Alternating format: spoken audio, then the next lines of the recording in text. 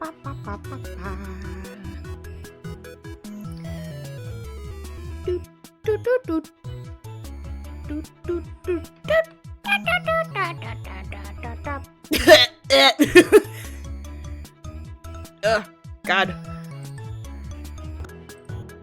Oh, Jesus, what was that? My thing lag? The fuck? Oh, I think we're fine. Okay.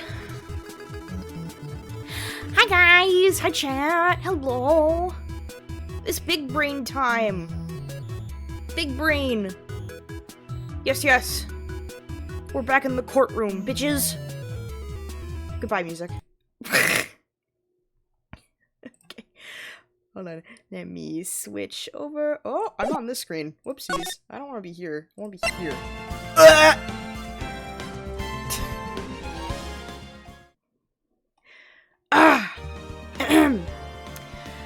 We'll just get stream elements out of here for a little bit. Give me just a second. We're gonna clear chat. There we go.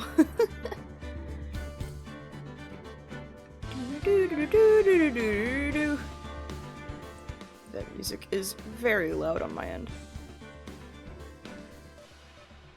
But that's fine. Okie dokie!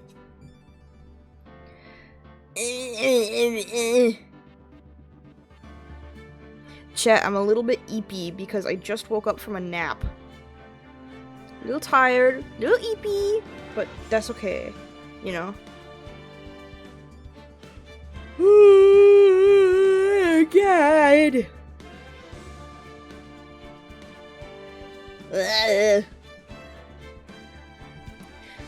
Okay.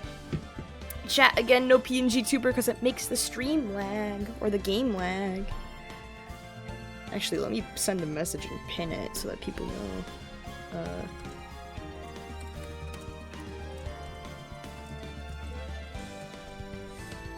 Lip! Pin! Should have done this at the beginning of the stream. Oh well. Clear chat again. Okay!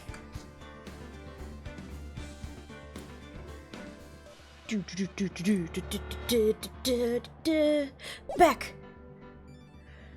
I'm gonna try and finish this case today, chat. We're gonna try and finish it today.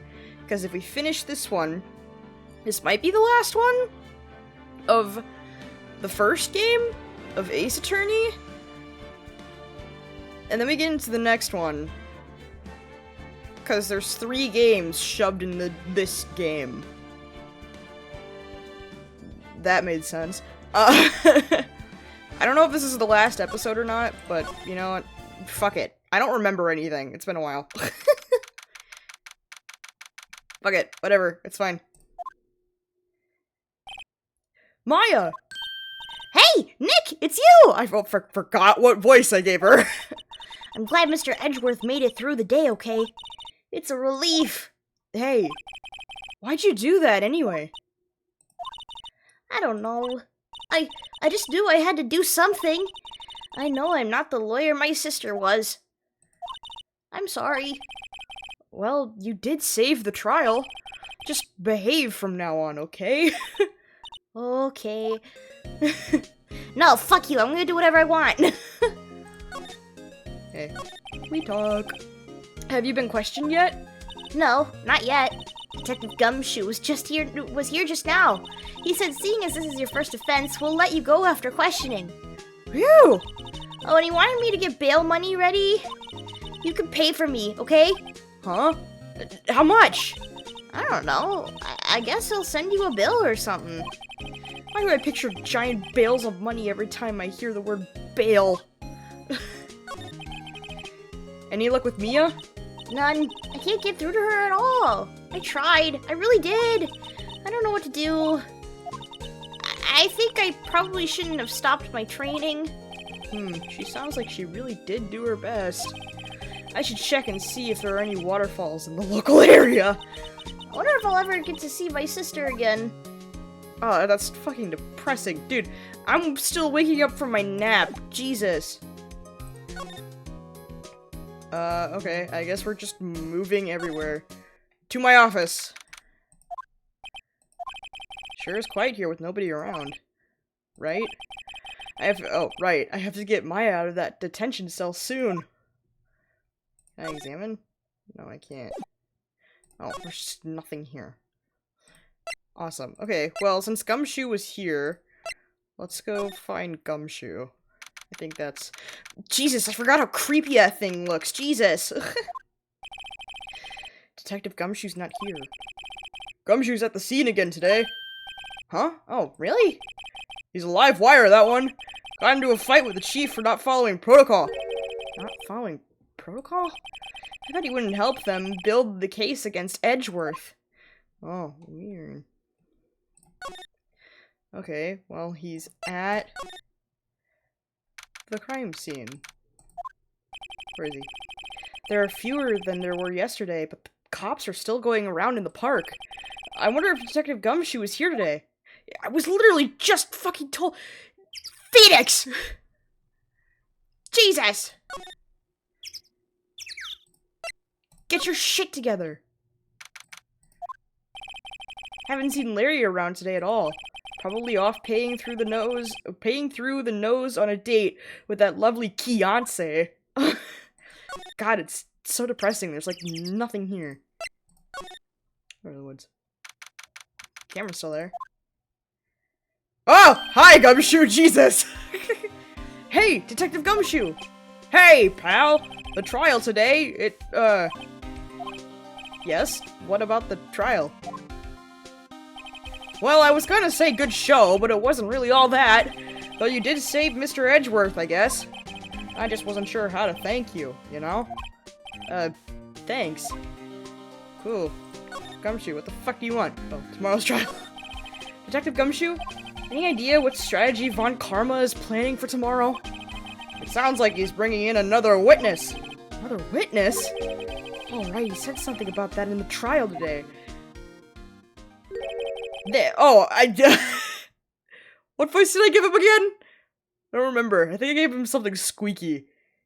There were 2 witnesses. That's his voice from now on. I was wondering who that other witness was. Who was it? Sorry, pal. As much as I'd like to, I'm not at liberty to divulge that information. Right. Man, Gumshoe, can you just fucking help me out, please? Oh, right, I wanted to ask you something about Edgeworth. What's up? Is he afraid of earthquakes? I never heard anything about that before. Mr. Edgeworth doesn't talk about himself too much, see? But there's one thing that's as clear as day. Him hating crime the way he does, and him becoming a prosecutor, and him being scared of earthquakes. It all started with that incident. The DL6 incident? Yep, that's the one. 15 years ago, when he saw his father shot before his very eyes. He still feels the pain now. You can see it in his eyes. Oh man, this case is depressing. I wanted to talk to you about Maya Fey. Huh? She's not out on bail yet? That's strange. I told them to let her go as soon as they had her report written up. Man, I don't know what would have happened in that courtroom today if it weren't for her. Seeing her getting dragged out by the bailiff? I'll be honest with you, pal. I shed a tear or two. Mr. Edgeworth, he was so moved, I saw his lip trembling. Really? Cold as ice, Edgeworth? He was cold as ice!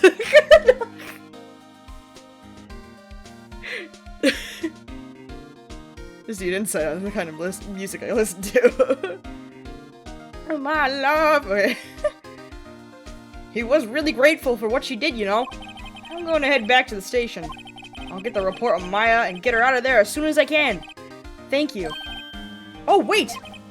I was wondering, how much is bail going to be? Don't worry about that. Mr. Edgeworth is posting the whole amount. What? Edgeworth? Didn't I tell you? He's grateful to her for what she did. Alright, pal. Well, don't forget to pick her up, okay? Maybe I can get Edgeworth to pay his month's rent, too. Do they live together? Oh, why does he know about his rent? Okay, let's go to the bone shop. It's the one and only place that we haven't been to yet. Oh, excuse me. Looks like the bone rental shop is closed today, too. Oh, what the fuck? Oh, I guess we gotta go get Maya. Let's go get Maya.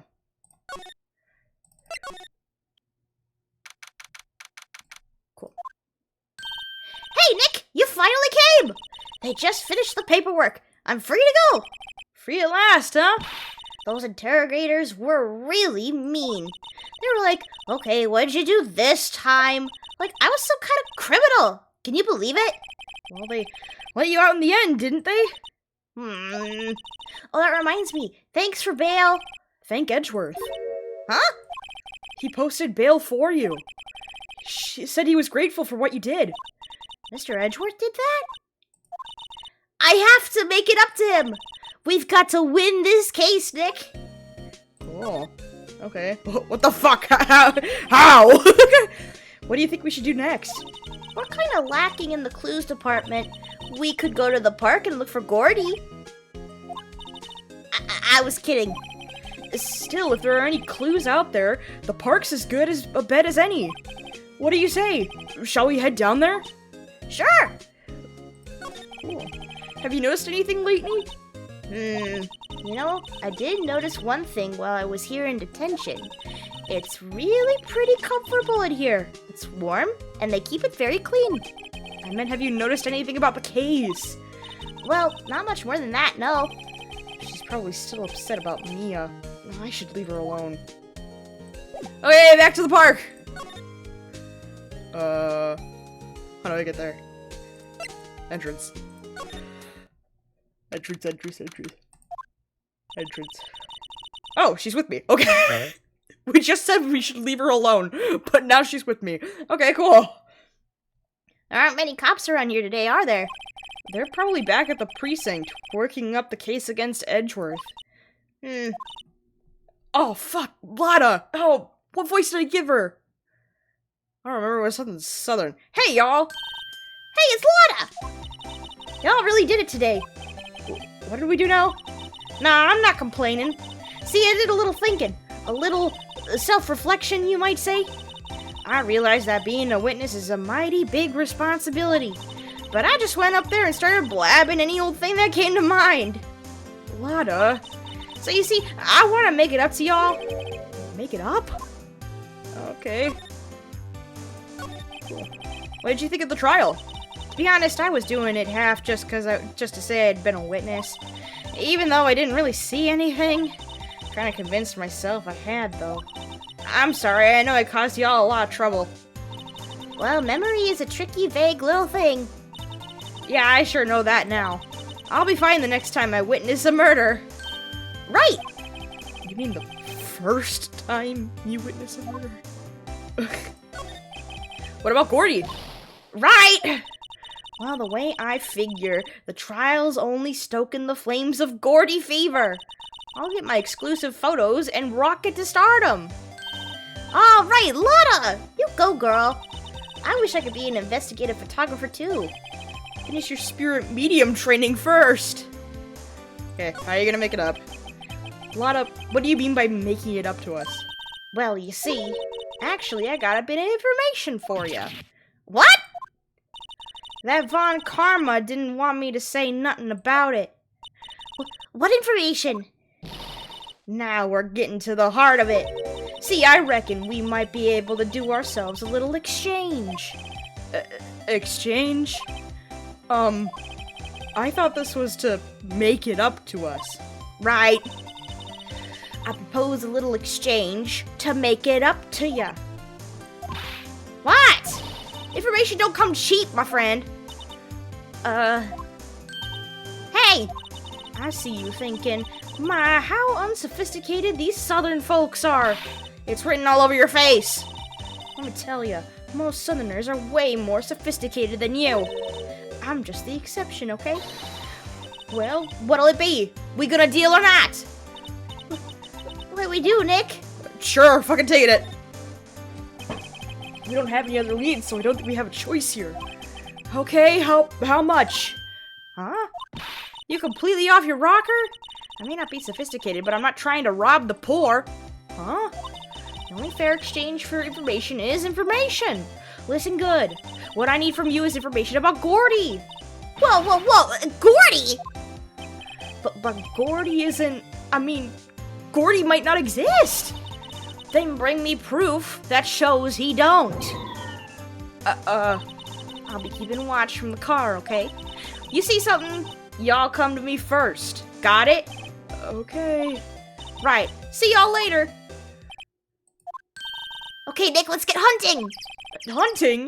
You don't seriously mean... Gordy, I sure do. What about Edgeworth? We're searching for Gordy for him, Nick. Don't you get it? Okay. How exactly do we search for a make-believe monster? Maybe we can find a monster myth specialist? Or maybe we can go to the lake itself. What in the fuck? It's the Steel Samurai! Oh my god! What is that? Hello? Hello? What's that? The Steel Samurai, Nick. Yo, oh, I forgot what voice I gave Butts! What voice did I give Larry? I don't fucking remember. Larry, what the heck is that? Oh, it was my girl's fiance's idea. She was all, if you like, put this here. Oh, excuse me, it would be, like, really cool. Dude, she gave it to me along with the banner. Wow, that's real impressive she could find those for you. Well, she knows a lot of people. And that show's finished now, so she got him for free. Right. Yo, Nick! What happened with Edgy? Well, we made it through the first day in court all right. I don't know how good our prospects are from here on, though. Huh. Hey, Larry, do you know Mr. Edgeworth's secret weakness? He's terrified of earthquakes. He acts like a little boy. Huh? That's weird. I don't think he was ever like that in school. Oh, I gave him a surfer dude voice. I think I remember. I don't think like he was like that ever like that in school. No, really? Well, we were only in the same class for a little bit. He transferred schools pretty quickly. Transferred? Right, when the DL6 incident happened. Doesn't look like Larry knows about it though. Oh, weird. Hey Larry, when did you get that big thing? Huh? Oh, the big guy? I've had that for about a month, yeah. It's a big hit with the kids. I wasn't here yesterday. Huh? Huh? Oh, right. The compressor was busted. Compressor? Yeah, it's that little unit holding my hot dog. It's that little unit by my hot dog stand. That's what I used to put the air in the Steel Samurai. Broke a little while ago, so I sent it in for repairs. Oh, and here I thought you inflated it by yourself. Weird. Oop, that's options.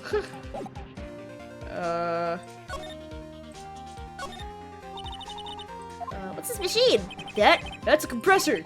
I used to fill up that balloon there with the air. Huh, neat. Just got it repaired yesterday. Man, what a drag that was. I think he's lying. Doesn't that Steel Samurai look a little out of place? I mean, it's so huge. I guess it's good advertising. Something about the Steel Samurai just doesn't work for me. Huh? Really? Well, it looks pretty well made to me.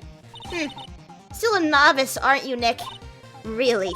True connoisseurs like Cody and me don't fall for this kind of stuff. These Steel Samurai fans are obviously in a league of their own. Something's not right about it. Is it... What? What? Oh, banner. Why are there so many... Okay, I'm gonna sound dumb. Is that the flag of an actual country? This one here. Is that like... What country is that? I'm still really tired. I'm looking it up.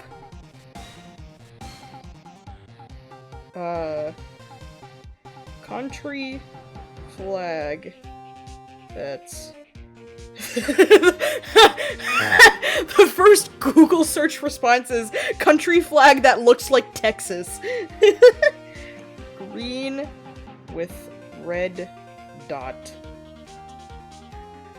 Oh, that's Bangladesh! Is that Bangladesh?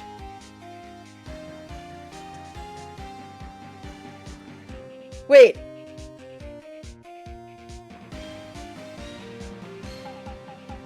It is Bangladesh! I'm so sorry to the people who are from Bangladesh. Wow. Well, to be fair, that green is really bright for the flag of Bangladesh. Like, the green from the pictures that I'm looking at is like a pine tree green. That's like a bright, like, Luigi green.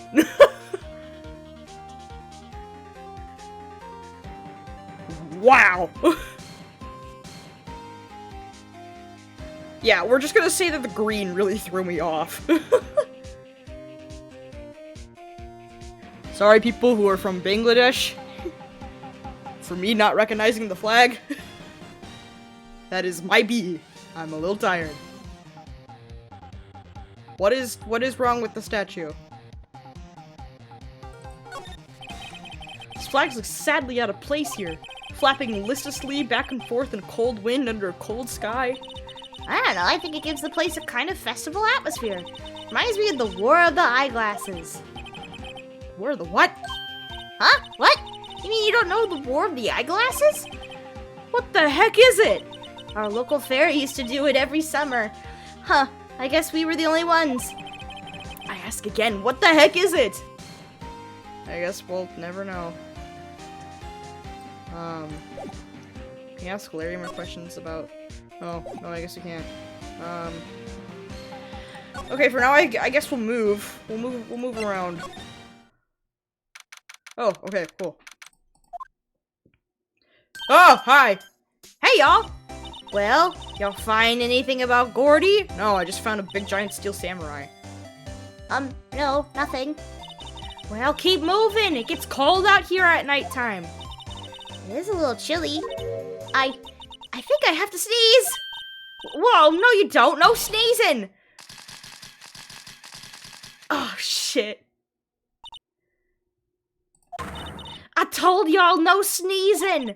See, I set the camera to respond to things a little softer than a bang. It'd trigger on one of Von Karma's finger snaps now. Oh, I'm sorry. Yeah, well, sorry's nice, but what about my film? Nick, pay the lady.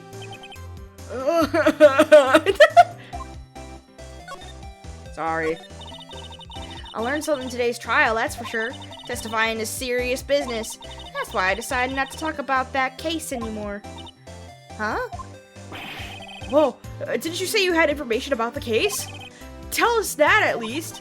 Like I said, I'd trade it for the dirt on Gordy. Okay, yeah, we gotta... Oh. What are you going to do if Gordy doesn't exist? I'll quit being an investigative photographer. What? After all, I only have one photo to my name so far. Was it a good one? You bet. A UFA?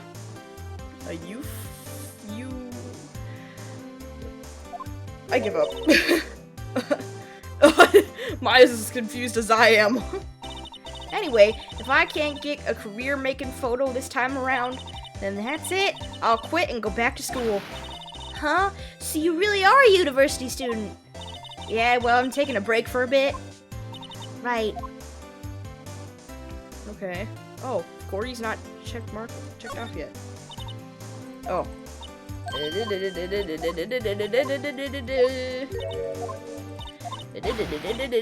We already had this conversation. Back.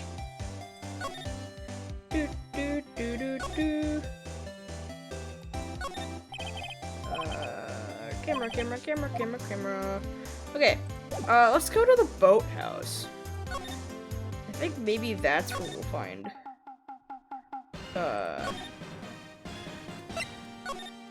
stuff about Porty. Yeah, there we go.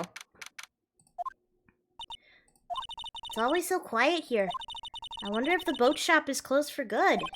Well, with the murder on the lake and all, they're probably just taking a vacation till it blows over. I get it. Can I go in? No?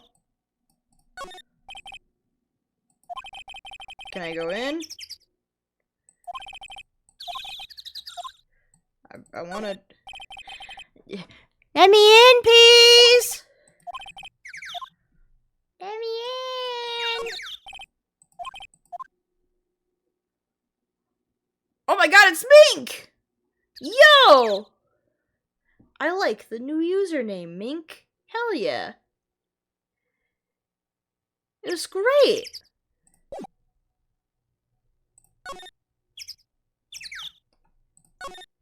When did you change the username?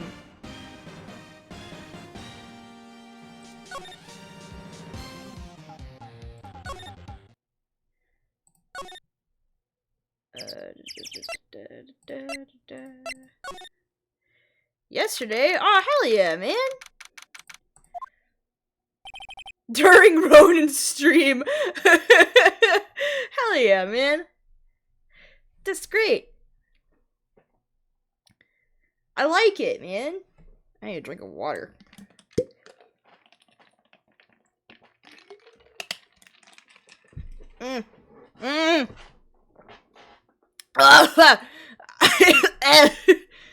I swallowed a piece of ice. God. Okay. Hi, Gumshoe. Okay. Hey there, pal. What's up? You look out of sorts. Wait, you didn't go and do something that's going to hurt Edgeworth's case again? What do you mean again? Whatever, have a seat, pal. I'm here for you if you need anything. Besides money, that is. Oh, cool. Thanks, buddy. Okay. How's the investigation proceeding? It's not, really. We have another meeting coming up. We're supposed to talk about Mr. Edgeworth's motive. His motive? See, Mr. Edgeworth's father died in the DL6 incident, and the guy who got the lone suspect declared innocent was the victim in this case. Robert Hammond. They're saying that's why Mr. Edgeworth shot him. And Edgeworth never talks about his past. I bet they'll drag that out and hit him with it in court tomorrow, too. Poor Mr. Edgeworth. I gotta admit, it doesn't look good, pal. Oh, shit. Tried to find a new username together with Cell, and the one I chose was taken! So this was the second choice, but I like it a lot. I really wanted to keep the Mink in the name, so I'm happy with this. Hell yeah, man! What was the first option? What was the first one that was already taken?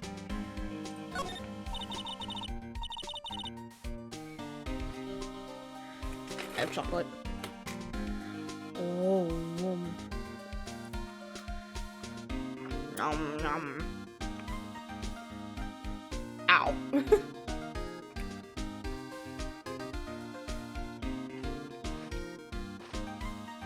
I watched Now You See Me with my family, so I was a little late. I have no idea what that movie is. If it's a movie or a TV show. I've never heard of that before, so I hope it was good. Say, Detective Gumshoe, do you know Gordy? The monster down in Gourd Lake? Not personally, no. Well, we're looking for it. Huh? Are you out of your minds? Ah! You got time to go wild monster hunting? How about a little question for me then? Oh, Detective Gumshoe is scaring me, Nick. Oh, Jesus. I told Detective Gumshoe about the deal with Lotta. Nick, try telling him sooner next time. Sorry. I see, pal. Sorry for shouting at you. Okay. I, Detective Gumshoe, will aid your search for Gordy. Huh? I'll loan you one of our newest secret weapons for finding evidence. Really? You can take whichever one you like. Oh, holy shit! Okay, give us the guns! Hold on now, everything in due time. First, let me show them to you. These are our best and brightest. Introducing secret weapon number 1, missile. He's giving us a nuke. No. Mink Mystic, but honestly, I really love Moonlight, so I like it. Yeah, I think Moonlit Mink rolls off the tongue better than Mink Mystic. It was good, except the 3,000 questions from my brother. It's not my favorite movie. It's about 4 magicians. Hell yeah, that sounds sick. Missile? He's a canine police. Oh! Ah! Dog! Oh my god. Oh, look at him! Woof.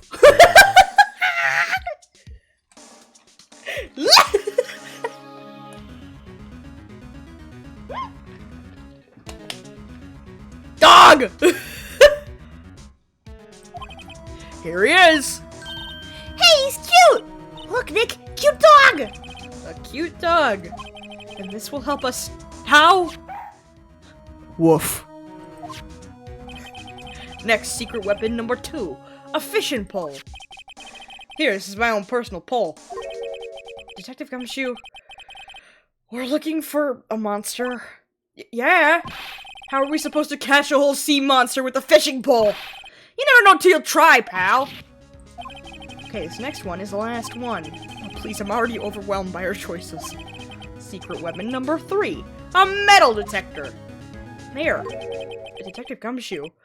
We're looking for something alive. Right!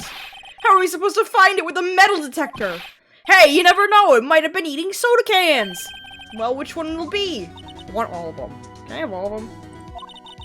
Can't make up my mind, Nick. They all seem so perfect.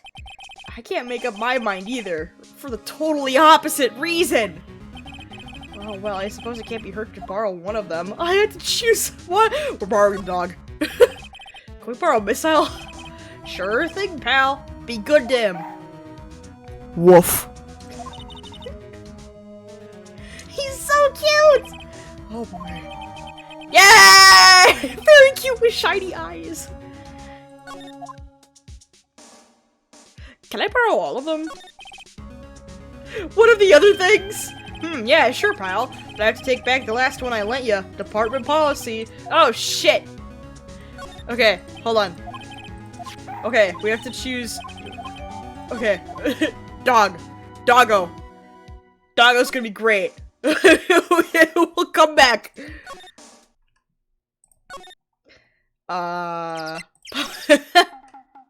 Hey. Hey, Nick! Hmm? Misso's been acting strangely. Misso? Oh, right. That little... creature of the detectives. Hey, I love little doggies. Good boy, good boy. Oh my god!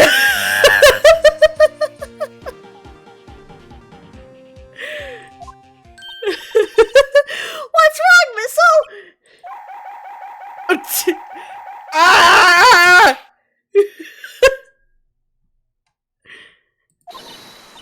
Misso! Misso! Ah! Whoa! Stop that thing! Cannibal! It's eating my samurai dogs!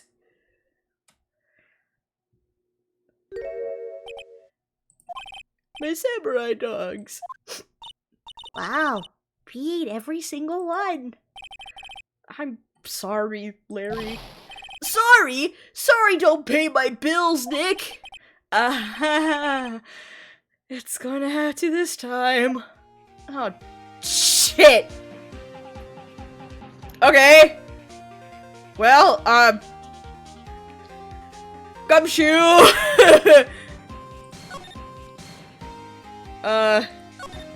Gumshoe. Your dog turned feral.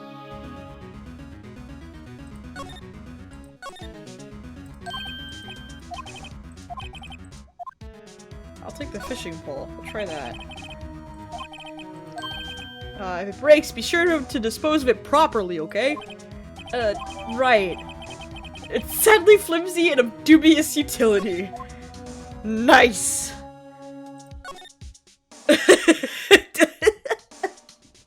I'm still trying to get over what the fuck happened with the dog. Jesus. Okay. Okay. Huh. Okay, Nick, this looks like a good spot. Good spot for what? Time to do some fishing! She's serious. What are you gonna use for bait? Oh. Yeah. Oh. I figured something like this could happen. We should have brought Missile along with us too. At least then we'd have.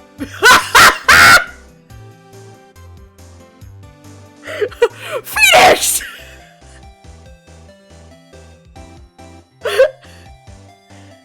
Jesus!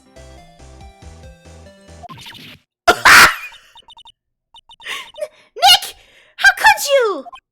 I'm kidding! I'm kidding! Some jokes are better left untold. She hit me. Okay, watch this, Nick. Just try not to reel in any empty cans or boots, okay? Here we go. Ah! My leg! My leg! Hey, what are you doing? Sorry, Lana. Don't tell me y'all are on some film company's payroll. Nick, pay her. My poor wallet. Okay, fishing rod does not work either. It's her again.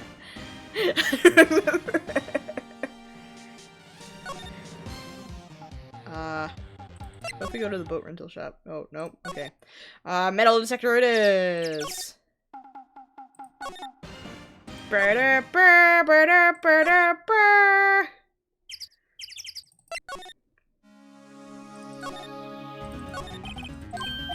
I need the metal detector.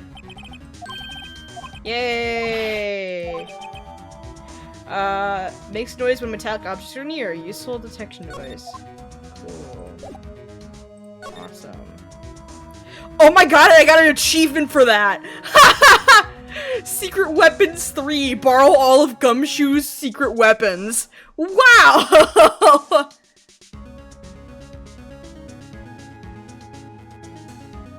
Can't say I'm surprised it's the metal detector and not the fishing rod. Honestly surprised it wasn't the dog. Okay. Beach. Nothing. Woods. Nothing. Boat rental shop. Hey! Ah! Ah! Ah! I don't like that! Ah! It's too high-pitched. Jesus. Nick! It's beeping! The metal detector's found something! Sure is loud enough about it. Whatever it is, it must be in those bushes. Go check it out, Maya. Why do I have to check it out? Nick? Look! Whoa. What is that? Huh? An air tank? Huh. The valve looks broken. I thought it was Gordy. Maya, first of all, why would Gordy be in the bushes? And second of all, why would a metal detector react to a sea monster? Oh. Huh? There's something wrapped around this air tank.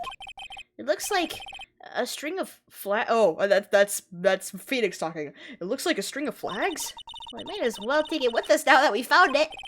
It's heavy. Empty air tank. The valve is open. Batter of flags is wrapped around it. Okay, this might have something to do with Larry. I thought it was a glass bottle! Okay. Larry! I've got a question for you, because you've got a banner of flags behind you. What the fuck is this? Oh, shit. Larry, what the fuck is this? What? An air tank? What about it? Larry, I wanted to ask you about this tank. Is it yours? Say, is this air tank yours? Why would I have a thing like that? Look, see how there's a string of flags around the tank valve? Oh god, excuse me, Jesus. It's just like the string of flags around your steel samurai there. Must be a coincidence. There's strings of flags everywhere these days. Like elementary schools? And used car dealerships? Look, why would I need a tank anyway? To go diving? You used this to go diving in the lake, didn't you? What? Why the heck would I go diving in the lake? Wait!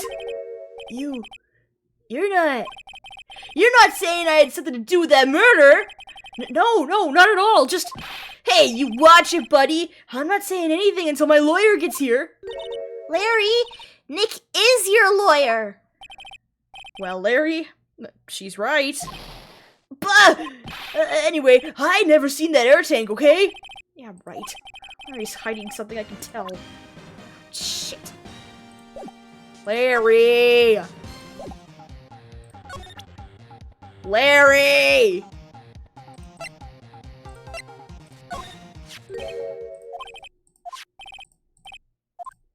Oh, shit. I already had this conversation. I was about to say, what about that is metal? Have you seen it before? Huh? Me? No, never. Who in the heck would go diving in the middle of the winter? There's something about the way his eye twitched when I showed him the tank. I think I'd better pursue this line of questioning a little further.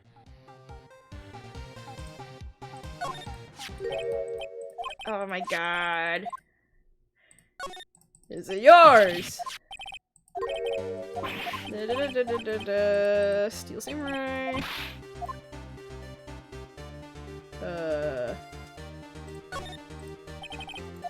Diving.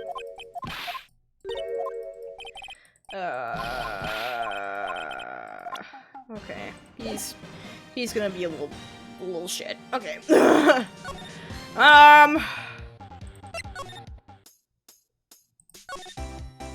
Okay, I can't talk to Lotta about Gordy yet because we don't have anything.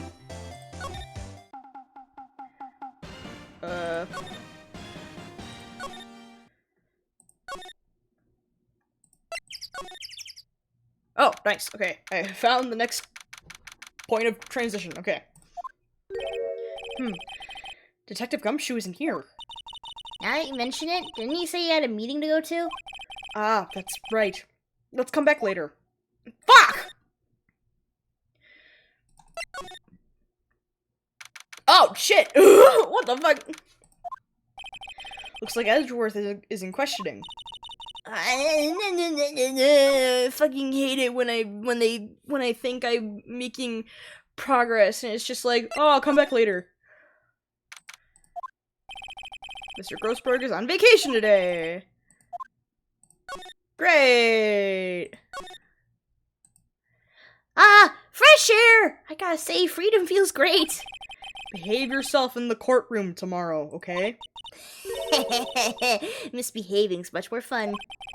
It's not going to be so much fun when Edgeworth refuses to pay your bail again. Right! I'll behave! Dear. Okay. What do we do? Well, what should we do? I don't know. I've been in detention this whole time. I think I'll let you decide what we should do. Deal? Fuck you, Maya! I was in detention all day. I think I'd like more time to think. Jesus. Nobody wants to see. Lonely. Hold on. I think Larry was trying to be Gordy. So what if... That's the guy that's selling my dogs faster than I can cook them. Do you think Gordy really exists? Nah, I think somebody probably saw something else that they just thought was Gordy. But I'll keep selling samurai dogs till the truth's out. Fuck.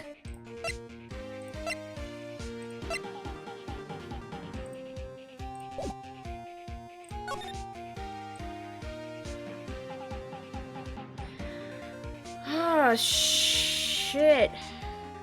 I'm kind of stuck.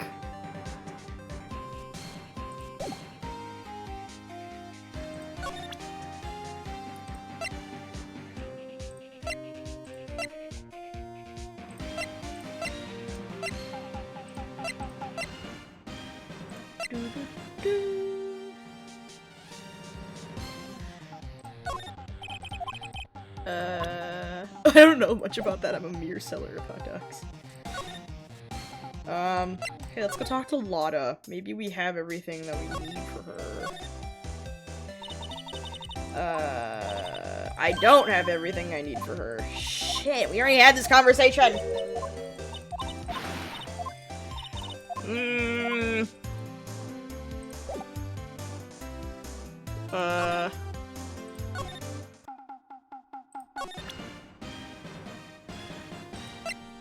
Shit.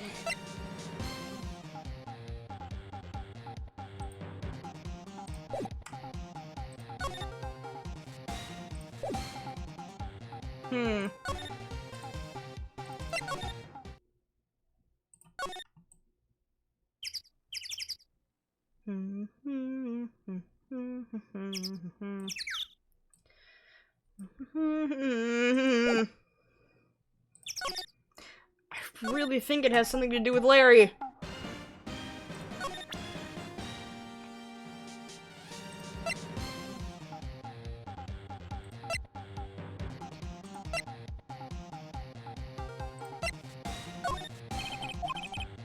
Nope. Okay.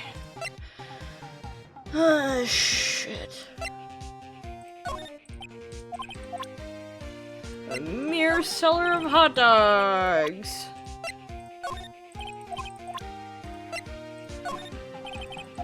Uh-huh.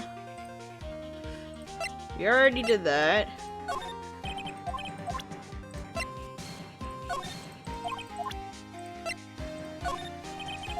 Ah, great. I am his lawyer. Present the attorney badge. Shit! God, I'm stuck!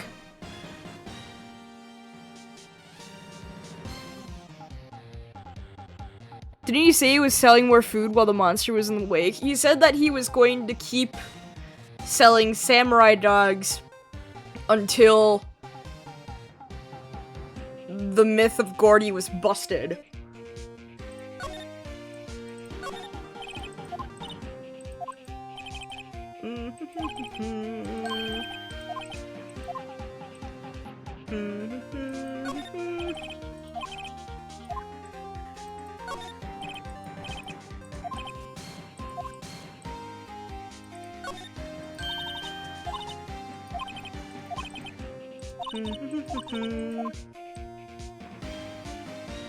Shit. I thought we tried all the text combos with this. Did we try it? Is it yours?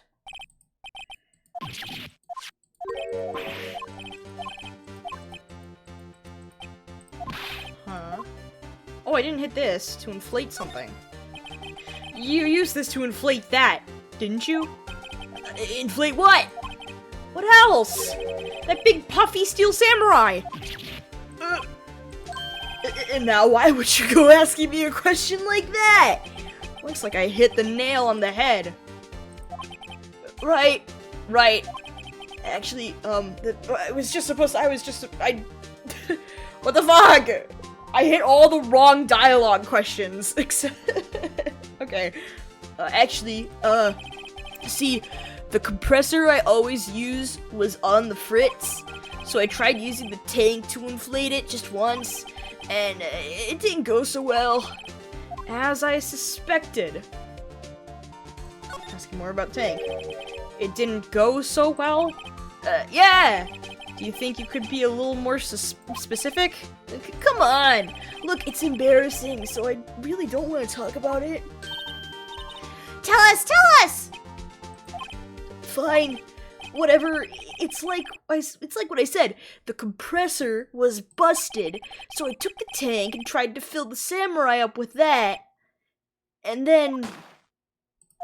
blam. Oh, Jesus! That does not look like a samurai! Jesus. That looks like something else. The valve busted open and made this incredible noise! And that tank there took off like a rocket! And it took my poor deflated steel samurai. Oh, my brain just clicked. It wasn't the gunshot that made the camera go off. It was the air compressor. Oh my god. What? Off into Gourd Lake? Sure scared me out of my gourd, that's for sure. Oh, shit. Blam. Valve just busted open. Wish I could have seen it. Me too. Huh. Interesting.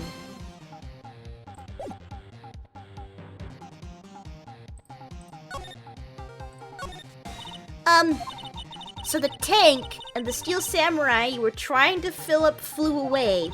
What happened next? Well, all that happened on the 20th or so. 20th? A week ago. Now, as far as I could see, the tank went flying out into the lake.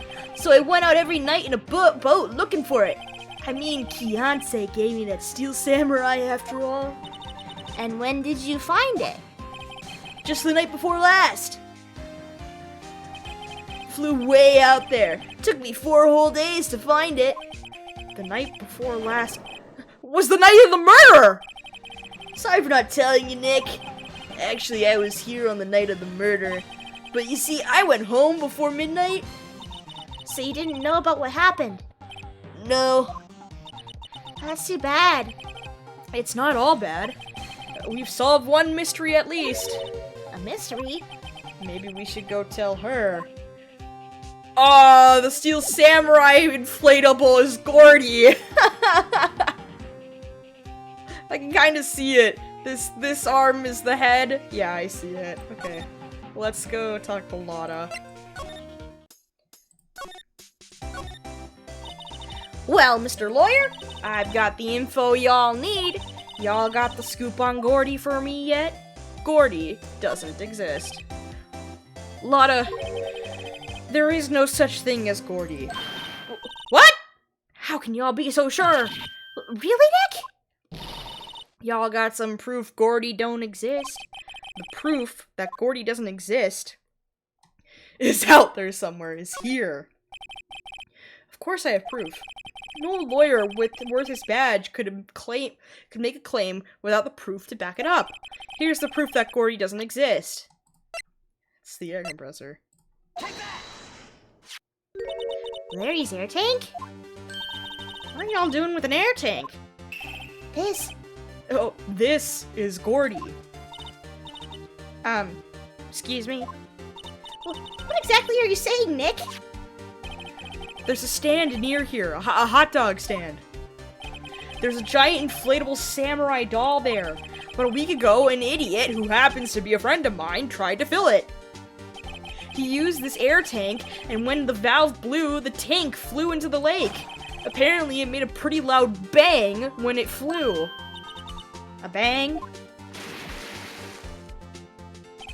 The tank, along with the still deflated samurai, fell into the lake. At the same time... Wow! A couple was taking a photograph of the lake. This photo! Wait, so you're saying that Gordy is really the Steel Samurai? Well, that's a fine way to ruin a gal's dreams. I'm sorry, Lotta. Nah, it's okay, you win. I'll give you your info like I promised. Poor Lotta. Cool. Give me the scoop! So tell us this information you have. Promise is a promise, I guess. I overheard the cops around here saying something about the witness tomorrow. They said he's the caretaker of the boat rental place up the path here. Boat rental? There's someone there? I mean, it looks so deserted. Just an old guy living all by himself. Y'all should go check it out. Thanks, Lotta. We will. Let's get cracking, Nick. Hold on. Something else? Yeah. The night of the murder, my camera clicked twice, you know? Wait, so you have another photo? Well, yeah, but there's nothing in it at all. Just the lake. Figure it wouldn't be much use as evidence, so I kept it to myself. Well, it might not be helpful at all, but here, take it. An empty lake. Okay. Wait. Huh? Time for me to pack up and leave. Bye. Poor Lotta. It's all Larry's fault. The legend still lives on, I guess. The legend? Yeah, the legend of Larry. Familiar to all who know him for any length of time. When something smells, it's usually the butts. What the fuck? Someone should whip that butts in the shape. Oh my god. I was just about to check that. Does the time of that make sense? It does! 'Cause this photo was taken the day before. This happened. So the empty lake photo was taken on the 24th. And then this photo, that's past midnight. This photo happens 25 minutes later. So that makes sense.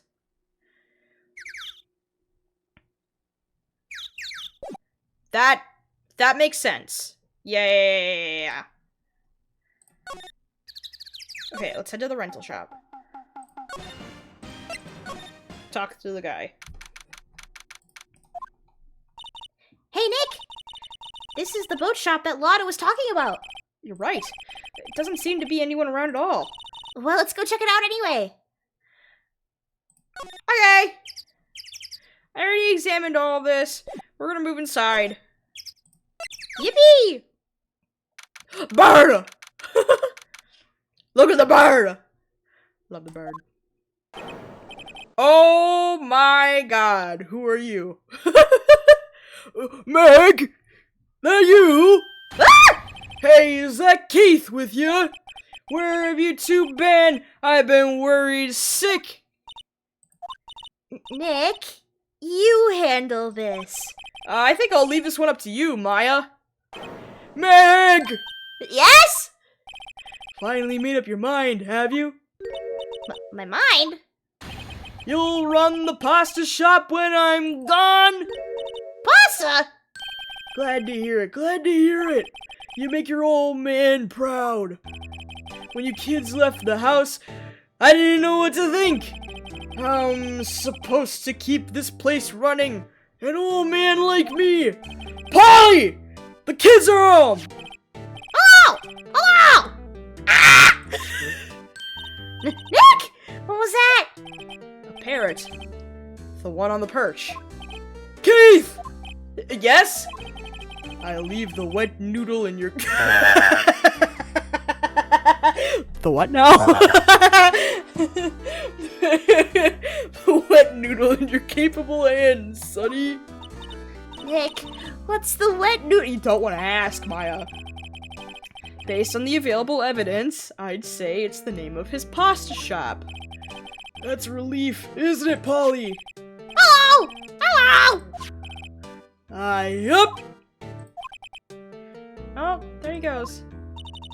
He fell asleep. I guess he's relieved. Great. Lovely. Look, Nick, he has an electric blanket on his table. Looks warm. That's a great idea. We should do that at the office. We can sit down with our clients, snug and warm, and drink hot cocoa. And what, talk about murders? Oh, you're a party pooper, Nick. TV. Wow, he has a television in here, too. What is this box? Look, a little safe. It's locked. Damn. Trash can! Shit. Wow, what an amazing parrot that is. Good morning. Hello. Ignored me. Oh! Well, you forgot, Meg! You gotta call her name first! Her name? Polly! How you been? Hello. Hello. Ah! There, I said the squawk that time. See? Neat. So the parrot's name is Polly. Cool. Too bad all she can say is hello. Well, Polly can say lots of things. You just need to know the secret words. The secret words? Stove. Looks like a kitchen unit. It's pretty clean. Funny, he doesn't look like the type who'd keep things tidy like that. You're forgetting Nick. He's running a pasta shop here. Ventilation.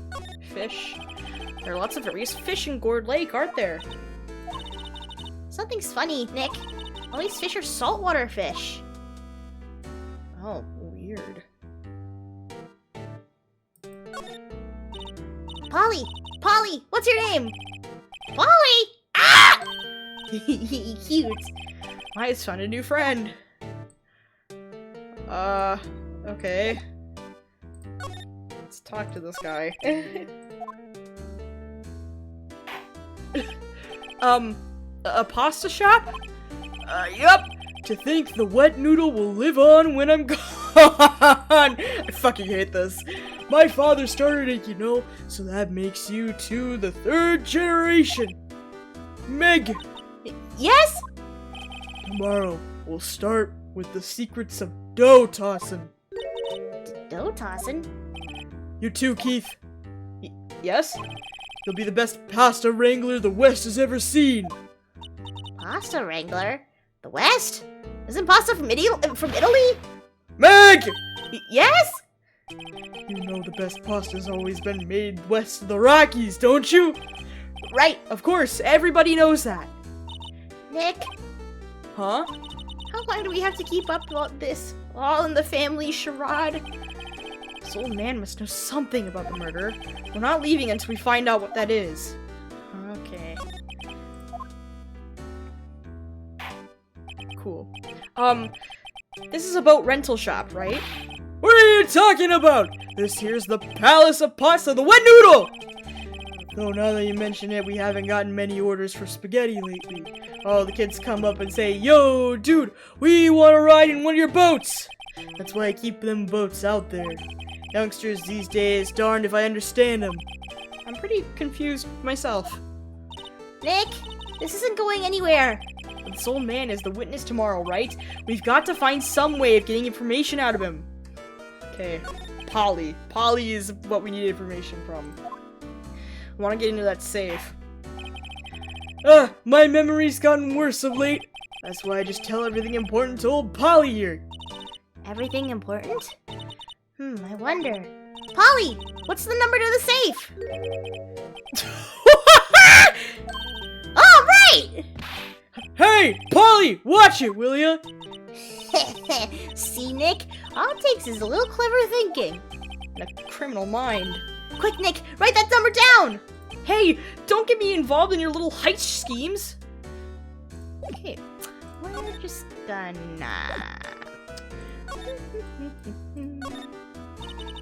A little safe. It's locked. Fucking... Can I get into the safe?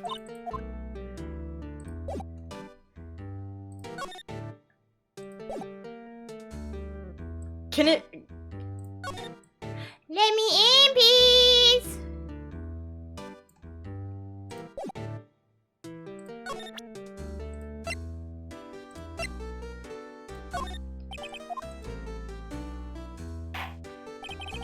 Now listen here, Keith. Remember that tricolored pasta we were talking about? A rainbow-lioli! I figured out the last color we use. Indigo blue. Indigo? Blue? That didn't seem to work the way I thought it might. Damn it. Okay, presenting the parrot doesn't work.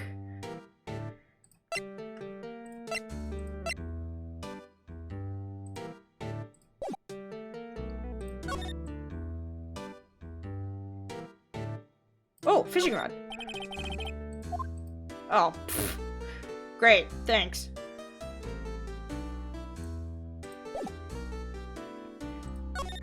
What happens if...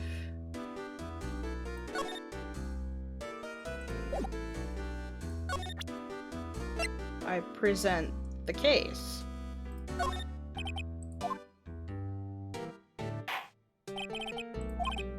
Ah, okay, so that's the default of him just not knowing anything.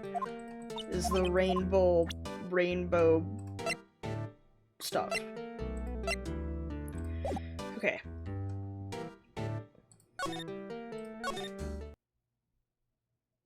Okay. Okay. Okay. Okay. Okay. Alright. Yeah. What the fuck do I do?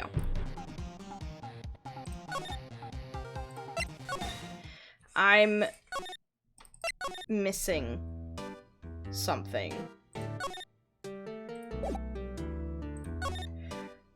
All of our conversations are good. What if I just present everything to him?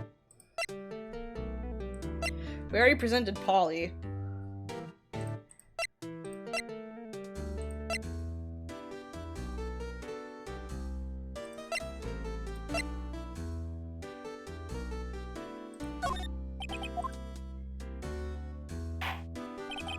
Nothing. Great.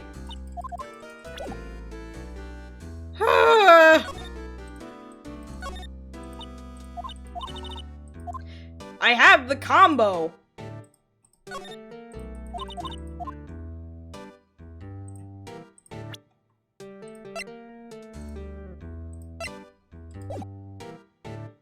Oh, shit. Pop, pop.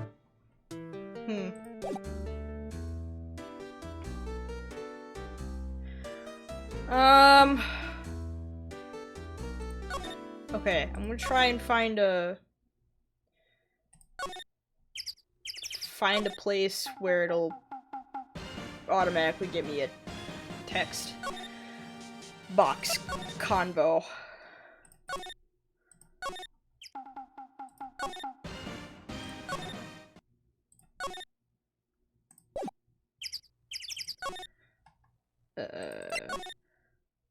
Nope. Nope. Nope.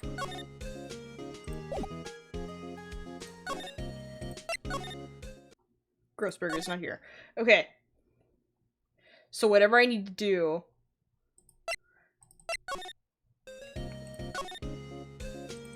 is in that shack.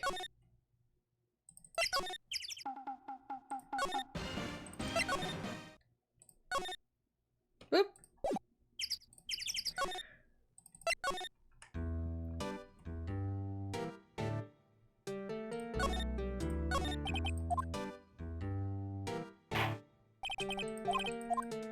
Uh... 1228.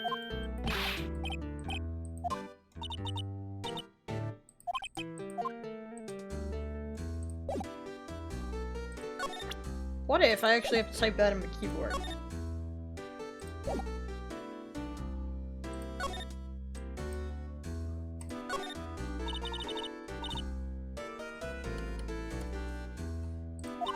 Uh, 1228. Shit. Huh.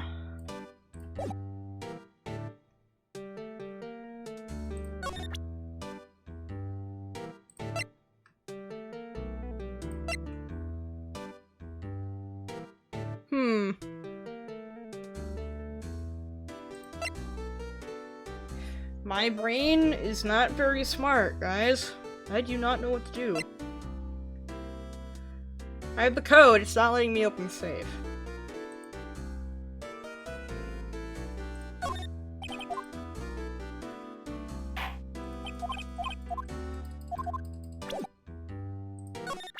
Okay, we're just gonna present everything.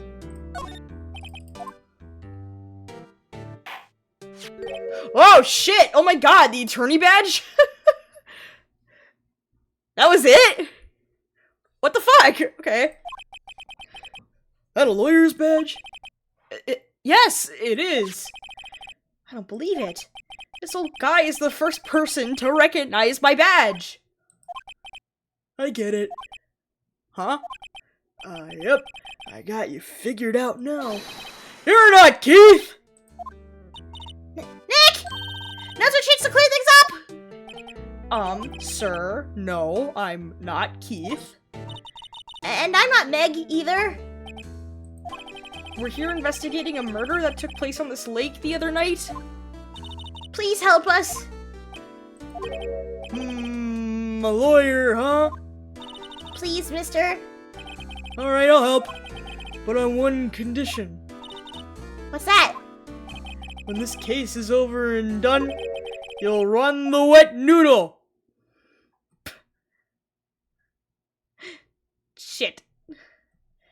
Sure. Oh, okay, we promise. Nick! Are you sure about this? Hey, anything to get this case solved. Also, who wouldn't want to eat Phoenix noodles? I guess so. That's my boy, good for you, Keith! Wait, didn't I just say you too, Meg? Yes? You bring a tear to your old man's eye, you know? Now, what was that you wanted to know? Speak up, Polly! Hello! Hello! Ah! Now he's talking to the bird again. How do we get him to talk to us? Shit. Attorney's badge. Present this again. Shit. Isn't this the case where he wants to save his basically boyfriend? Yeah, we're still on that one. We're trying to save Edgeworth. Do we present Polly now? Yeah, here we go, okay. Polly, here's my only friend in the world! Isn't that right, Polly? Hello! Hello! Ah! Yep. Shit. Is it now that we can open the safe? I think we did things out of order. No, we didn't. Shit. Okay, now we present stuff with the case. Right? Okay. He fell asleep. Okay, there we go. Oh, shit. Okay. Okay, present everything. Look at the lengths he goes to help him. Tell me that it's a man who's head over heels in love.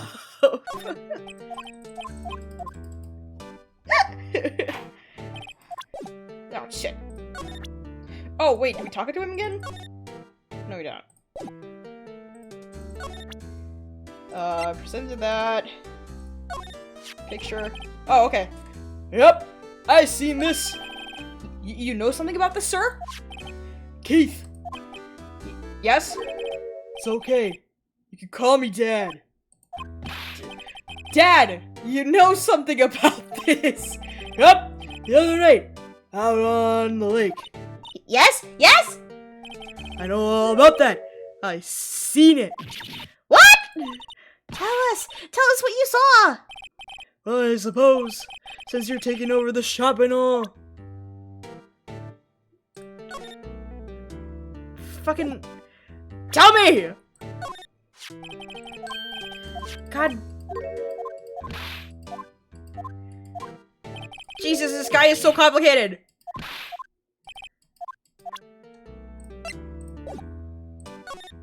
Thank you. God. I forget the time. It was pretty dark outside. Probably night. Yep. It was after midnight, but okay. I heard this bang. So I looked outside. I heard another one. Bang!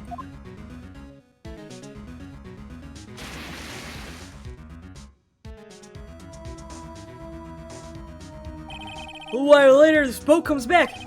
A young man walked by my window here. He was muttering something to himself. Yep. What did he say? Yep. I forgot. I'll remember tomorrow by court time, I promise. We need to know earlier than that. You know what? Oh, Terry was just here. Terry? Of the kid next door. Always used to make him cry, remember?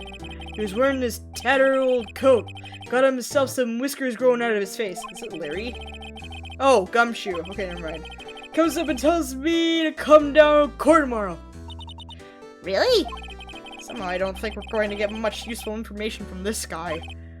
Maya, maybe we should be leaving. I think you're right. Oh, wait! I had one more question. Huh?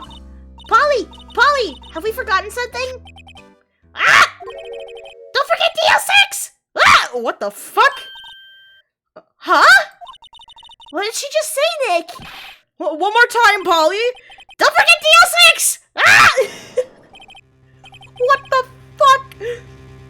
What? The DL6 incident? Hey, mister! I mean, Dad! This is getting weird. Who is this old guy? Why would that bird Polly know about DL6? We have to figure out who that old man is. Oh, what? He locked the door from the other side. Who could that old man be? I think I need to do a little more research on this DL6 incident. Maybe I should ask Detective Gumshoe. Alright, we got a lead! To Gumshoe! To Gumshoe! It's Gumshoe time! Going to Gumshoe! Hey, pal! Long time no see! You don't look so happy. What's wrong this time? Actually, we wanted to ask you something. Yeah? Okay. You know the boat rental shop down at Gourd Lake? Oh, yeah. The old man who runs it is appearing as a witness in court tomorrow, right? Huh? How'd you... that was supposed to be top secret. Do you know who that old man is, Detective? Actually, I don't. He's a bit of an odd bird. Haven't been able to get a straight answer out of him. I decided first that he wasn't persuasive enough to stand and testify as a witness. That's why we called Miss Lotta Hart yesterday. As for who he is, we have absolutely no idea. Sounds suspicious.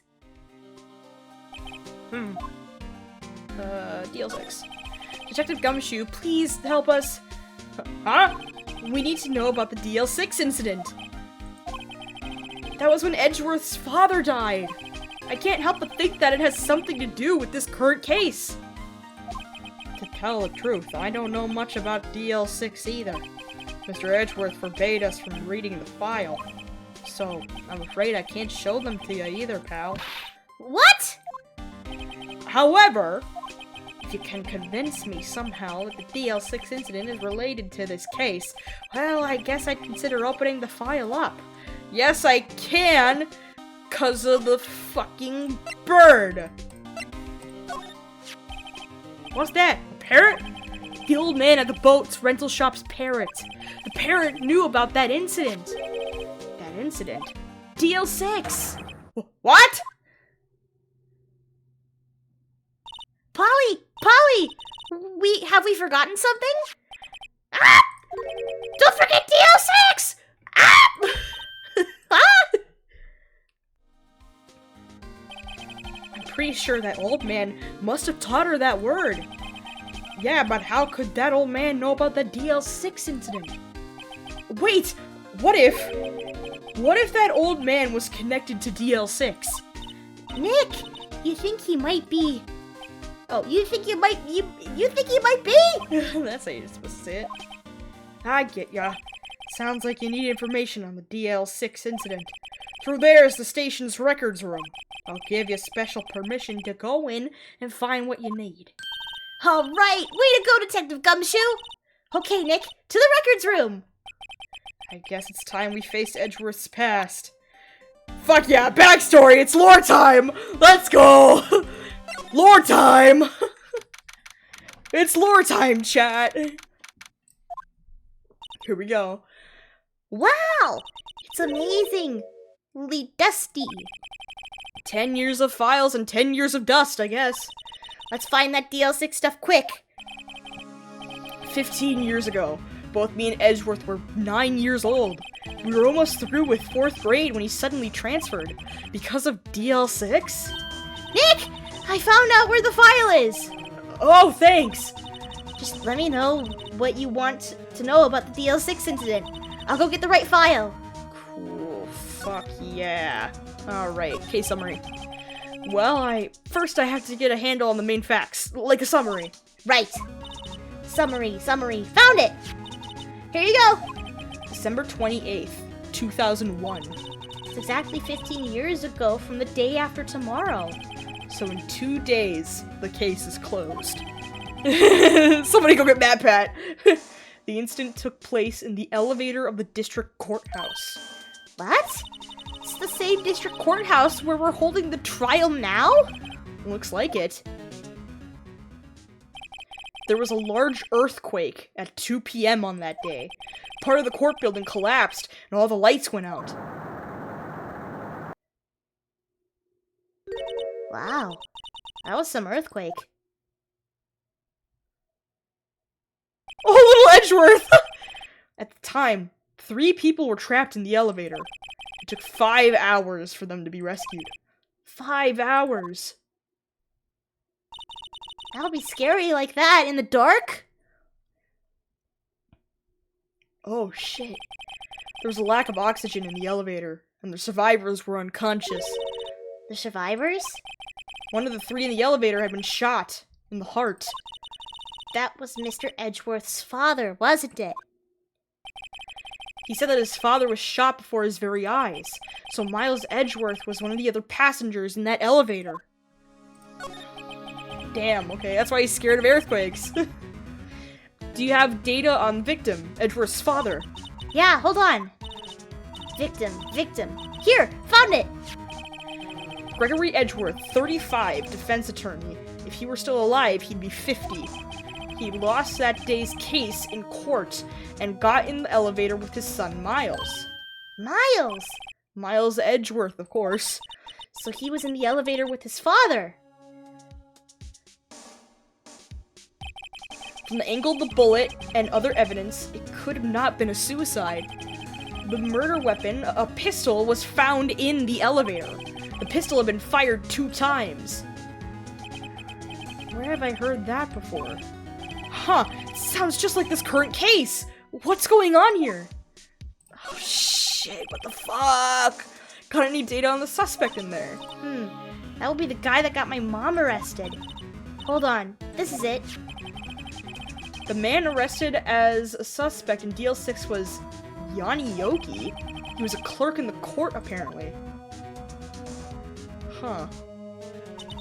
So he must have been the third person in the elevator. Well, then he had to have done it. But he was found innocent thanks to his defense lawyer, Robert Hammond. Hammond, the victim in our case. Right. The suspect, Mr. Yogi, was oxygen deprived, so much so that he had brain damage. He lost all his memory of being in the elevator. After he was declared innocent, he disappeared. Dude, I think that, what if, okay, hear me out. The guy in the rental shop is Yogi, Yanni Yogi. I definitely have that right. Where could Yogi have gone to, I wonder? He may be closer than we think. Okay. I guess I know generally what happened in DL6 now. I still don't know what sort of impact the whole thing had on Edgeworth. Nick, are we going to take the whole file? There's too much. We'll never get it out. You're right. How about we just take what we think we'll need? Okay, cool. Awesome. Right. That's probably all we'll be able to find here. Now all that's left is the trial tomorrow. I wonder how Dad will do testifying in court. Brain damage would explain his strange answers and everything. Yeah! That would explain a lot of shit.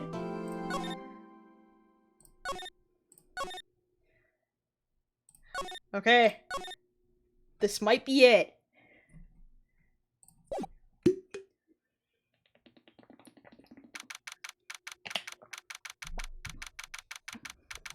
I wonder if this is it.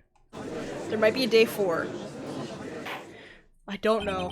The court is now in session for the trial of Mr. Miles Edgeworth. The defense is ready, Your Honor. Very well. Apparently the prosecution is also ready.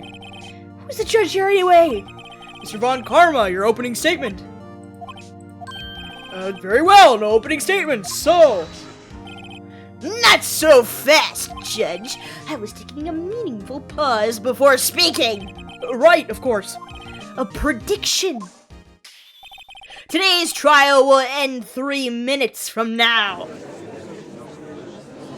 What? Order, order! Mr. von Karma, what is the meaning of your statement just now?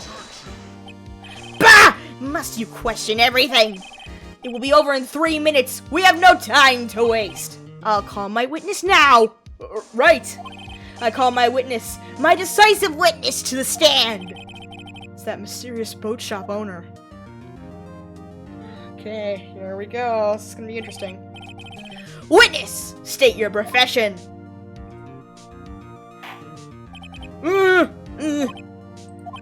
I'm the proprietor of the restaurant Wet Noodle at Gourd Lake. And I also rent boats. The night of the incident, you were in the boat rental shop, correct? Yeah, I was. Please testify. Wait a second. We still haven't heard who this old guy is. Objection! Wait a minute! The witness hasn't stated his name yet. Because I did not ask him, Mr. Wright. I have predicted this trial will end in 3 minutes. Stop asking trivial questions and cooperate! Yeah, right! The witness will state his name. Tiani Yogi. Well, I'm not really sure. What do you mean? Memory. Your Honor, the witness does not remember anything beyond the last several years. Yeah, it's Tiani Yogi. Ergo, he cannot recall his own name. He can't recall, you say? Yes, but the incident in question took place 3 days ago. He can testify. Very well. Let's hear his testimony then, shall we, witness? It's Tiani Yogi. It's definitely, yep. It was the night of the 24th, just after midnight. Yep. I was in the restaurant where I rent boats, as usual, and I heard a bang. Yep. When I looked out of the window, I saw a boat just floating on the lake. And I heard another bang. Just about then, the boat comes back to shore and a man walks by my window. Very well. I'd like to begin the cross-examination.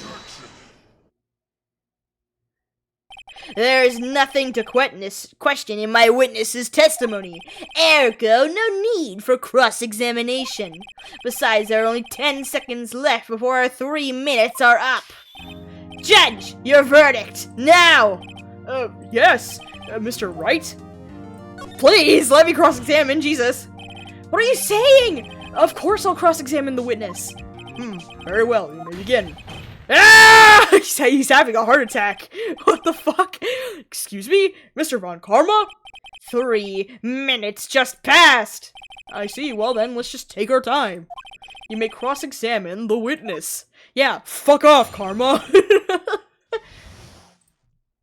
Okay. It's the night of the 24th. We're going to press everything. Just after midnight, you say? Yep, just around then. Are you sure? Pretty sure, yep. When I talked to you yesterday, you were rather vague about the time. I'm surprised you seem so sure about it today. I asked him and he remembered. Isn't that right? Don't glare at me like that. I remember it clearly, I did. Yep. You see, continue. I was in the restaurant, renting boats. Heard a bang. Heard another bang. We just press everything. That's just my strategy. Is there anyone who can verify that? Well, I guess Polly could. That's not good enough for a court of law. Mr. Wright, exactly what's not good enough? Your Honor, this Polly is a parrot. A parrot? Don't be so hard on... Oh, God, my voice for the judge and the caretaker are way too close. Don't be so hard on the girl, Keithy boy. Keith? The prosecution concedes that we cannot prove the witness was in the shop. Witness, please continue. Okay, bang. And where did the bang seem to come from? From the lake, I figure. Are you certain? Yep. Good. Continue. Okay. Saw the boat. Was there someone in the boat? It was pretty far out there. I couldn't see clearly. But I figure there was two men out there. Yep. But you couldn't see them clearly. Yep. At the time, that is. At the time? Weird. Okay. Another bang. So you were 2 gunshots total. Yep. That's what Lotta said in her testimony yesterday. Okay. Just about then, the boat comes back to shore and a man walks by my window. By your window? Yep, by my window. Right outside the window of my little shack. And could you see the man's face? Well, the fog was pretty darn thick, but he was right there in front of me. I saw him. This is a rather important detail. Please add it to your testimony. Tisk, tisk, tisk. I have a bad feeling about this. That man was the defendant, he was saying, I can't believe it. He's saying it's Edgeworth? Are you sure? Uh-oh. Dad!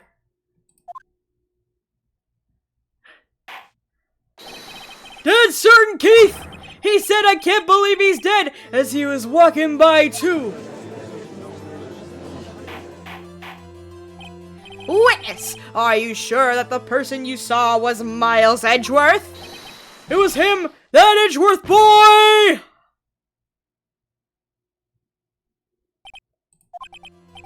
This sounds like decisive evidence indeed. I see no room for doubt. Von Karma. He lured me into cross-examining so he could set me up for a fall. Tisk, tisk, tisk. Nick! I don't like the way things are going here! Everyone in the courtroom is glaring at us! Better act quick or this trial is going to be over. Objection! Your Honor! We proved in yesterday's trial that it could not have been Edgeworth who fired that gun! Mr. Wright, are you referring to the fingerprints from Edgeworth's right hand found on the gun, and the photograph showing a man firing with his left hand? Exactly! That is easily explainable. He could have wiped his prints after he fired. Are you ignoring the truth of the matter here? Everything in this witness's testimony is true. The judge is lost in thought. What should I do? Objection! Your Honor! This witness claims that Edgeworth said I can't believe he's dead. But his word is all we have. If he were telling a lie... Mr. Wright, in a court of law, the evidence tells us all. Apparently, you have yet to realize even this basic fact. You say his testimony is a lie. Show us proof! Ugh. Nick, do we have evidence? Let me save first! Whoop, that's loud! Save, please. It's no good. There's nothing I can do. Are you sure? To be honest, I don't know what to do anymore.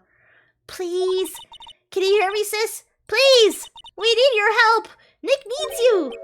Tisk, tisk, tisk. 3 minutes was perhaps too high in expectation. However, 15 minutes isn't bad. This must be a new record. Enough! The witness may leave the stand. Oh, he's already gone. This court sees no reason to further prolong the trial, nor is there any need for more time to decide the case against the defendant. This case is extremely clear. I see no room for misinterpretation of the facts. What? No! This court finds the defendant, Mr. Miles Edgeworth. SHIT! The accused will surrender to the court immediately, to be held pending trial at a higher court within a month from today's date. That is all. This court is adjourned. Shit! That's not good. Wait!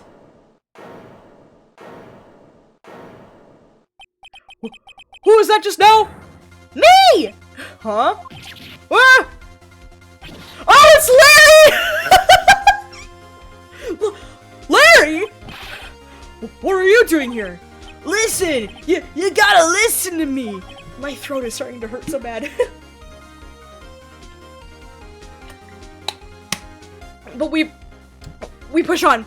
I was there in the park the night of the murder. I wasn't sure about it until just yesterday, but today I remembered it. Remembered what? The gunshot. I heard it too. Fucking Larry. Order. What is the meaning of this? The verdict has been decided. I call for adjournment. One moment, Mr. von Karma. So you say you heard a gunshot? Yeah, I did! A gunshot! That night, I was sitting here in the audience listening to the testimony. Then I realized something he said was different from what I remember. Anyhow, I can't just sit here and let you call Edgy a murderer. It's just not right. I'll testify. Let me testify.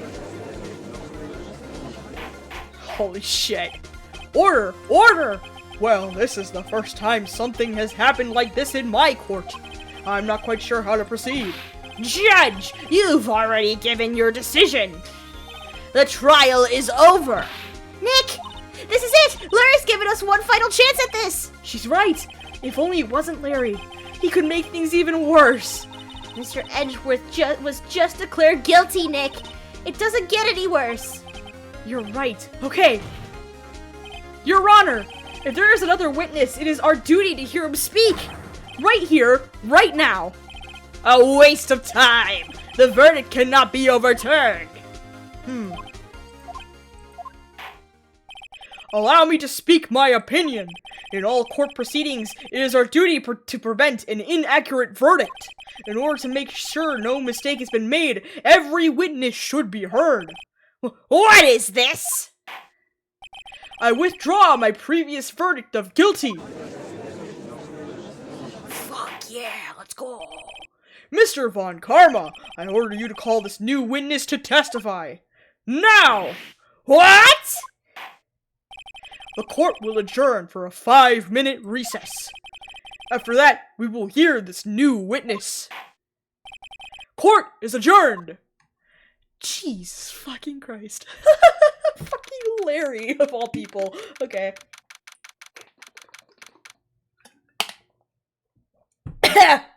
Oh god! Oh, it's on the wrong pipe. Okay. Whew! That was too close. Sorry to keep you on the edge of your seat like that, Edgeworth. I've seen worse. Yeah, right, Edgeworth. You're sweating bullets. I just wonder what Larry plans to say in there. Larry is at the lake that night? Yes. He said he went looking for the Steel Samurai balloon that flew into the lake. Oh, right. And he found the balloon and the air tank that night? Yeah. Hey, Edgeworth. Huh? You say something, right? Yeah, a lot of things. You seem out of it. What's wrong? It's nothing. Mr. Edgeworth, there's something I've been meaning to ask you. What's that? Why are your fingerprints on the murder weapon? Oh.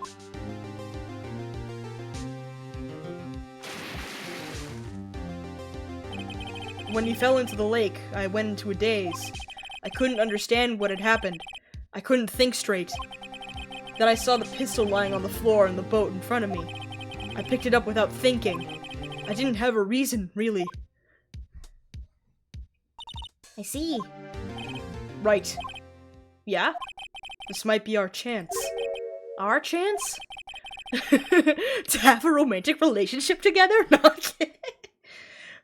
Von Karma has only ever run perfect trials. Perfect trials? Perfectly prepared witnesses. Perfectly complete evidence. That's the secret to his success. Yeah, exactly! This is the first time he's ever had to deal with something unexpected.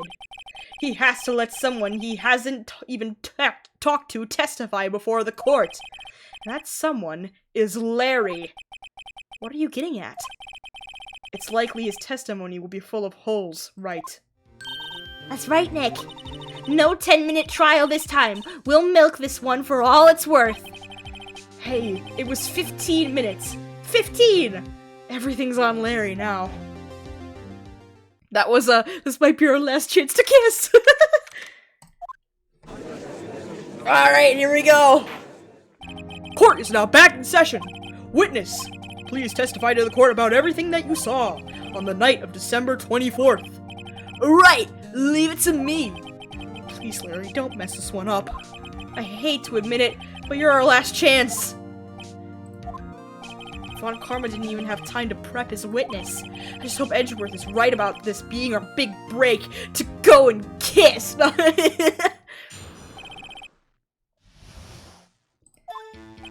That night, I was out in a boat on the lake.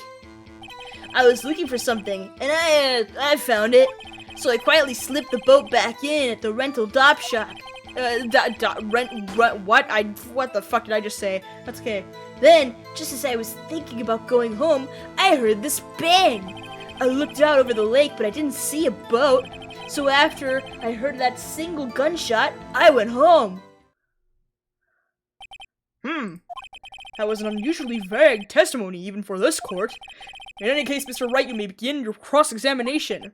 Yes, Your Honor. What's wrong, Nick? It's Larry! I have no idea what he's going to say if I press him! I'm a little scared. Well, we've come this far. There's no way to go but forward, Nick. Okay, first off, I noticed something immediately. Single gunshot.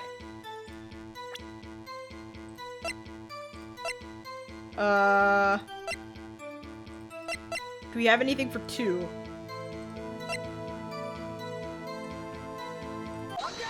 Got it. Wait a sec, Larry.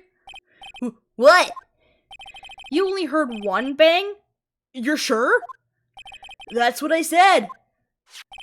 But Miss Lotta Hart testified yesterday that she heard 2 bangs.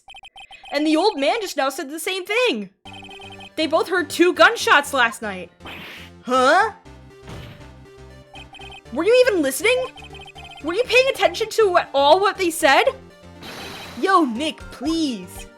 Huh? You know something's been bothering me. I'm a witness, see? I'm like a customer here. So you gotta treat me like nice and stuff, okay? Mr. Butts! What? You only heard 1 gunshot. Are you sure? Well, to tell you the truth, I'm not sure. Huh? Not sure? How can you not be not sure?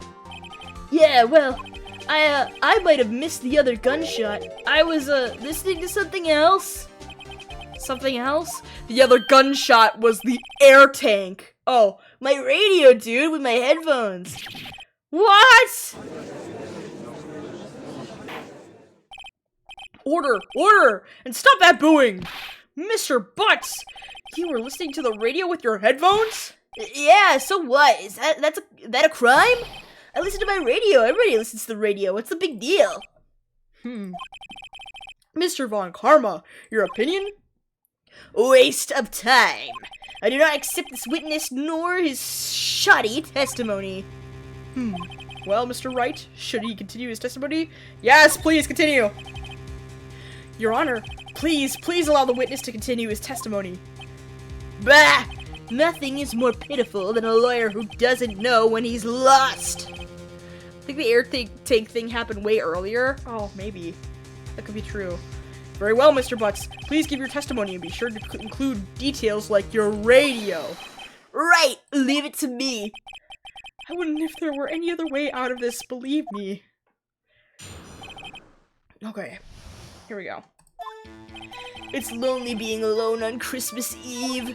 That's why I was listening to an all-request show on the radio, see? I was listening to it real booming loud, like, but I'm sure I heard that gunshot. I remember exactly what the DJ was saying when I heard it, too.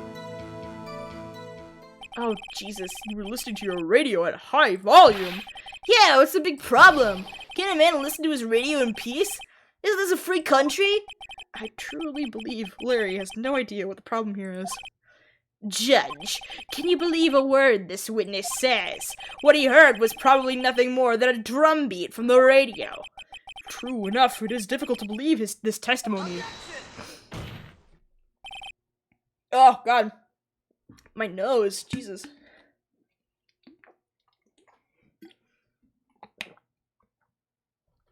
He said it took 4 days to find the thing on the— oh, yeah, that's true. Forgot about that. Wait, Your Honor! The witness said that he remembers exactly what the DJ said when he heard the gunshot. Excuse me? DJ? An announcer. The guy who says things on the radio. Anyway, what this means is, when he heard the sound, no music was playing.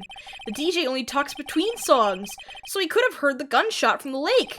I'd like to cross-examine the witness, Your Honor. Very well, Mr. Wright. I can't believe I'm continuing the charade. Okay, here we go. All requests show on the radio. Exactly what the DJ, press. What did she say? Fuck you, Von Karma. Mr. Wright, please cease these pointless questions. What possible good could knowing what a radio DJ said do us? Indeed, Mr. Von Karma has a point. I'll allow the question only if you see some reason why we should care. We should. We should care, Your Honor. Of course we should. Why? Well, how do you know if we don't ask? Fine, very well. Mr. Butts, please testify to the court. What was the radio announcer saying when you heard the gunshot? Just when she said, "Hey, it's almost Christmas!" Bang! Are you sure? Of course Wait! He was on the lake during the second photo? He might have. He could have been. Hi, Sal! Of course I am. She had this real sexy voice. Maybe Von Karma was right. I'm not sure how that helped us at all. This is the most ludicrous testimony I've ever heard. There's one gleaming ray of hope in there. I've got to press it until we get to the bottom of what happened. Okay, hold on. I am going to save, and I'm going to go on a fucking wild... let's load! On a wild shot.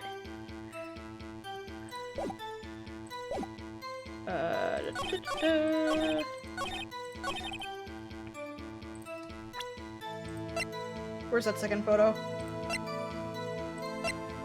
Map. There it is. Yeah, 150. Shit!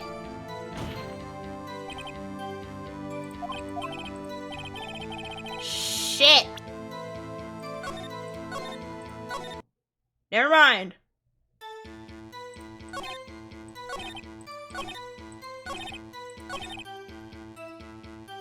Hey, it's almost Christmas.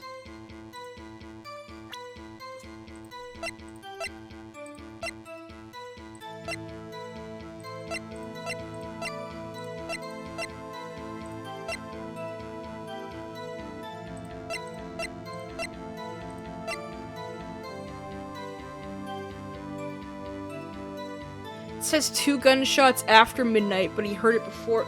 Does it actually?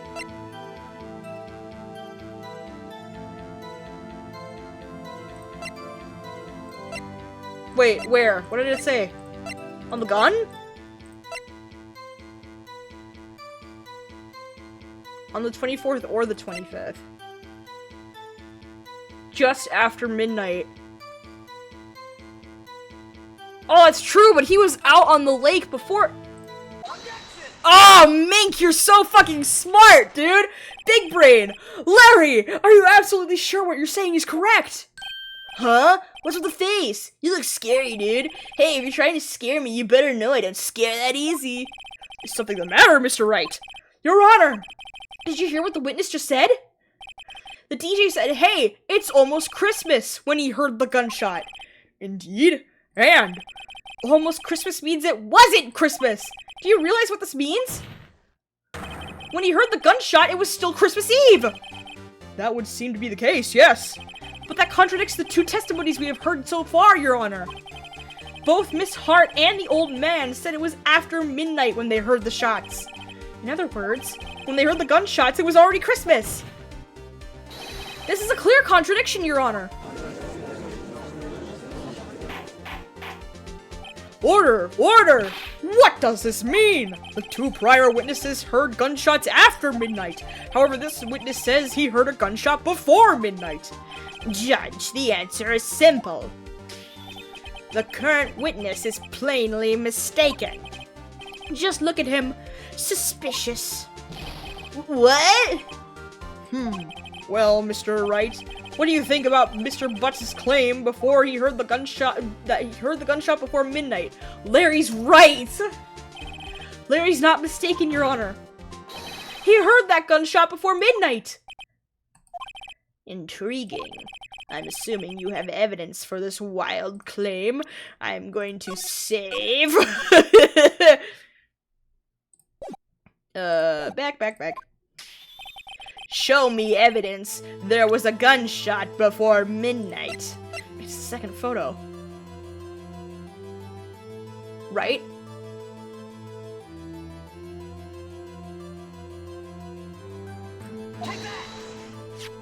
Look at this photograph.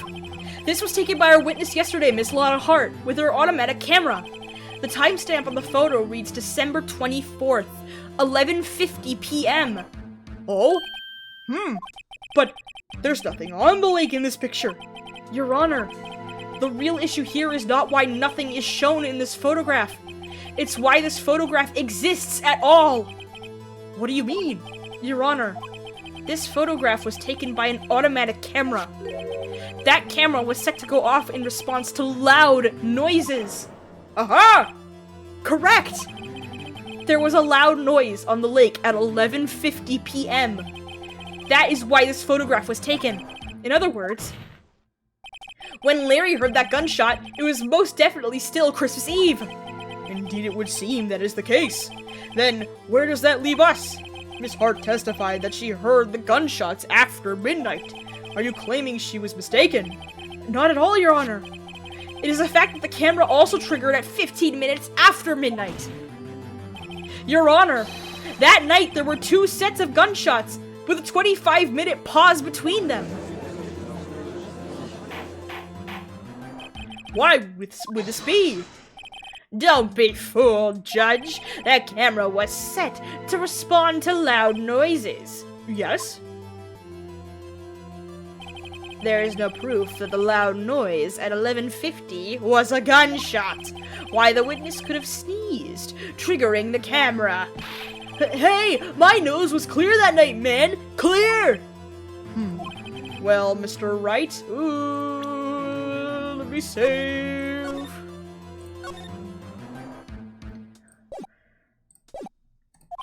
There's no turning back now. Can you prove that the loud noise at 11:50 p.m. was indeed a gunshot? Please show the court evidence if you have any.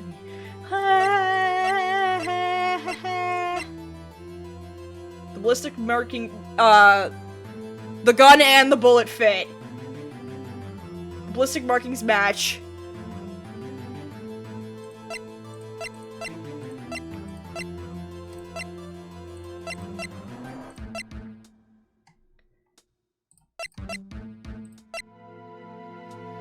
Oh shit, it's a good thing I saved.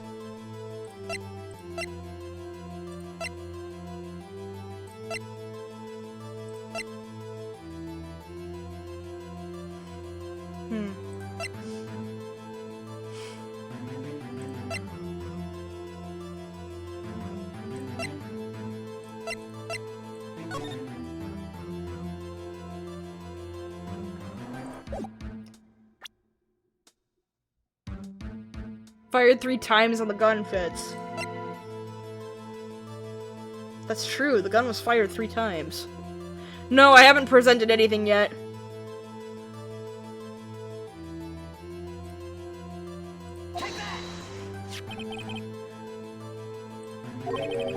The murder weapon? Something about this pistol was bothering me, Your Honor.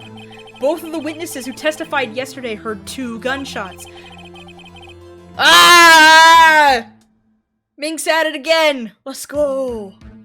However, the murder weapon was fired 3 times. When, then, was the last shot fired? Only now have I realized the truth. That 3rd shot was the shot Larry heard just before midnight. Order! Order! That would make sense of the evidence we've seen so far. However, this leaves me wondering exactly what did happen that night. Oh, excuse me, on the lake. Exactly. If this is true, there were 2 sets of gunshots separated by 25 minutes. One at 11:50, another at 15 minutes after midnight. Why, I ask you, why? Uh-oh, I better think of something quick. Wait a second.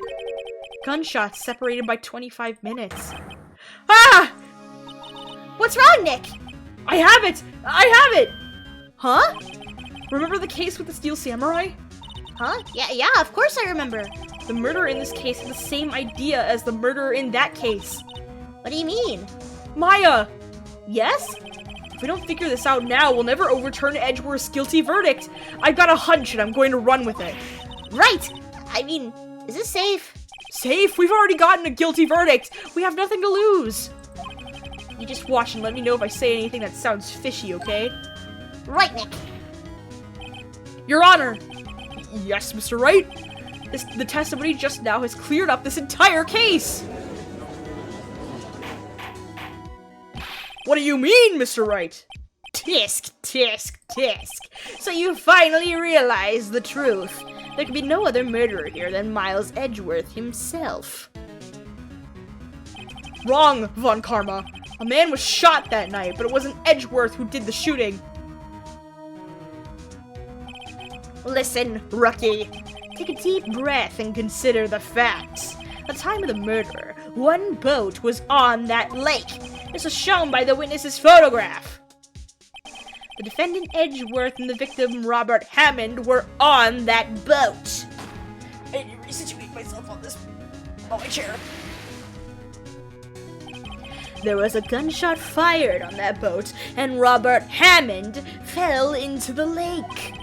The distance of the shooting was 1 meter. It couldn't have been suicide. Well, the guilty party has to be the other man on that boat. I admit, it is hard to imagine any other possibility. Yes, but this assumes that the victim was shot at 15 minutes after midnight. What do you mean by that, Mr. Wright? We have photographic evidence of the time of the shooting. The timestamp on the photo says 0:15.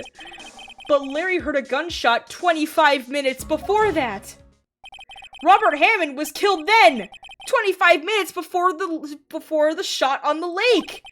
That's the only way Edgeworth could be innocent. Mr. Wright, Are you quite mad? Explain who the 2 men on the boat are. Oh, fuck!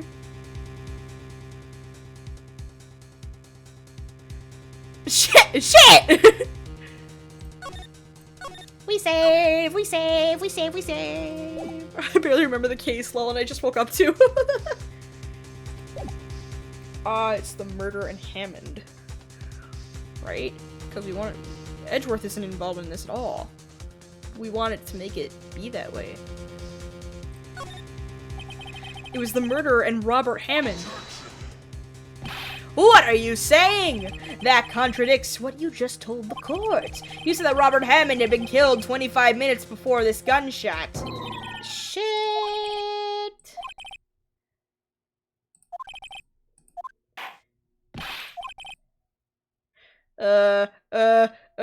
Back.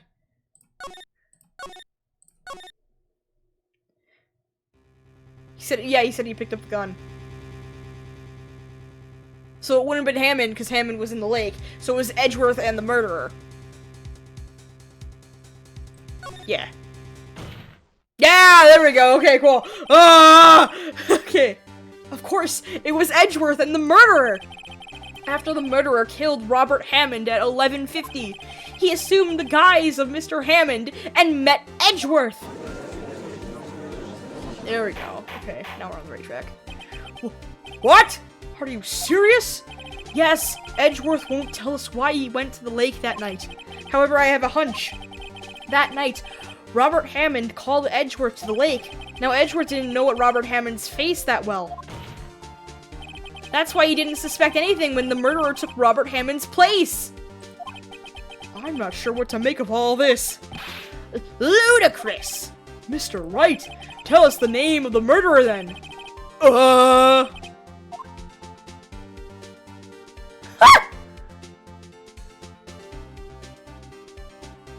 Doppelganger. We don't know.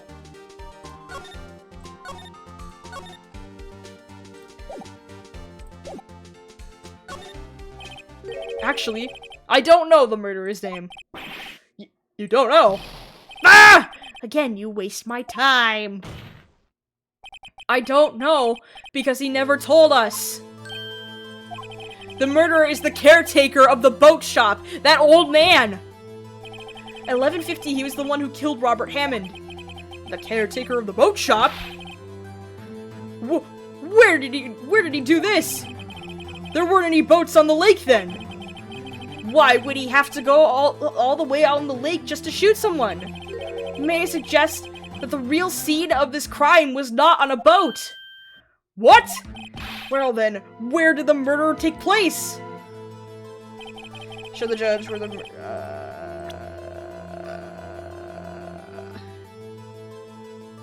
It wasn't on the boat. It was in the lake!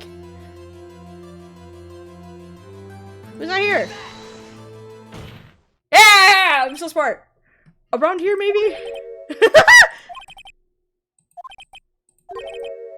Maybe because there is no good reason the murderer the murderer thought we'd never expect it. Maybe you should try again. Shit, I don't know. This is the boat shop?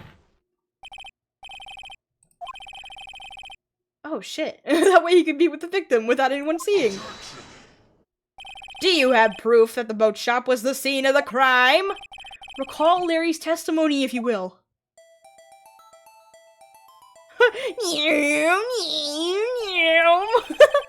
That night he was out on the lake in a boat searching for something. He finds it and returns the boat. Then, as he's starting to head for home, he hears a gunshot. He heard a gunshot, Your Honor, even though he was wearing headphones at the time. In other words, the gunshot was very, very close by. And where would that be if he had just returned a boat? The boat shop. Mr. Wright, what happened that night on Gourd Lake? Please tell the court from the beginning. Yes, Your Honor. Nick, are you sure about this? Not really. But I think if I start at the very beginning, and I take it slow, I might just be able to figure this out. Okay. That night... Okay, let's save. Okay, never mind. Hold on. We'll wait until we get into a good spot. The caretaker of the boat shop called Robert Hammond to his shop. Oh, shit! This is around 11:50. That was when the gunshot that Larry heard was fired. After that, the caretaker put on Robert Hammond's coat. He became Robert Hammond. Then he got in the boat with Edgeworth and went out into the middle of the lake. Then, who fired the pistol on the boat, Mr. Wright? That's a good question. Ugh, my throat. And they're connected because of the elevator. Yeah! Back.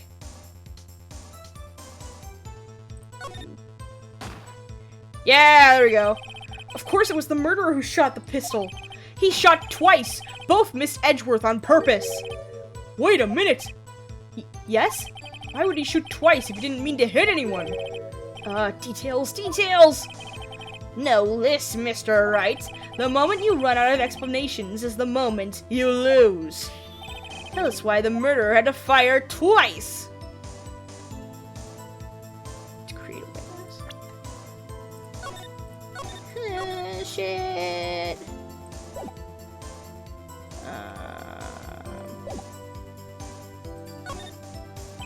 I believe he shot twice to create a witness, Your Honor. Create a witness? The murderer lifts his pistol and fires one shot. That ensures that anyone who heard the shot would look out at a lake. Indeed, Miss Hart did exactly that after hearing the first gunshot. Next, the murderer waits a bit and he fires again. Then, the murderer jumps from the boat himself, leaving the pistol in the boat behind him. I see. To someone looking from the edge of the lake, it would appear that one of the men on the boat had shot the other. The murderer didn't know about the automatic camera, of course. That's why he shot twice to draw attention to the boat. Once he realized that, everything else falls into place. The boat shop caretaker swam back to his shop. Then he put Mr. Hammond's wet coat back on the body and threw the body into the lake. This is what happened, Your Honor. These are the events that transpired that night on Gourd Lake. Von Karma's like, bullshit! Bailiff! Bring out the witness from before. The boat shop caretaker. Quickly!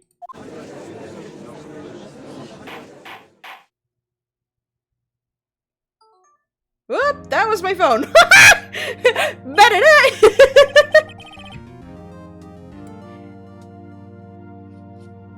Just in the moment of silence.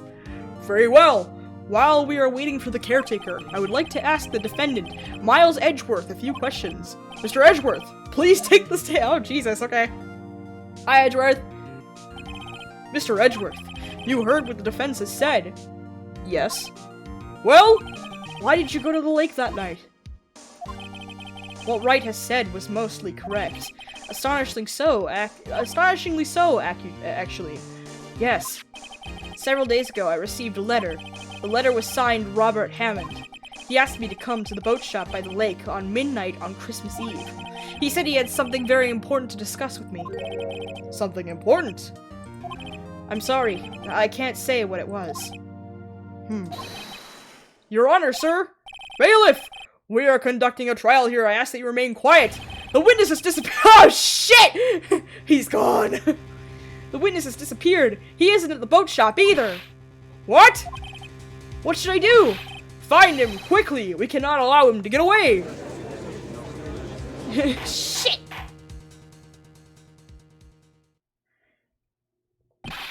Mr. von Karma, your witness has disappeared.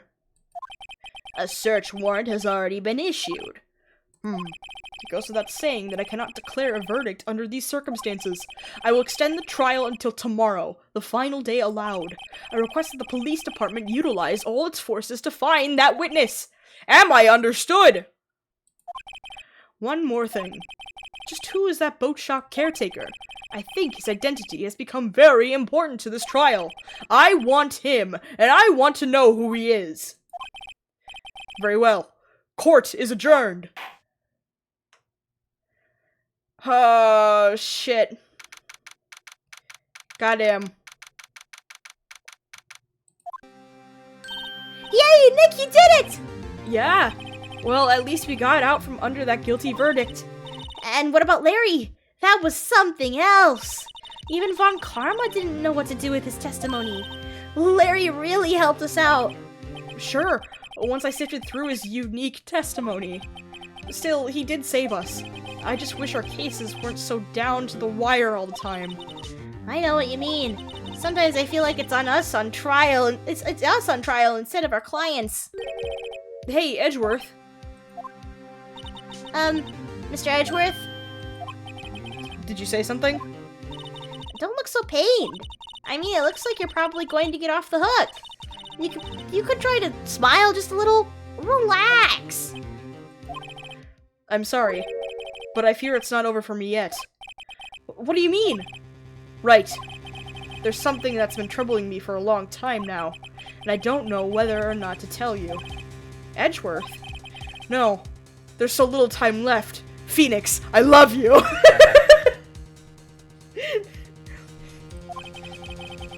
I want to tell you to get it off my chest, but... I can't make up my mind. What is this about? I'm in love with you. What is this about, Edgeworth? It's a nightmare I've had. A memory of a crime that I committed, that I killed you. No, okay. A crime you committed? A memory of a murderer. He killed his own father!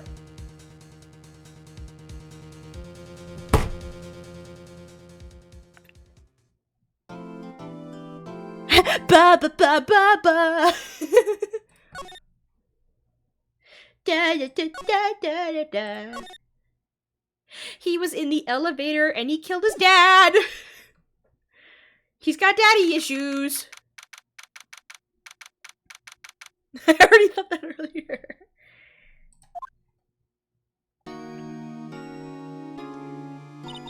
What was Mr. Edgeworth talking about? A memory of a crime that I committed. A memory of murderer.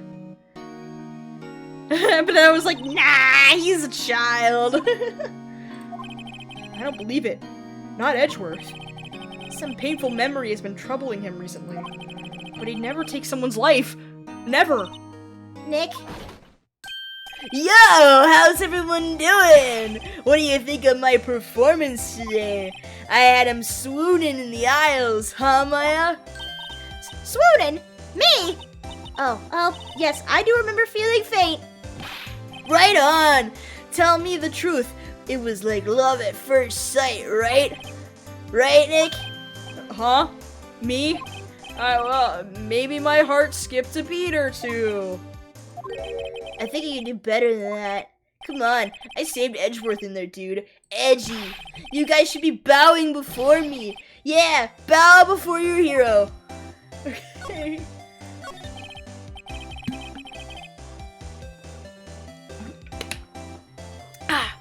Larry, you really helped out in the trial today. You did! If you weren't there, Larry, I'm sure Mr. Edgeworth would have been found guilty. But seriously, Nick, that boat shop caretaker guy is pretty suspicious. But Edgy ain't off the hook yet. Way to spoil the mood, Larry. Hey, I'm just a guy sitting in the audience, you know? But from where I was sitting, Edgy seemed pretty edgy. I mean, can you really know he's telling the truth about that night? Nick? I don't know. But what I do know is, I'm going to believe in you two till the end. Us two? Edgeworth and who else? You mean me, right? Nah, he means me. Right, Nick? Yeah, you, Larry. Not me? But why you, Larry? Huh? Actually, yeah, why me, Nick? Enough with the silent treatment. Okay. Nick, why do you trust Mr. Edgeworth so much? I mean, he's changed recently, true, but when we first met him, he was kind of a jerk, don't you think? You didn't know him back then. Back when he wanted to become a defense attorney. Wait, was that when you two were classmates? Yes, in grade school. They saved me, Miles, and Larry. They saved me, and I'll never forget it. Oh, it's floor time. That's why I became a defense attorney, you know? What? Hey, Larry, what's he talking about? Huh? Sorry, I kind of forgot. Okay, Nick, out with it. I'm going to hear this story today, and that's final. Okay. It's kind of a long story, so hang in there. Because enemies to lovers, obviously. It was the very end of 3rd grade. I was on trial. A class trial. A class trial? Here we go, lore time. You remember, Larry? Spring. End of 3rd grade. A kid in our class got his lunch money stolen. Lunch money? Our school was really small. Every month, kids would bring in an envelope with money for lunch from home. Huh, I see. Anyway, this kid's envelope disappeared with $38 still inside. Oh yeah, now that you mention it, I do remember that. I can see why you'd forget, though. You were out of school that day. Anyway, the envelope had been stolen during PE class. I was coming down with a cold, so I skipped PE that day. I was the only one not in class. So, they thought you did it. Yeah, the kids in class said that I should be put on trial. Trial? So the next day, we held a classroom trial, with me as the defendant. Oh my god! The teacher. I didn't do it! Guilty! He did it! Guilty! It was you! Thief! Give the money back! You're such a meanie! No one play with him! Just admit you did it! You can't hide the truth! Tell us the truth! We're not gonna play with you anymore! Yeah, no borrowing my eraser! Jesus. Oh, Jesus. Now, Phoenix, you know you shouldn't steal people's money. It's not right. In the end, even the teacher thought I'd done it. Go over and apologize, Phoenix. I didn't know what was happening. I was so sad, I couldn't stop crying. Everyone was staring at me like I'd done it. I tried to apologize. I went to where the boy whose money had been stolen was sitting. That's what had happened. Objection! He shouldn't have to apologize. The only thing that belongs in a trial is evidence. Anything else has no place. You should all be ashamed. Amateurs. Miles?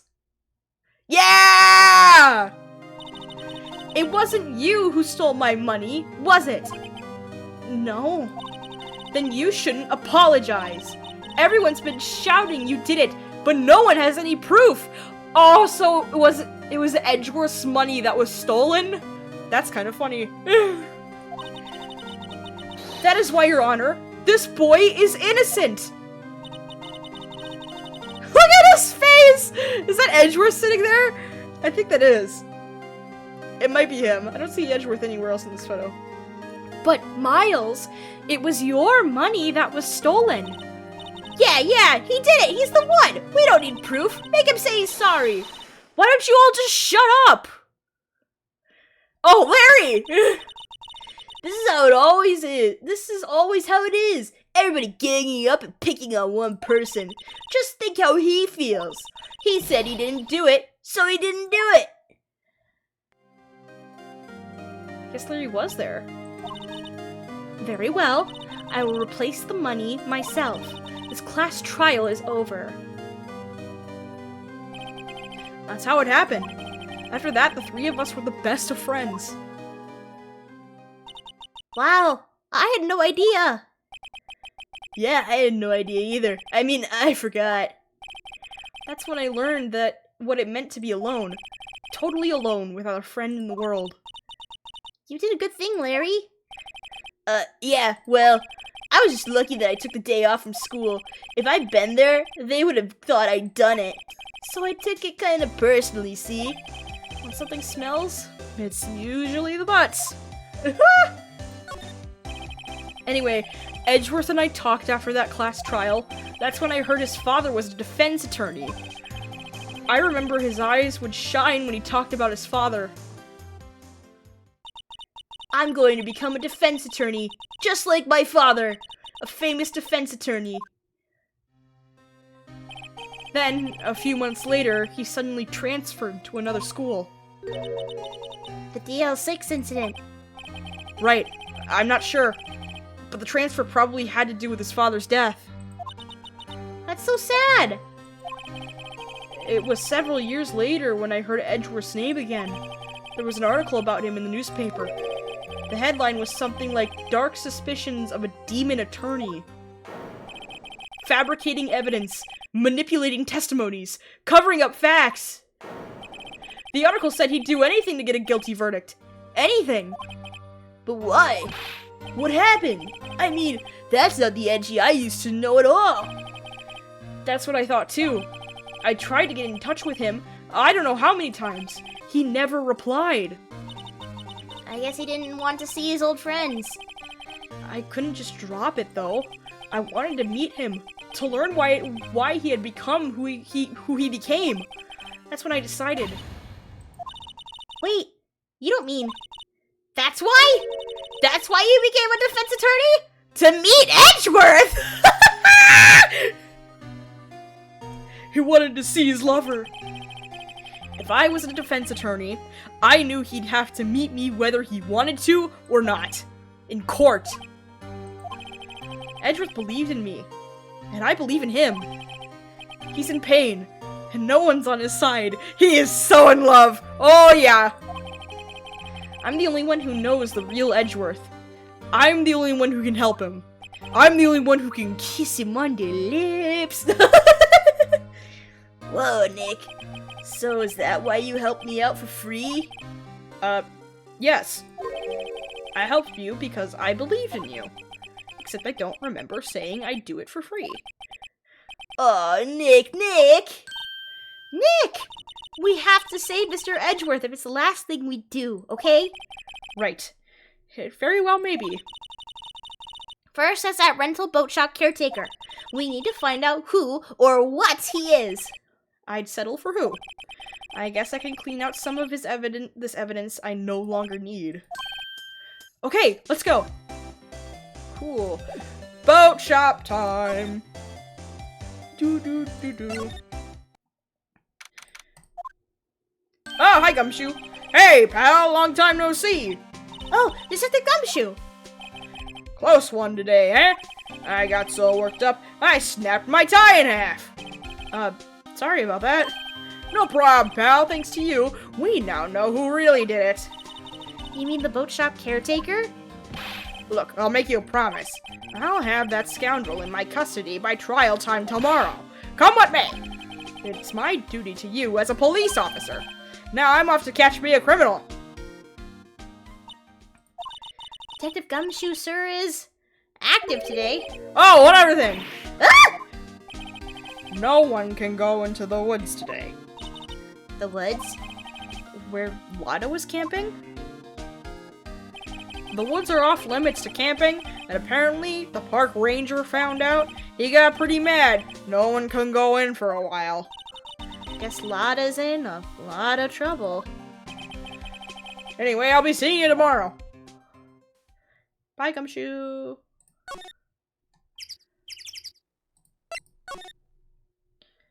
Okay. Huh? The steel eyesore is missing. Eyesore? Looks like the hot dog stand is closed too. I guess Larry's too busy worrying about Mr. Edgeworth to show up for work. Okay. Nice.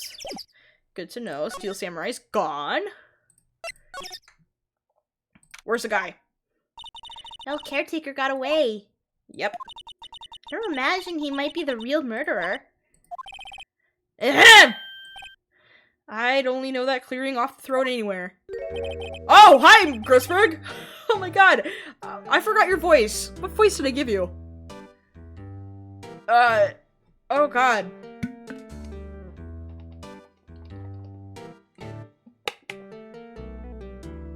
Okay. Aha, hello! What might you be doing here? Going out for a walk, hmm? The days of my youth, like the scent of fresh lemon, you see? Mr. Grossberg! It's no time for idle reminiscing. Mr. Edgeworth's trial ends tomorrow. That is true, yes. But from what I saw of today's trial, Edgeworth should be fine, right? Well, I'm not so sure about that. What do you mean by that?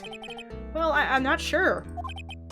If you find anything out, come by my office at once. I may be able to offer you some assistance. Thanks. Bye. I'm honestly impressed you capable of voices. That's what I do, man. I'm a theater major. What do you think Mr. Grossberg was doing here anyway? Who knows? Okay, move into the shack. He's gone. He's gone. Nobody's home. Hello! Hello! Ah! Hey, it's Polly! I wonder where your owner's gone, Polly. Hello! Hello! Ah! I can't believe he'd run off and leave his poor parrot to fend for herself! Hello! Hello! Ah! gonna break my voice. Safe! That reminds me, Nick. Polly here knows the number to that safe, right? Yeah, that's right. Polly, what's the number to the safe? 1228! Ah! Let's open it, Nick. Come on. I'm sure there isn't any money in there. Oh, but hey, he keeps it locked, right? So there must be something of value in there. I'm not so sure. Okay, Nick, let's see what's in there. Guess there might be a clue or two. The only thing in here is a letter. A letter? Oh, boring. There's no name or signature on this thing. It's handwritten in very precise, clear letters. Get your revenge on Miles Edgeworth. Edgeworth? Nick! Why would Mr. Edgeworth's name be on here? How should I know? I'm going to read the whole thing! Jesus. Get your revenge on Miles Edgeworth. It also says, this is your last chance. Now is the time to get revenge on the two men who ruined your life. Oh god. Hold on.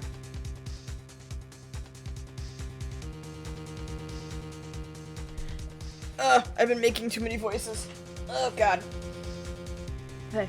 The rest of the letter goes on to describe the murder plot in detail. How to kill Robert Hammond and frame Edgeworth. Calling Edgeworth out to take the lake to the lake. Getting on the boat. Firing twice. This is exactly what I figured out today in court. It's all here in perfect detail. What do you think it means, Nick? I don't know, but it looks like these are instructions for that caretaker. When he killed Robert Hammond and called out Edgeworth, he was following instructions. But who could have written that letter? And what does it mean to get revenge on Miles Edgeworth? Look, I don't know, okay? But one thing's for certain. This letter is an amazing clue. Nice! Hell yeah, let's get the fuck out of here. And let's go to Grossberg.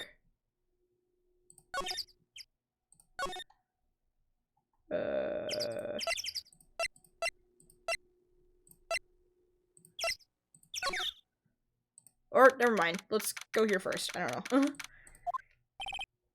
Looks like Detective Gumshoe hasn't gotten back yet. Gumshoe? He won't be coming back today. Oh, really? He said there was some guy he had to arrest by tomorrow. The boat shop caretaker. He shouted something about catching him if it's the last thing I do, pal. Good luck, Gumshoe. Okay.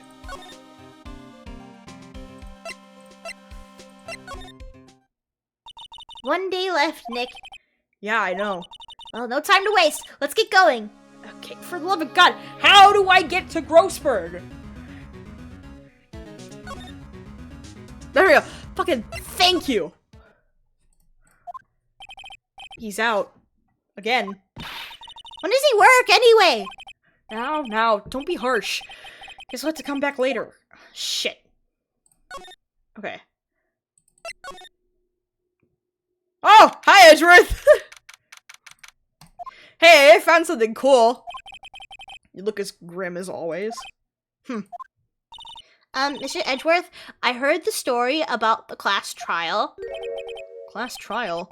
What do you mean? You don't remember? No, I don't. Your lunch money was stolen, wasn't it? In 3rd grade? Lunch money? Oh, right. Yes, I seem to remember something like that. Nick, I think you're the only one who really remembers. Well, it probably only really mattered to me anyway. Mr. Edgeworth, didn't you know? That trial was the reason Nick became a defense attorney. His fortress is impenetrable. Door was unlocked. Son of a bitch! I almost didn't hear that one. I'm gonna have to turn those up.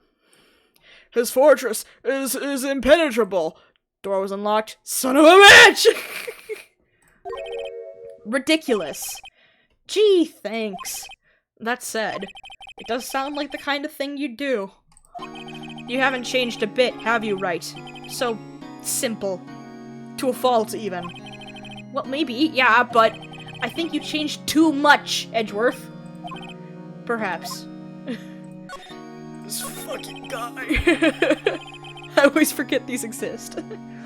Hey, Edgeworth, why did you become a prosecutor anyway? You used to look up to your dad. You said you wanted to be a defense attorney, right?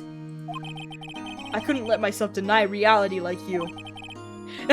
For this game, we need a, Your Honor, they are boyfriends. What do you mean?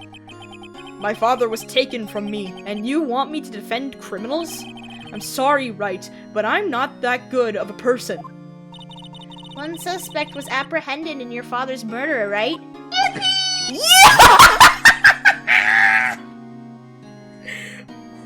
Wow! Yippee! Wow, what timing? Okay. Okay. Yes! The man trapped in the elevator. Dad! We're getting into lore here! We don't need metal pipe!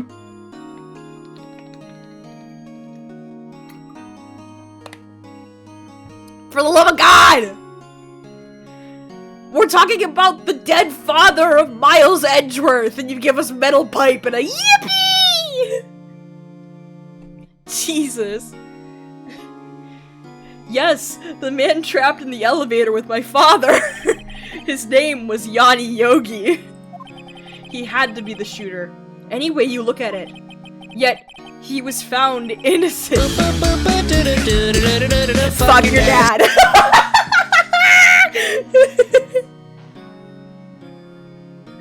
That's a perfect one. Fuck your dad.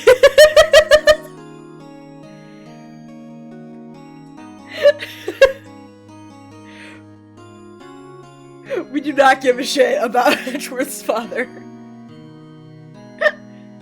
Oh, holy fuck. Okay. Yes, he was found innocent. The defense attorney got him off the hook. Can I pet that dog? Can I pet that dog? No. Can I pet that dog? No, he's Can I sleeping. pet that dog? That would be Robert Hammond.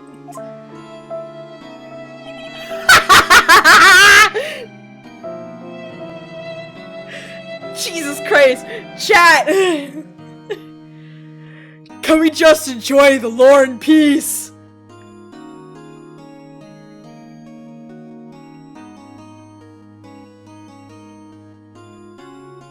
Please. I'm waiting for it. What's gonna happen? No, we need the sound alerts. Nah. Okay. On that day, 15 years ago, the three of us were trapped in that elevator for 5 hours. When we were rescued, we all suffered oxygen deprivation. I had lost all I had lost all memory of the murder. Yippee! Lost your memory? Even now, I can't recall what happened in that elevator. That was the crux of Yogi's emotional damage. Oh my god! Chat! That was the crux of Yogi's attorney's argument in court. He claimed Yanni Yogi had been not of sound mind due to the oxygen deprivation. Yogi was released due to a lack of evidence. Innocent. That's when I changed my mind. I started to hate defense attorneys. Oxygen deficiency, yippee! What's your relationship with von Karma? You're not dating him, are you? You better not. He's my teacher, and a man who deserves respect. Yes, I'm dating now. I learned everything I know of courtroom techniques from him. So he's like my sister was to you, Nick. He's a perfectionist in all things. In court, his personal life. He's obsessed with doing everything perfectly, so he has OCD. Okay, no, I'm kidding. Perfectly, huh? In all the cases he has taken on, none were left unsolved, and not one suspect was declared innocent. Ever. But that's... I know. It's possible some of the suspects were indeed innocent. However, it is yippee! However, it is impossible for us to accurately determine that in every case.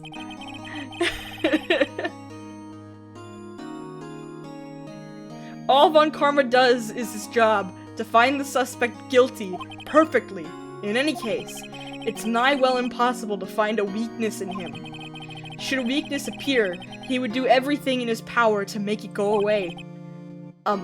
Edgeworth? If what you're saying is true, you're headed for a guilty sentence tomorrow.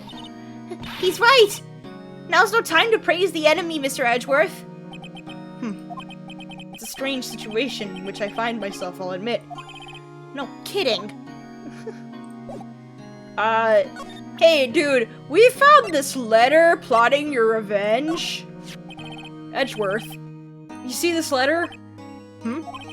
This came out of the safe in the shack where that boat rental caretaker lives. I see. Revenge? On me? Who's that old guy anyway? I don't know. Could he be an innocent defendant you got declared guilty or something? Nice, Wright, but I don't remember that old man. Not at all. So he was following this letter then? Which means there was someone else behind it. Now is the time to get revenge on the 2 men who ruined your life. 2 men, meaning myself and Robert Hammond? It also says this is your last chance. Last chance. Wait, maybe he's talking about the statute of limitations on the DL6 incident. Wait, that old man. What is it? Do you know who he is? Yogi. Could he be Yogi? Yogi? The suspect in the DL6 incident. The one who was found innocent. Yes! Yes! Yanni Yogi was a court bailiff at the time. We just happened to be in that elevator together 15 years ago.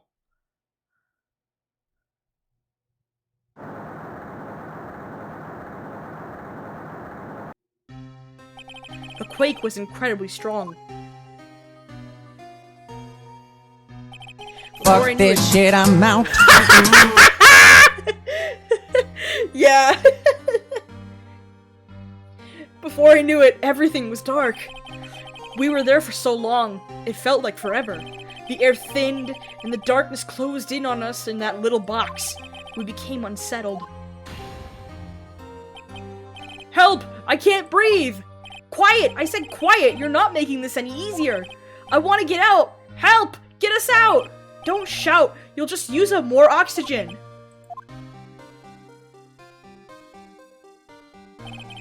That's all I remember. When I came to, I was in a hospital bed, staring up at the ceiling. In court, Yanni Yogi's mental condition was called into question. They claimed the oxygen deprivation and stress had caused temporary insanity. In the end, the claim passed the court, and Yogi was found innocent. Huh. But isn't that strange? This letter tells him to get revenge on Edgeworth. Why would he want to take revenge on you? Right. Yeah? There's something that's been troubling me these last few days. I didn't know whether or not I should tell you. I'm in love with you. You mean the nightmare? No, right, I'm talking about my relationship with you. I love you. It's a nightmare I've had. A memory of a crime that I committed. A crime you committed? A memory of a murder. I think the time has come to tell all. Yay! Yippee! Yippee! Yeah! Okay. For the last 15 years, I've had the same dream almost every night. I wake up in a fearful sweat every time. What kind of dream? It's a dream about my father's killing, in the dark. Help! I can't breathe! Quiet! I said quiet! You're not making this any easier. I want to get out! Help! Get us out! Don't shout! You'll just use up more oxygen. I can't breathe! You're using up my air! What? Stop breathing my air! I'll stop you! Ah! What? What are you? Stop breathing my air! No! Father! He's attacking Father! Then I see the pistol lying by my feet. I don't know if it was evidence from that day in court or the bailiffs. In a daze, I pick up the pistol. Get away! Get away from my father!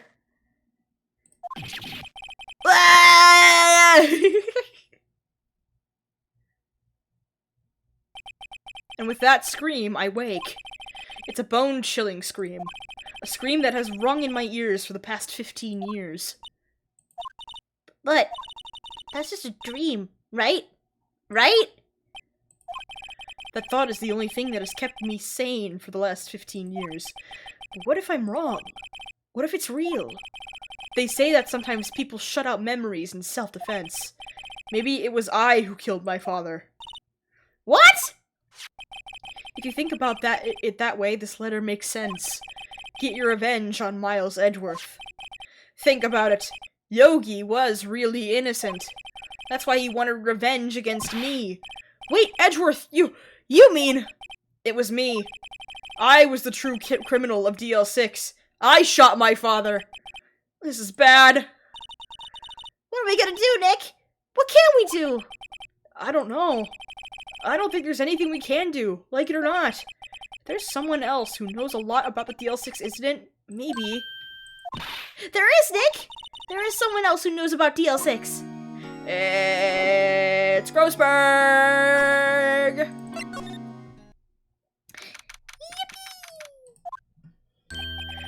Mr. Grossberg! Hello there. What's wrong? You look troubled. No kidding! I can't believe you're not! My. Just calm down and tell me what's happened, hmm? It's Mr. Edgeworth. He...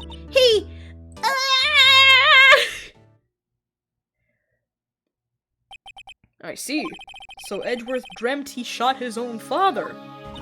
It's only a dream. Only a dream. Oh, fuck! Fuck you guys with metal pipe, Jesus. I wonder. Jesus. God. What? If that's the case, then why do you two look so troubled, hmm? Well... Also, consider this. Yogi quite certainly holds a deep grudge against Miles Edgeworth. So...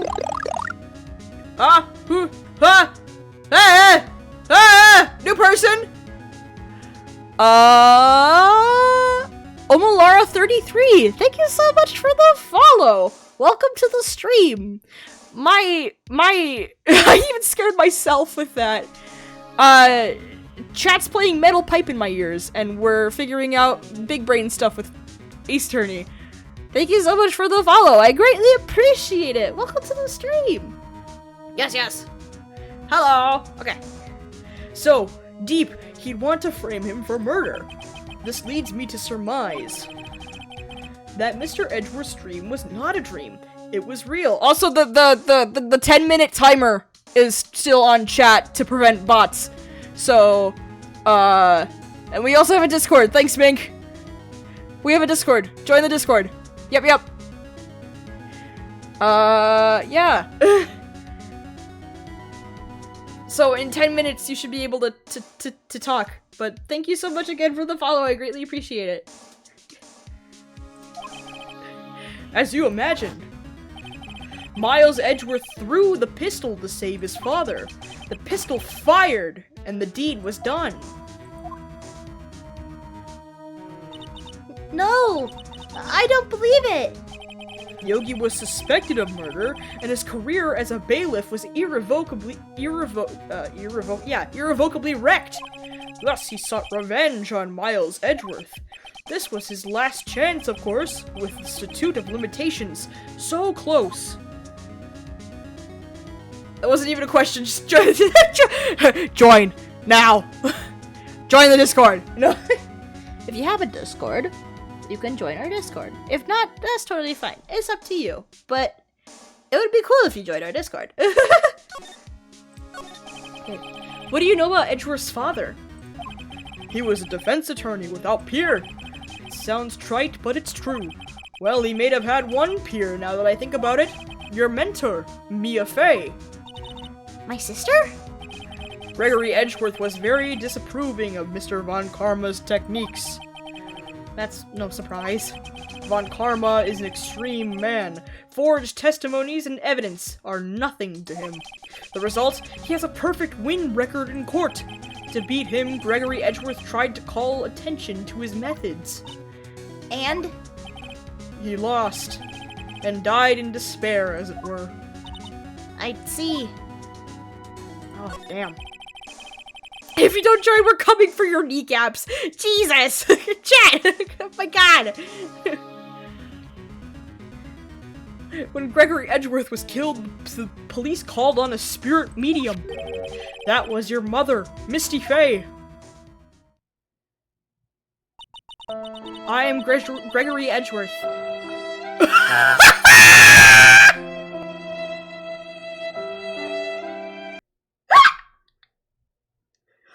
Holy shit! I thought that music was playing from the game for a second. Wow! That was good timing. God damn. Sad violin. I am Gregory Edgeworth. Holy shit. I have been killed. The one who shot me was the bailiff, Yanni Yogi. Yet Yogi was found innocent. That's when my mother left us. Everyone called her a fraud. That's right. Everyone thought she was, you see. Yet, now that I think about it, it seems the one who lied was Gregory Edgeworth's ghost. Gregory Edgeworth must have known who shot him. I don't believe it.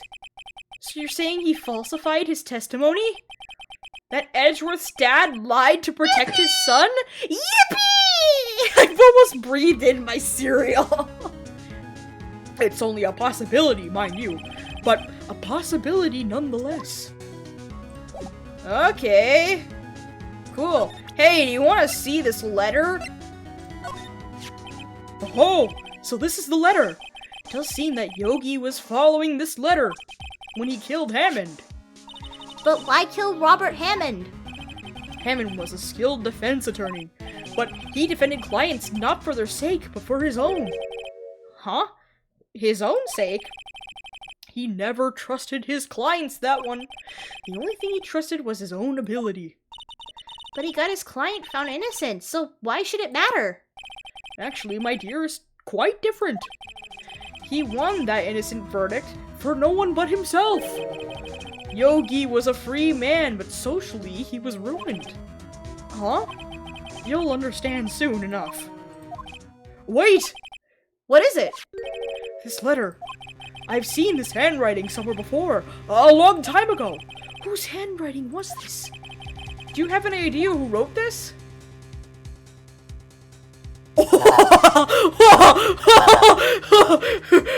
No way! Could it be Manfred von Karma? Von Karma?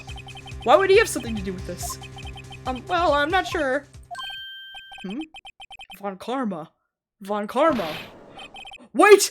You're right, my boy! This is Von Karma's handwriting! I'm sure of it! I used to see it all the time on court reports. What? But that means the one who told Mr. Yogi to kill was... Correct. Manfred von Karma himself! What the fuck is this game? I'm getting way too sweaty sitting in this chair with this blanket.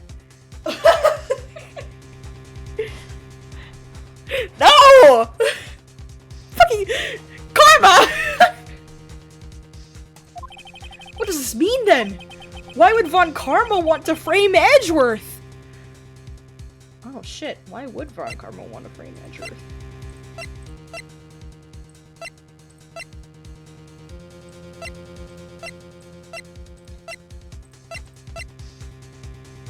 Is it because of the DL6 incident?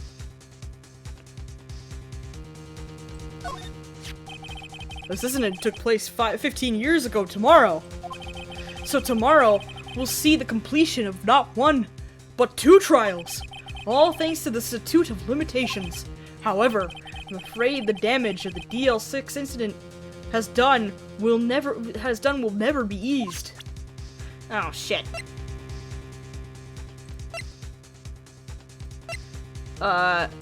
You.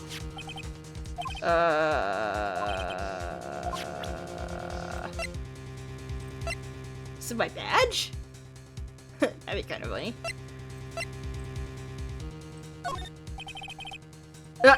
Nope. Oh, shit. Yeah! There we go. Okay. If it was truly von Karma who wrote this letter, then he would know the truth. He would know that Miles Edgeworth had accidentally killed his own father. He'll say as much tomorrow in court, I should think. Fuck this shit, I'm out. Goodbye. Nope, I'm done with this. He'll press the point until the court finds Miles Edgeworth guilty. Oh no! But how could von Karma know about Mr. Edgeworth's past like that? Even Mr. Edgeworth thought it was just a nightmare.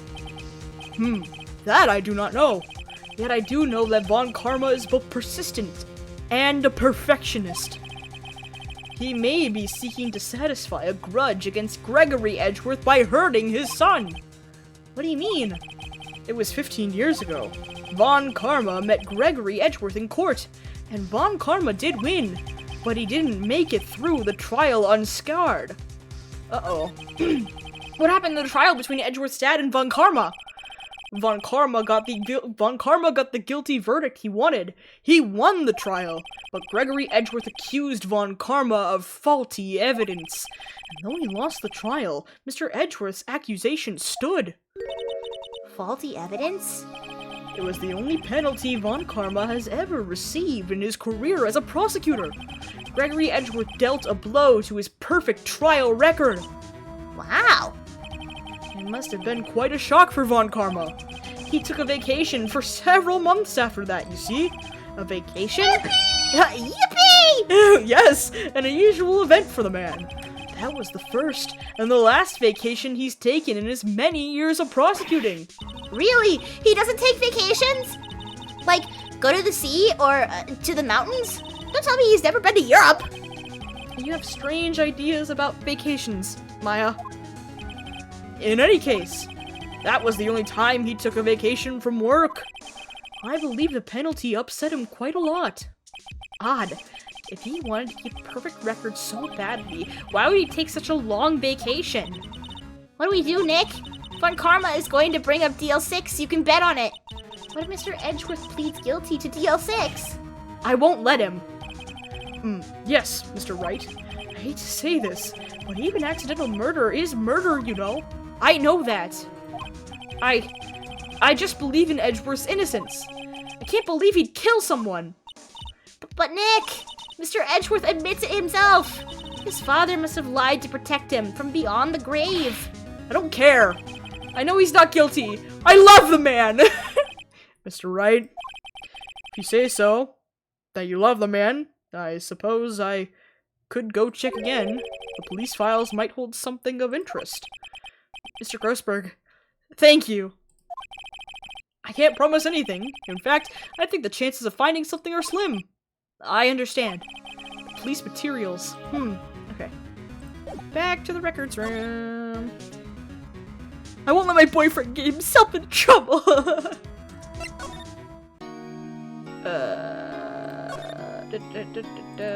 You. There's hardly anyone here. Everyone must be out looking for the old guy, Yogi. Ah, it's you. I don't think Gumshoe will be coming back today. He's staying out late looking for someone. Sounds like Detective Gumshoe is pounding the pavement for real. We were wondering if we could check out the records room again. Well, now I can't just have anyone wandering around in there. But I guess Mr. von Karma is in there now anyway. You can go in as long as he's in there. Von Karma? Yes, he just arrived, actually. Von Karma's in the records room. Nick, let's hurry! Oh, shit. Fucking Von Karma's in the records room, of course.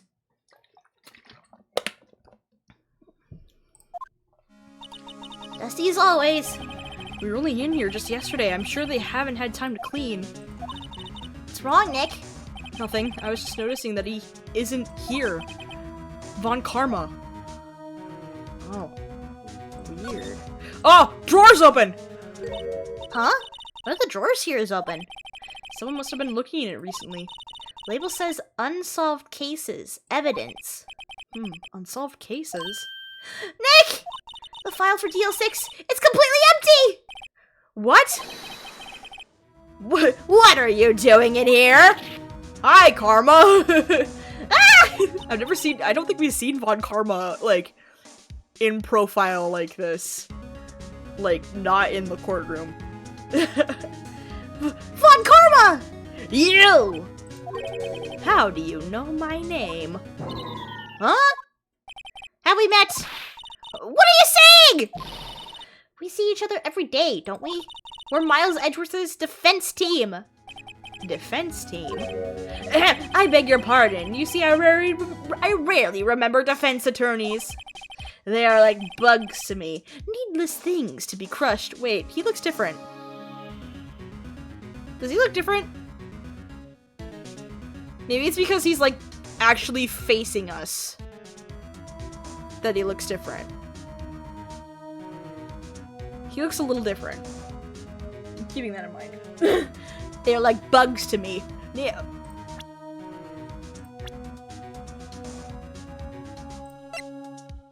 Oh, it is him! Shit! Damn! No! Yeah, it's him. Double check. Wait.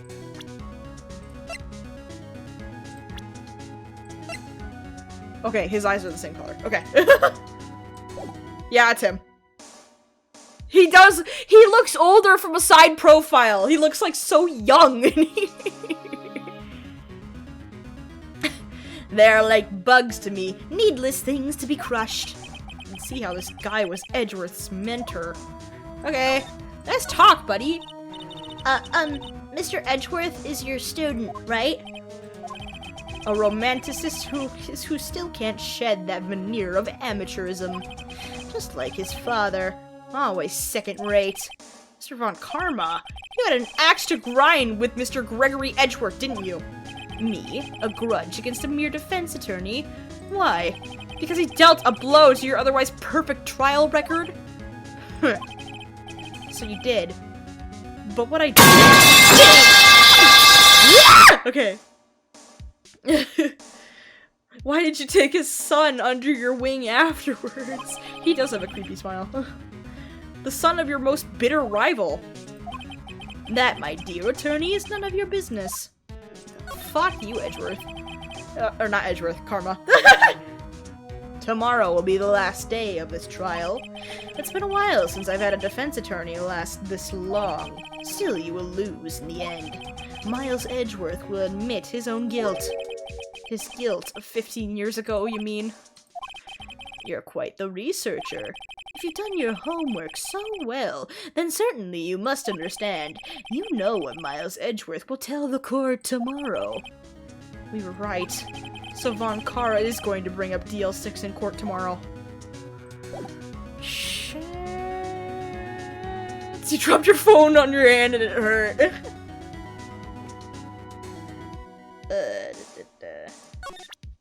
Should we present the letter to him? Yeah. Mr. Von Karma, have a look at this.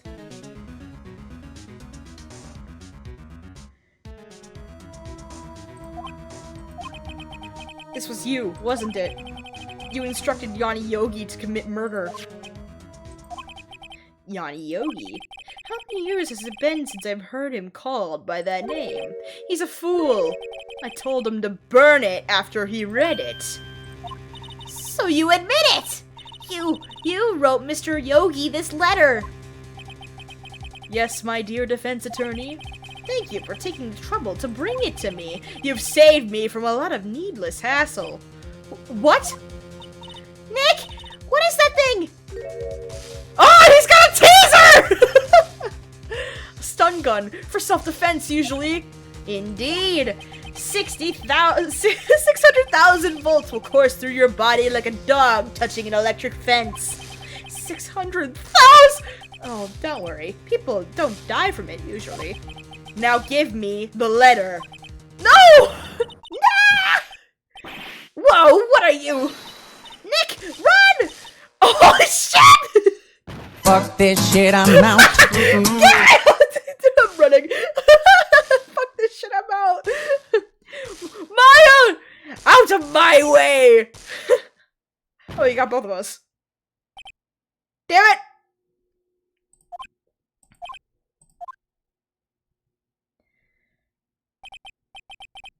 He got us. The letter's gone. Of course. And he took the DL6 evidence. All of it. Back to having no clues. Wait. Maya jumped first. Maya! Is she okay? Maya! Is she gone? Oh, no, she's fine. Maya! Open your eyes! Maya! Oh, thank God, she's fucking alive. Jesus. The letter! Did he take it? Huh? Oh, yeah. Are you okay? I couldn't stop him. I jumped as fast as I could, but one shot from that thing knocked me out cold. I'm useless. I'm no good as a lawyer or a medium. I can't even call my sister. Not even now when we need her the most. I wish I hadn't woken up at all. How did you get past security? His fortress is impenetrable. Door was unlocked. Son of a bitch! Maya! Oh, there has to be some way I can help her. That volume on that sound alert is a little low. I'll change it. I'll change it later. I better do something about her self-confidence first. Huh? Maya. She's holding something. What is that? A bullet? DL6 incident. Evidence number 7. Taken from the heart of Gregory Edgeworth. I remember. Von Karma was holding this when Maya jumped him. Holy shit. Wow. I'll prove it to you, Maya. You're most definitely not useless. I'll prove it to you in court tomorrow. Oh, holy shit! Oh yeah, we're finishing this today. Ugh. Long boy stream. Ugh. Just make all of them louder. That would probably be good for Metal Pipe. Jesus Christ. No, Metal Pipe is fine, guys. Jesus. I don't want to get a headache so easily. My God. Alright, here we go. This is it. Judgment Day. Today, things are going to get settled at last. A lot of things. Ah! What's the big idea? Sorry, Nick! I only touched your shoulder. I guess the shock hasn't worn off from my run-in with the stun gun yesterday. Anyhow, today's the last day of the trial. Good luck, Nick! Yeah, thanks, Maya. God! Edgeworth is looking glum as always. That one didn't get me as much, chat. I'll be honest. I hope Von Karma doesn't push him too hard. Whoa! What are you doing? Sorry! I'm sorry! I just thought I'd cheer you up with a pat on the back. Maya, maybe you should go outside and discharge. Right, good idea. Try not to electrocute anyone on your way out. Whoa, pal! It's Gumshoe. Yeah! What's gotten into that girl? Detective Gumshoe. Morning, Mr. Edgeworth. Good morning. How did it go, Detective?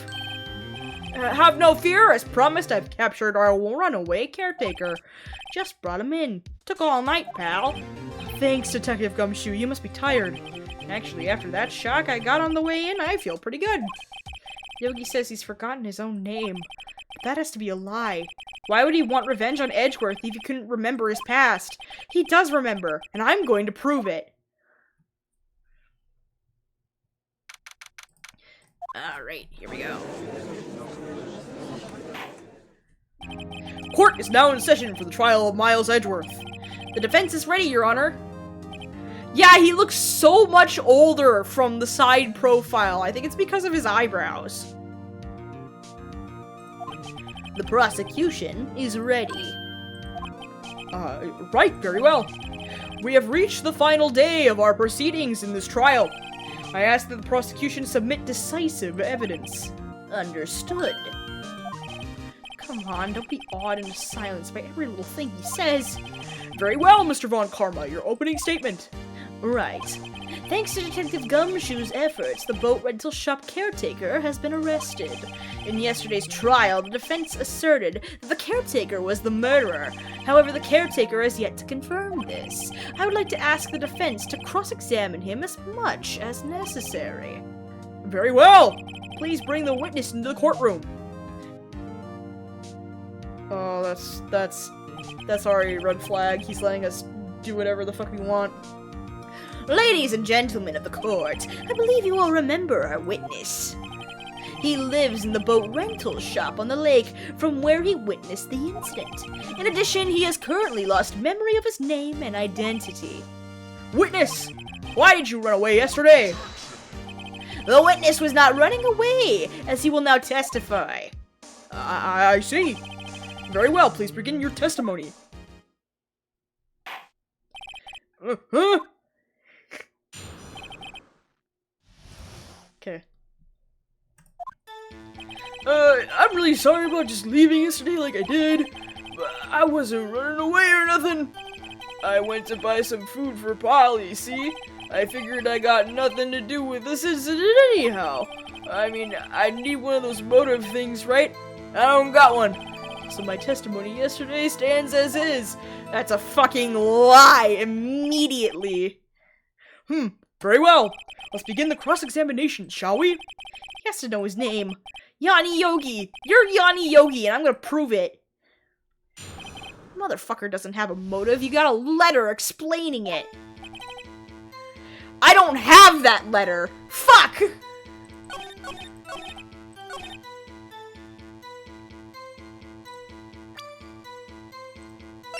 Shit!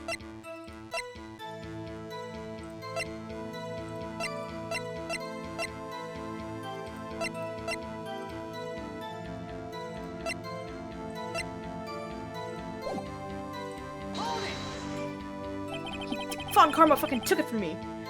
How can you say you had no motive? I say you do. You had a grudge against Edgeworth and the victim, Robert Hammond. That's why you took revenge on them, right? Please don't make me repeat myself, Mr. Wright. This witness has no memory of anything beyond several years ago. He can't hold a grudge. It's impossible. I have to prove he's lying about his memory, otherwise it's going to be the same thing over and over until the trial ends. First things first, I have to prove this man who he is. Do that and the motive will prove itself. Okay.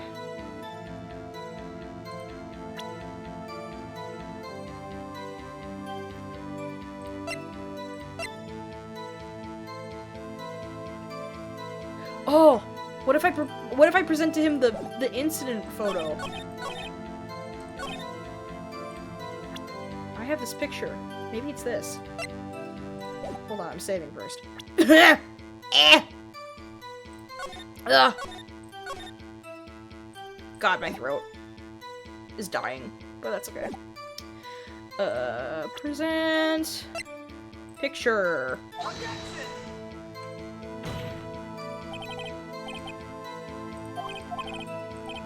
Shit.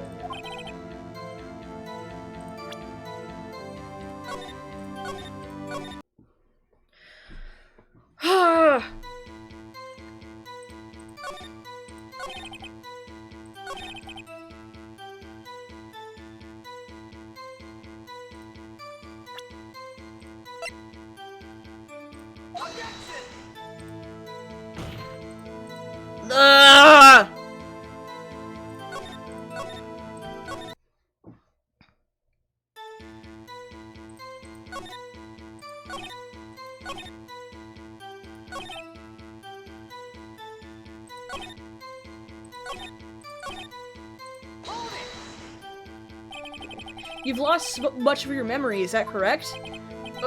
Yep, it seems like it. And how could you know you didn't have anything to do with this incident? Or maybe you're lying about not having your memory, You know exactly who you are.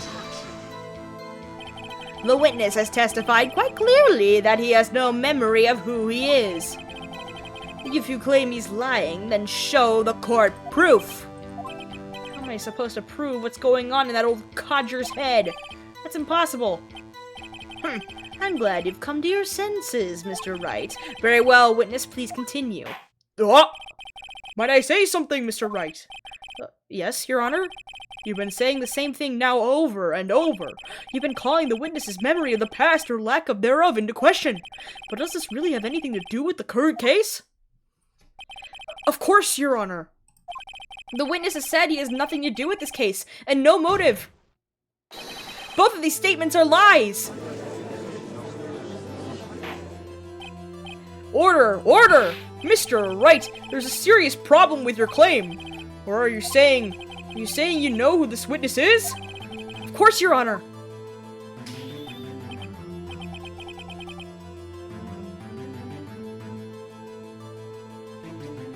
I do have water, chat.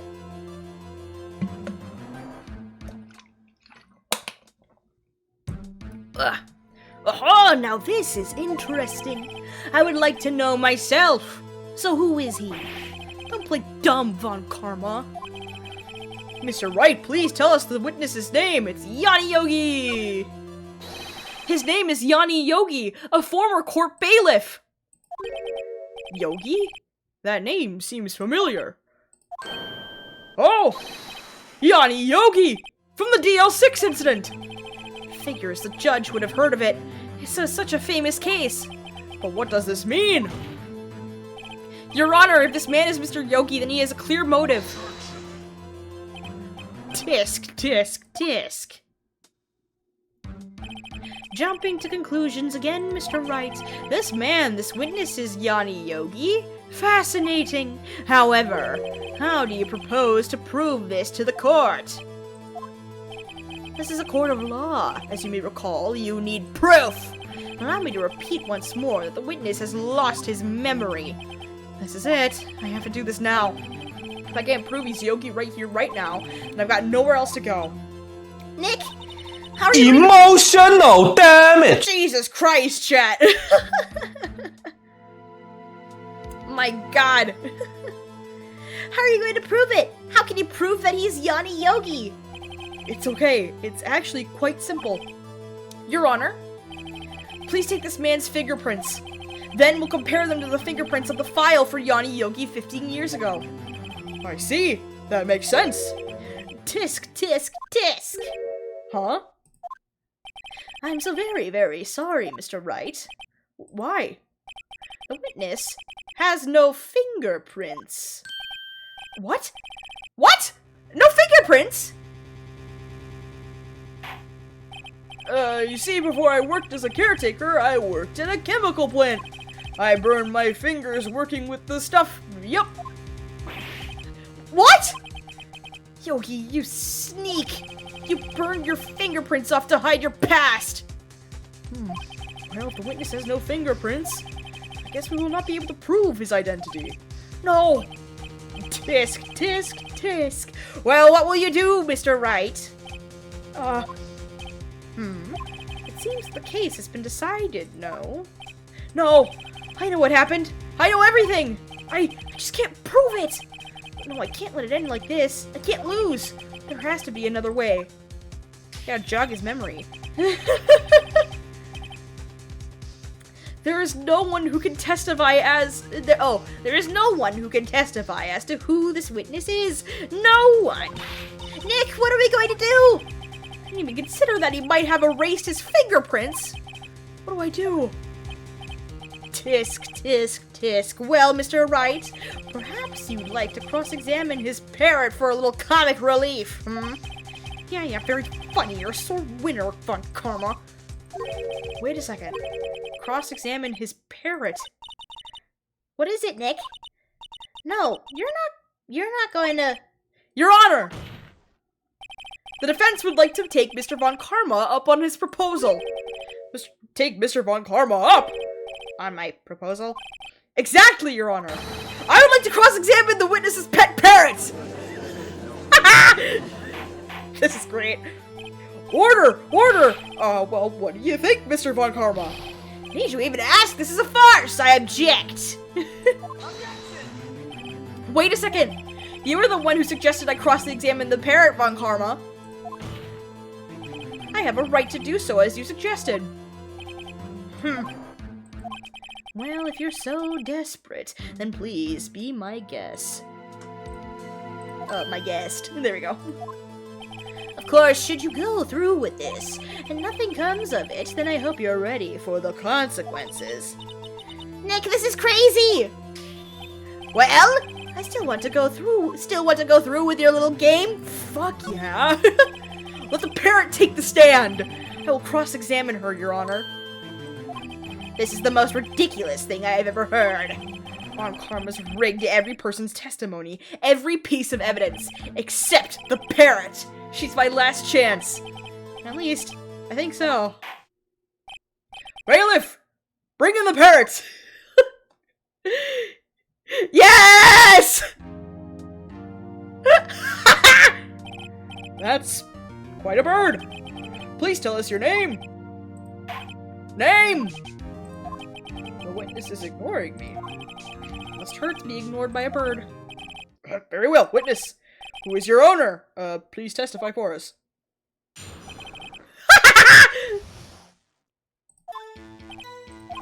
Hello! Hello! Ah!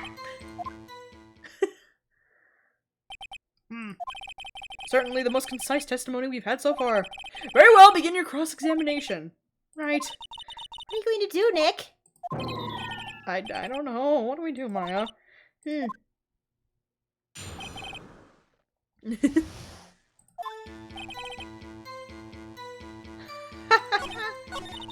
Well, I guess we should try to get some information out of her. We need to show the judge that her owner is Mr. Yogi.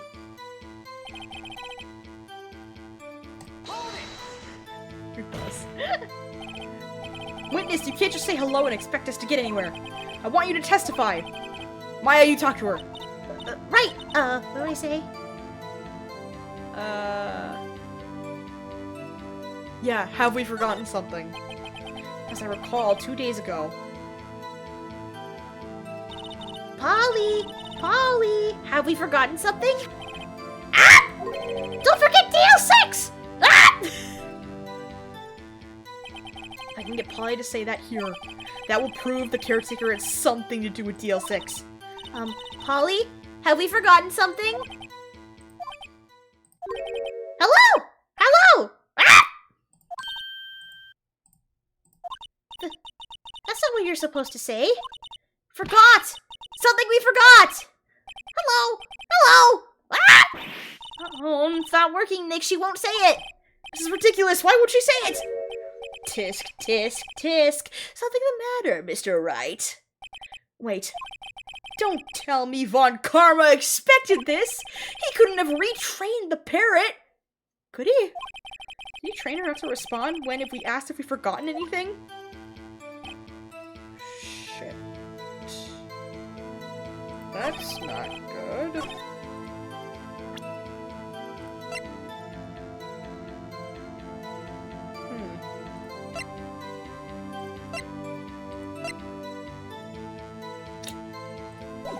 That's not good at all. I think I need to present something.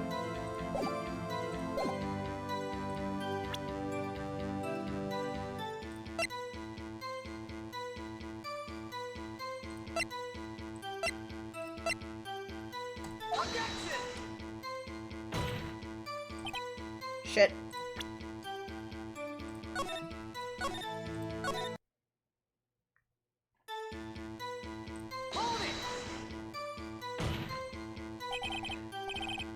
Witness, you're here to speak. You must speak to me. Frankly, I can't believe that you're speaking to the parrot. Well, I guess we should try to get some information out of her. We need to show the judge that her owner is Mr. Yogi. Fuck! The gun?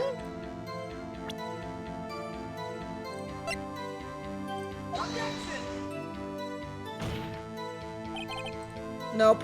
It's not the gun.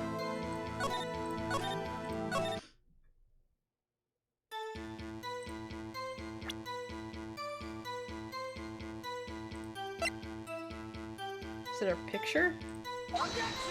Nope. Not the picture.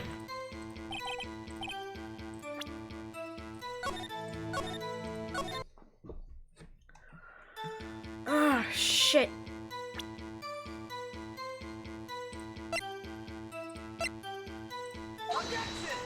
Nope. I guess we're just gonna present everything until we...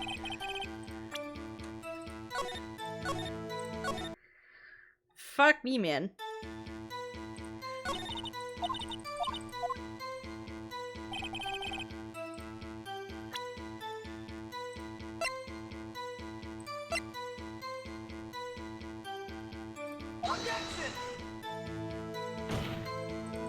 It's not the bullet.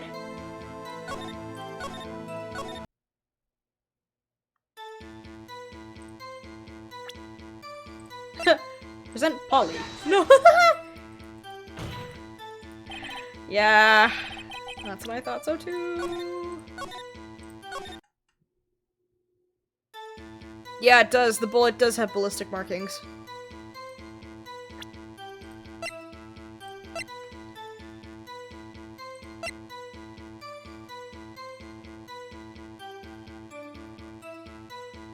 It might have been the same gun, but we tried presenting the gun and that didn't work.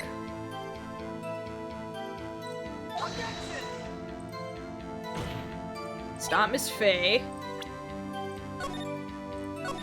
Maybe I responded to the wrong question. Hold on.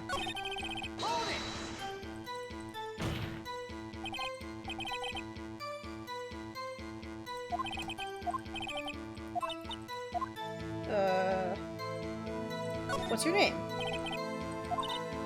Polly! Polly! What's your name? Polly! Polly! Ah! Mr. Wright, I think we've established that this parrot is named Polly. Does this have anything to do with her owner's identity? Sure. Yes, it does! Fascinating! You claim that the parrot's name will prove her owner's identity. Then show us this proof. Nick! Do you think you're taking the bluffing a little too far? Listen, we're not here to answer the question of who is the caretaker. We're here to prove that he is Yanni Yogi. All you have to do is tie the name Polly to Yogi. Your Honor, the proof is that the parrot's name reveals the caretaker identity is... Oh, shit.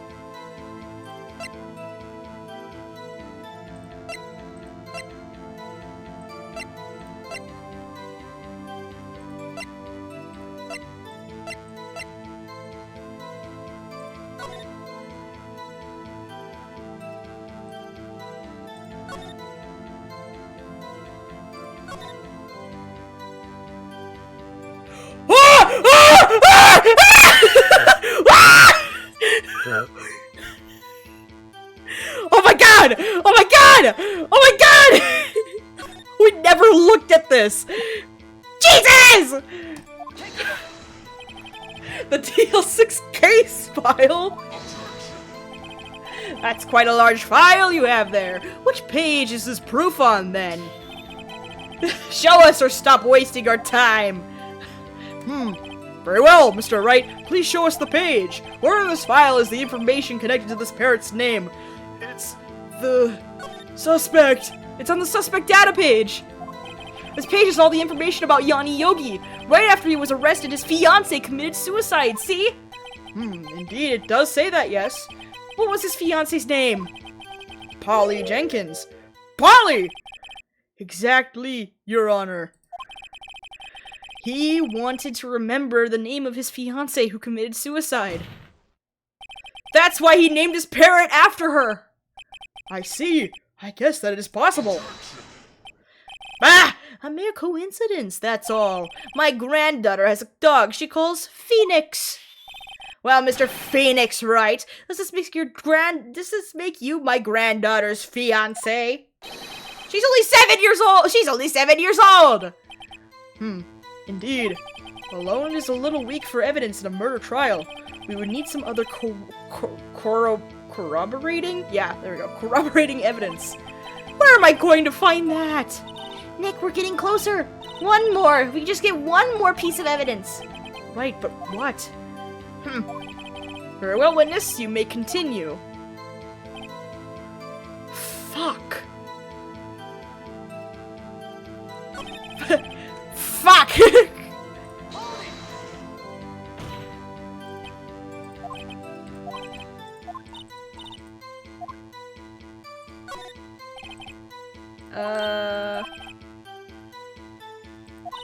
Yeah. Polly, what was the number to the safe in the shack?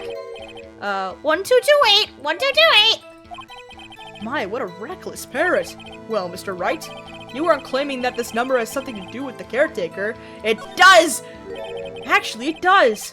That's why I had her say it. Ha! Ridiculous. How can the number to a safe tell us who the caretaker is? Show us your proof. What could... let me save. Let me save. Let me save. Let me save. Oh my god, it is the date. Ugh. Oh wait, shit. Fuck. That's fine.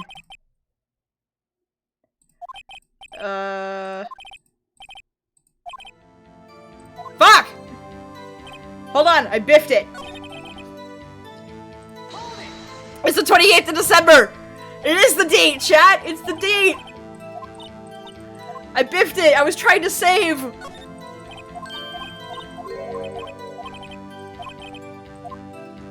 It does! Because it's the date!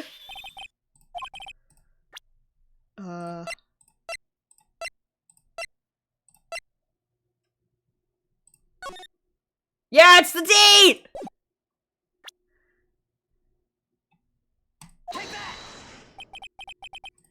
It's the badge! No! What is this obsession you have with that case? Mr. Wright, where in this file is something related to that safe number? The case summary. It's on the case summary page. The case summary? Specifically, the date on which the DL6 incident occurred. The date of the incident, December 28th. Why, that's today's date. 15 years ago. And the number on that safe is 1228. Ah! He used the date of the DL6 incident as the number for his safe, Your Honor. That's how important that date was to him. I see. It certainly is an interesting coincidence.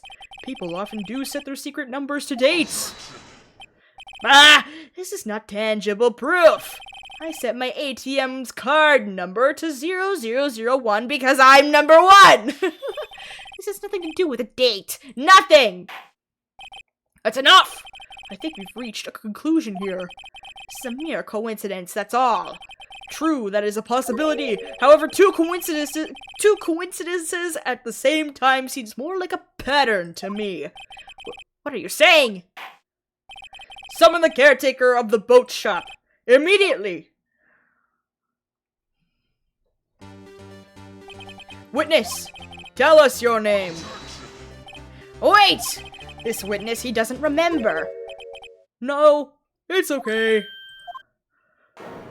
Oh my god, I've accomplished what I wanted to do. I'm done. Nick, he looks totally different! This is the real Yogi, I think.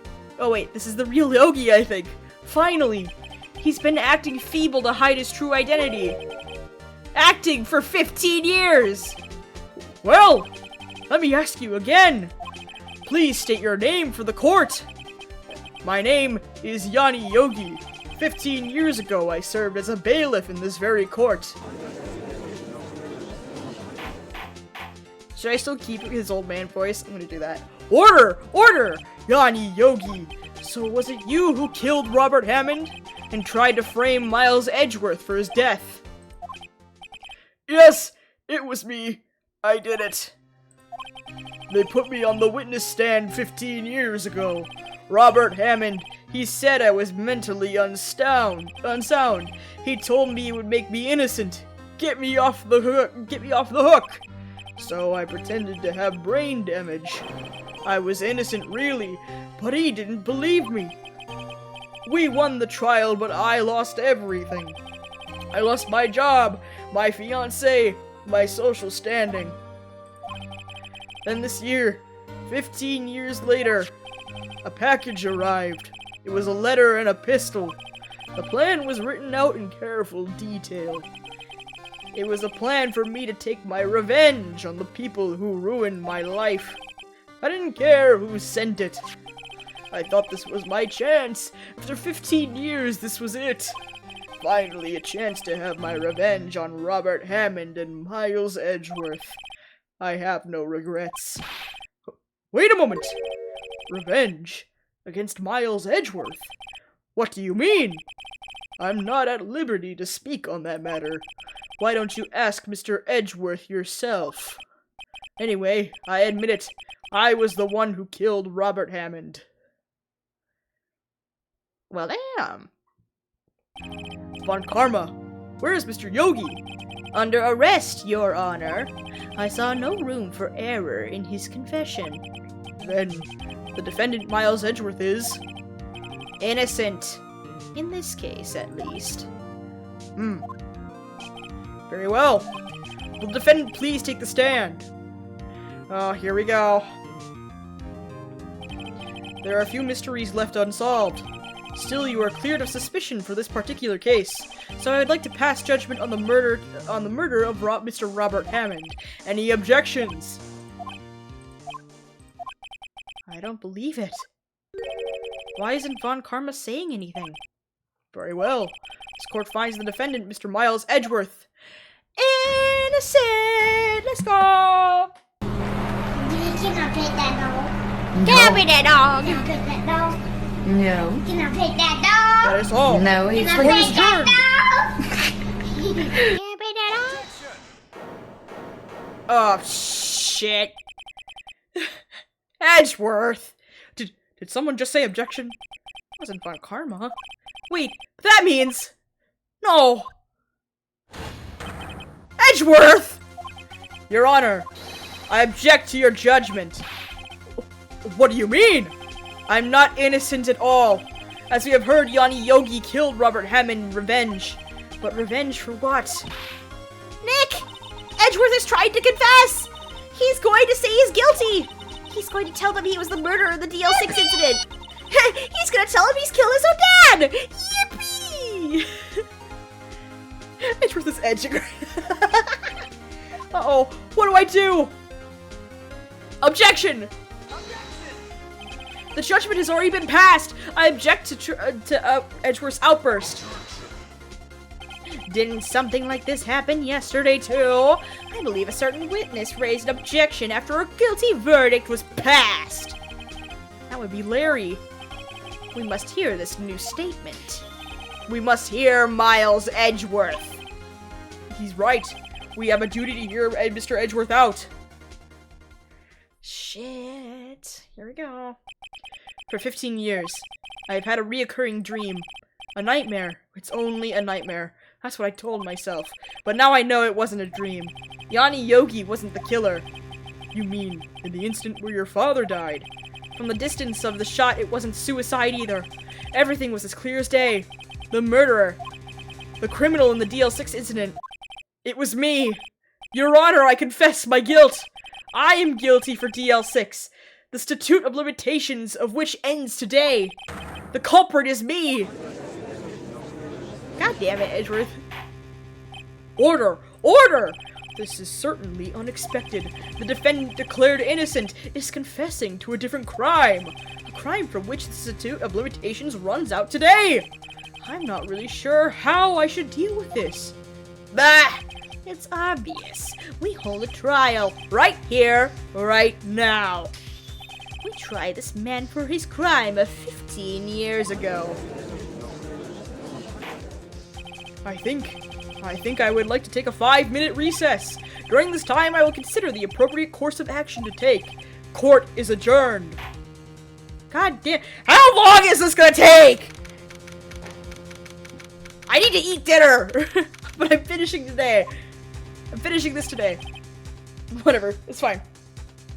I'm sorry, Wright. I just wasted all of your efforts.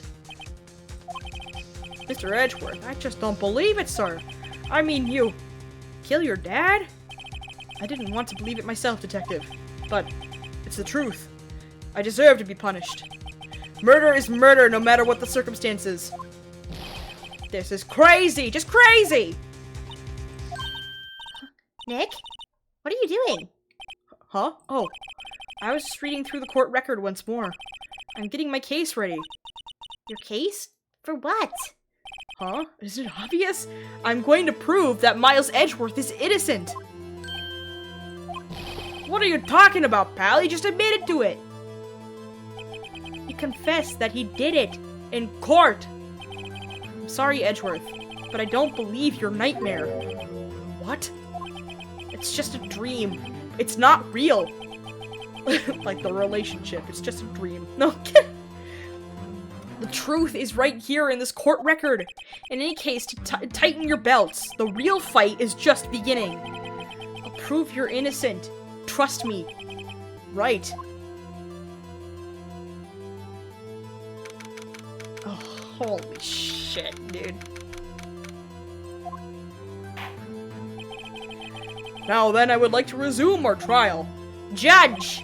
Miles Edgeworth has admitted his own guilt. He has confessed his crime. Let's begin by hearing his testimony. Then, though pointless, let the defense do their cross-examining. The statute of limitations on the DL6 incident runs out today. Though it is unconventional for me, I'd like to run this one by the book. I see. Does the defense have any objections? No, Your Honor. Von Karma, you knew this was going to happen from the very beginning, didn't you? Very well. Will Miles Edgeworth take the stand? Here we go. Will the witness state his name and profession? Miles Edgeworth, I am a prosecuting attorney. Mr. Edgeworth, 15 years ago, you mistakenly killed your father, Gregory Edgeworth. Is this correct? It is correct. Then testify about this matter to the court. When Edgeworth was telling me about this dream yesterday, I noticed something. One detail didn't quite fit. That will be the key, but only if I can get it to work. Please, please. Right. Oh god. Chat is now text role-playing. Let's not. Chat chill. God. That day, I'd gone to the courtroom to observe one of my father's trials. As we went to leave, an earthquake struck, trapping us in the elevator. My father and Mr. Yogi lost their composure and began to argue. Just then, something heavy fell at my feet. I picked it up and threw it at Mr. Yogi. I wanted them to stop fighting. A moment later, there was a single gunshot and a scream. It was a terrible scream. I remember it to this day. That's all. And until now, this memory was a dream. We were stuck in that elevator for 5 hours. The oxygen in the elevator ran out, and I lost my memory of the events. Ah! The same claim Mr. Yogi has made. Very well. Mr. Wright, your cross-examination, please. Yes, Your Honor.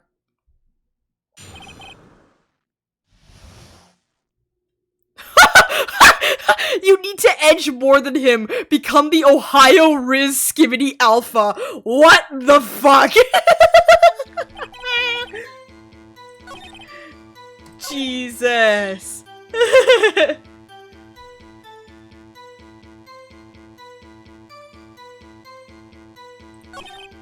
Okay.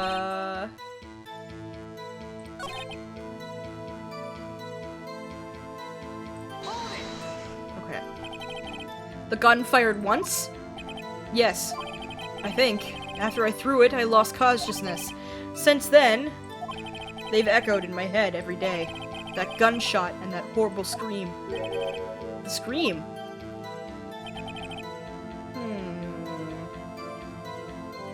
Can you tell that everyone in this chat is losing their mind to at least some degree? Yes!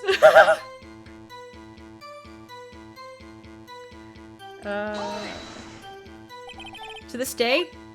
Yes, I can practically hear it now. I doubt I will ever forget that scream as long as I live. There it is. One part of that testimony clearly contradicts the evidence, but I don't know what it means. Scream.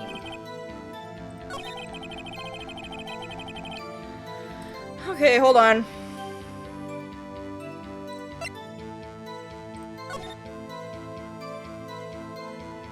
Wait a fucking minute! What is that?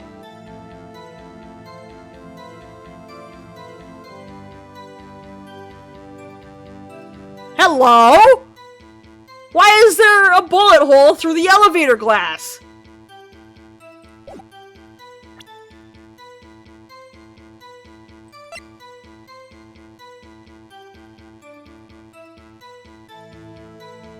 It wasn't. It was a shot to the heart. He couldn't have screamed. Cause he's got fucking shot in the heart.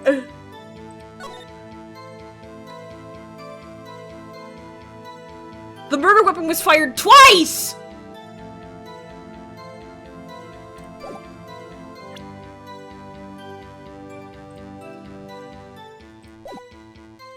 Discord.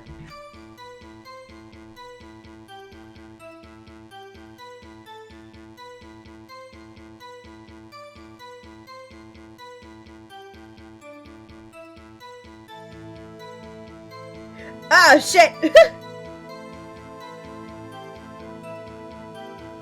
Yeah, you were! Wow! Chat's been going a bit too fast, guys! Sorry! My bee! Y'all are big brains. Single gunshot. That's a fucking lie. Are you sure you only heard one gunshot? Yes, I'm sure of that. I heard the shot and the scream. Then everything faded. I was unconscious until the rescuers came. I see. No, Your Honor, unfortunately, you don't. Look at this file one more time. This plainly contradicts the witness's testimony.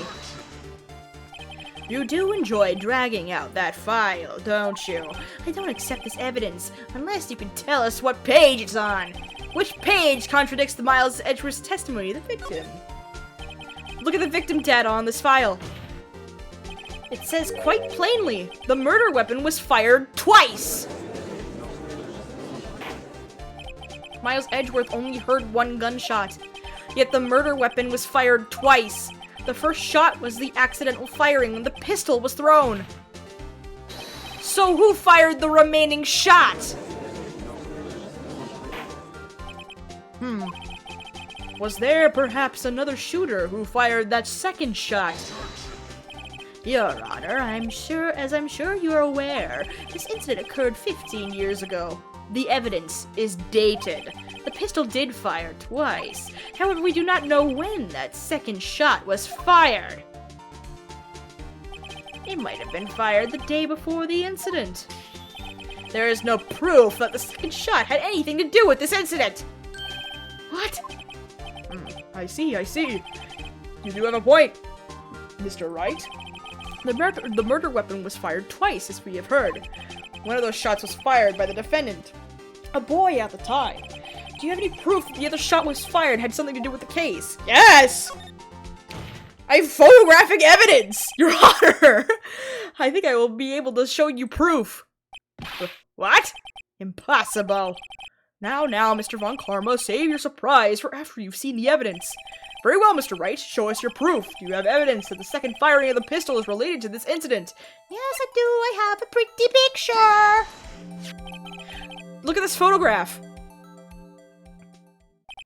This is a photograph of the scene of the crime 15 years ago. I can see that the victim lying there is Gregory Edgeworth. This proves the murder weapon was fired twice at the time of the incident. This photo proves it. So let me get this straight. This photo proves 2 shots were fired. Where?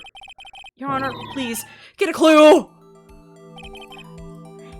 There's a little bullet hole right there.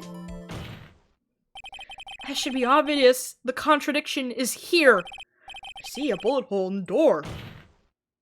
Your Honor! Gregory Edgeworth was killed by a shot from the pistol! Yet there's also a bullet hole in the elevator door! We know that the murder weapon was fired twice! Thus, Someone other than Edgeworth fired that second shot! Order! Order! Mr. Wright, what are you driving at? It's simple, Your Honor. At the time of the incident, 2 shots were fired. One went into Gregory Edgeworth's heart. The other hit the elevator door. Remember that the defendant lost consciousness after the shot he fired rang out. In conclusion, we must agree that the second shot was fired by someone else. Mr. Wright, but who could that someone else be? The murderer, of course. I knew I should have stepped in before your wild fantasies got out of hand. Mr. Wright, look once more at the DL6 incident case file. Look closely. Try the case summary page. Case summary. It's on page 1. Look at what is written there. Not a single clue was found on the scene. The pistol had indeed been fired 2 times, and the other bullet would have been discovered on the scene. He does have a point. That second bullet has never been found. Why? Because the second bullet does not exist. The bullet that claimed Gregory Edgeworth's life was the one fired by his own son. That is the truth of this matter. The whole truth. It was undoubtedly something else that made this bullet hole in the door. Shit. Order! I will have order! Mr. Wright has proven one thing to us quite clearly. That the murder weapon was fired twice at the time of the incident. However, as Mr. von Karma says, the second bullet fired was not found. It is highly unlikely the police merely overlooked the second bullet. So all we have is the single bullet fired. I'm afraid I have to discount the defense's claim. Tisk, tisk, tisk. I praise the judge for his wisdom in this matter. Gah! How did this happen? I don't believe that the second bullet didn't exist. Was I wrong? Have I been wrong about this whole incident? What are you doing, Nick? Why aren't you raising an objection? I'm sorry, Maya. What? It looks like I was wrong. Nick? If the second bullet wasn't there, then all my conjectures are for nothing. No. But you said you'd do it, Nick. You said you'd get Edgeworth declared innocent. I'm sorry. It's just when I saw the photograph, I thought that 2 shots had been fired. I'm so certain of it. I thought I'd won. I thought there was another person, someone else who fired the killing shot. But now, I was wrong to think that it could be that simple. The case has stood unsolved for 15 years. Nick. Well, it seems that we have finally cleared up this incident. Only 1 bullet was found at the scene of the crime. That shot was fired by Miles Edgeworth. Precisely. I'd like to ask one thing of Miles Edgeworth before passing my verdict. Have you been paying attention to the trial so far? Yes, Your Honor. Do you have any objections? No. No, I do not. So you killed your father. That was not your intention. Yes, I did. Oh no. He's accepted the guilt. Very well. The statute of limitations on the murder of Gregory Edgeworth runs out today. Therefore, I must pronounce a verdict on the defendant today, right here. Right now! Indeed. Does anyone have any objections? I've been here before, and it's just like my first day in court. There are so many things I know I should be saying, but my mind's gone blank. I can't find the words. Mr. Wright? I do. Your Honor! I object! Yes, yes, yes. Mr. Wright, on what grounds do you object? Nick. I don't know, his case is perfect! Oh no. Ah! It must exist! The second bullet! What? What did you just say? Nothing. The second bullet must exist. But where? Someone took it. It seems waiting is not going to produce any answers from Mr. Wright. Wait, Your Honor! The second bullet! It existed! What? But we've just heard proof that it did not exist. I realize that, Your Honor. I'm really grasping here. It's just, someone took it from the scene of the crime. That's what happened. But who? The murderer. The murderer? Then tell us, just who is this murderer? I'm still thinking about that one. So the criminal took the second bullet. But why? Huh? First of all, how would they have found it? It's not easy to find a stray bullet, Mr. Wright. Was there some pressing need for the murderer to search for that bullet? Yeah. Of course there was a need. That's why they took it. Ah! What impossible reason? What possible reason could they have had? Well, the reason the murderer took the bullet away from the scene of them was... Oh, shit. Options we save!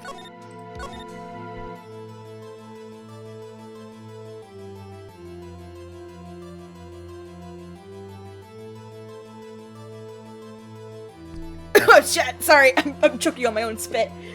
Okay. The bullet would be proof, right? I feel like that would be it. Maybe you thought that the bullet would be proof. It would be used as proof. Proof. It was a special bullet, so they took it with them. If that was the case, then they should have taken the bullet from inside Gregory as well. Huh? Why would they only take the one of 2 shots fired? Oh, right. Oh, shit. Reload and say the other answer. The murderer was cautious.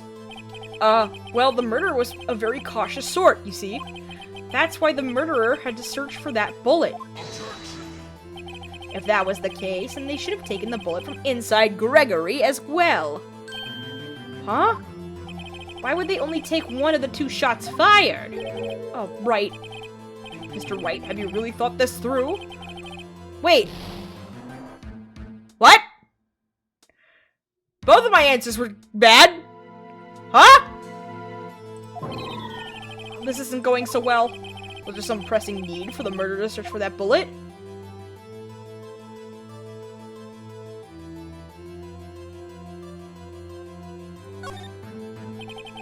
Why did the murderer have spent the time to look for that stray bullet? I haven't got a clue. What's wrong, Mr. Wright? Ah! The murderer had no reason to take that bullet. You don't want to admit it, but it's true. Ugh. Had to take it. Had to take it. The murderer? What does that mean? You're thinking too normal. Think crazy. Don't think why the bullet was taken. Oh, sorry, chat, flash warning, Jesus. Think why the bullet had to be taken. Mr. Wright! Yes, Your Honor. I have no idea what I'm doing. Well, the murderer had no intention of taking the bullet from the scene. But, the murderer had to take the bullet. Had to, Mr. Wright? What do you mean? Well, for instance... what? Maybe the bullet, hit the murderer? The bullet hit the murderer? I'm just saying, for instance. I mean, if it hit you, you would have to take it with you, wouldn't you? It's not like you could perform surgery right there. You know? Wait a second. I was just talking off the top of my head, but what if that's really what happened? Let me get this straight. So at the time of the murderer himself was shot? And they left with the second bullet still inside of them? Thus leaving only one bullet that could see the crime. Yes, I guess that's how it would work, yes. But there's a problem with that. The other 2 people rescued from that elevator, Miles Edgeworth and Yanni Yogi, were both unharmed. So that would mean the murderer came from outside, yes.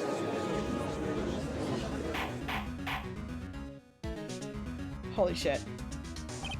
The 2 men fight inside the elevator. Trying to stop them, the boy picks up the pistol from at his feet and throws it. The pistol discharges, and the bullet goes through the elevator door and hits the murderer outside. The boy loses his consciousness. Then the murderer opens the elevator door and sees the men inside.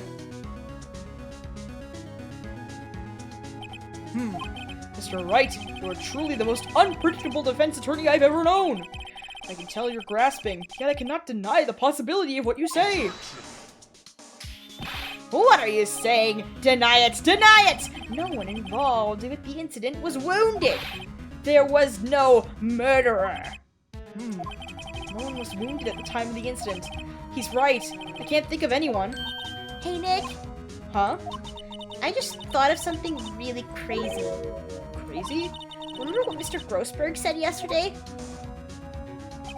Gregory Edgeworth dealt a blow to his perfect trial record.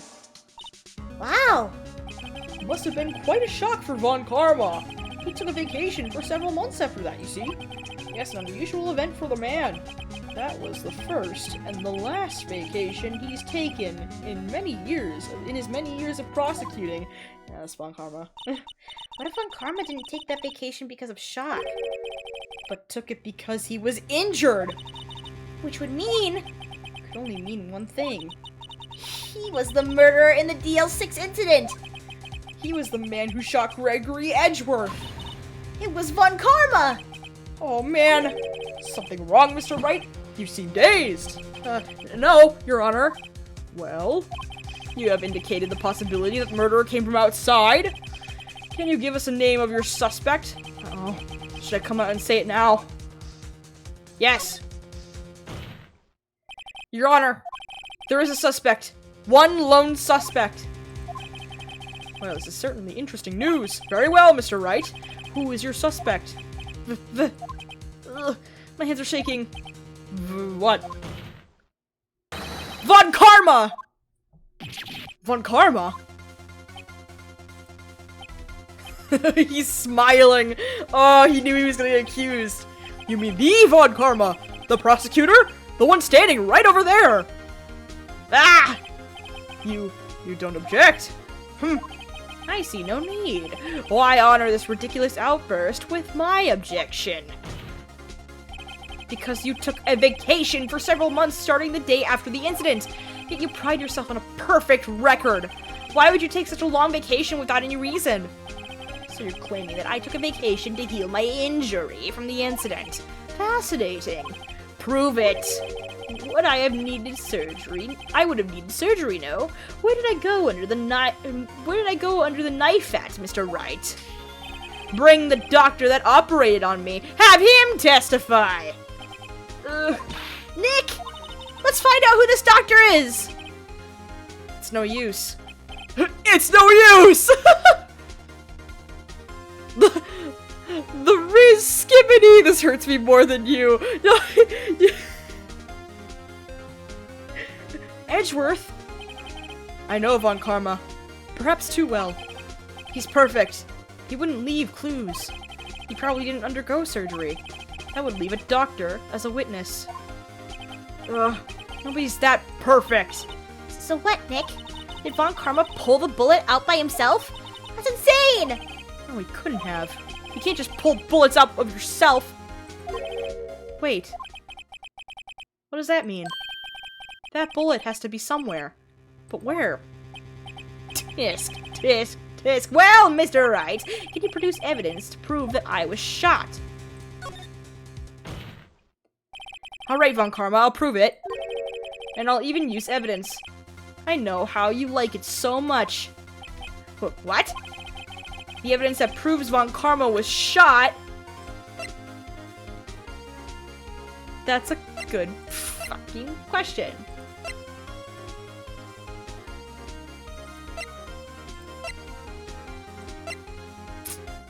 I didn't save.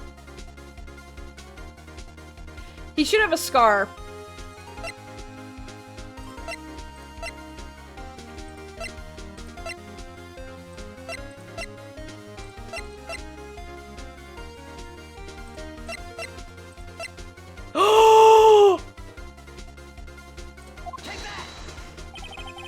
Von Karma is perfect. He wouldn't risk surgery, leaving an evidence trail. So then I ask, where is that bullet now? I think it unlikely that Von Karma performed surgery on himself. You don't mean... I do. There is the possibility that the bullet is still inside Von Karma. Is that even possible for all these years? Well, there's one way to find out. We could use this metal detector. Well, Von Karma, I'm going to run this over you and see what we find. Oh! He's scared now! I refuse! You refuse? But refusing this means you acknowledge that the bullet is still inside you? Order! Order! Order! Your Honor, the defense requests that we be allowed to use the metal detector. Good way to get an infection, dude. Why would you leave it there? Judge, I call for a suspension of this trial. This is an invasion of privacy.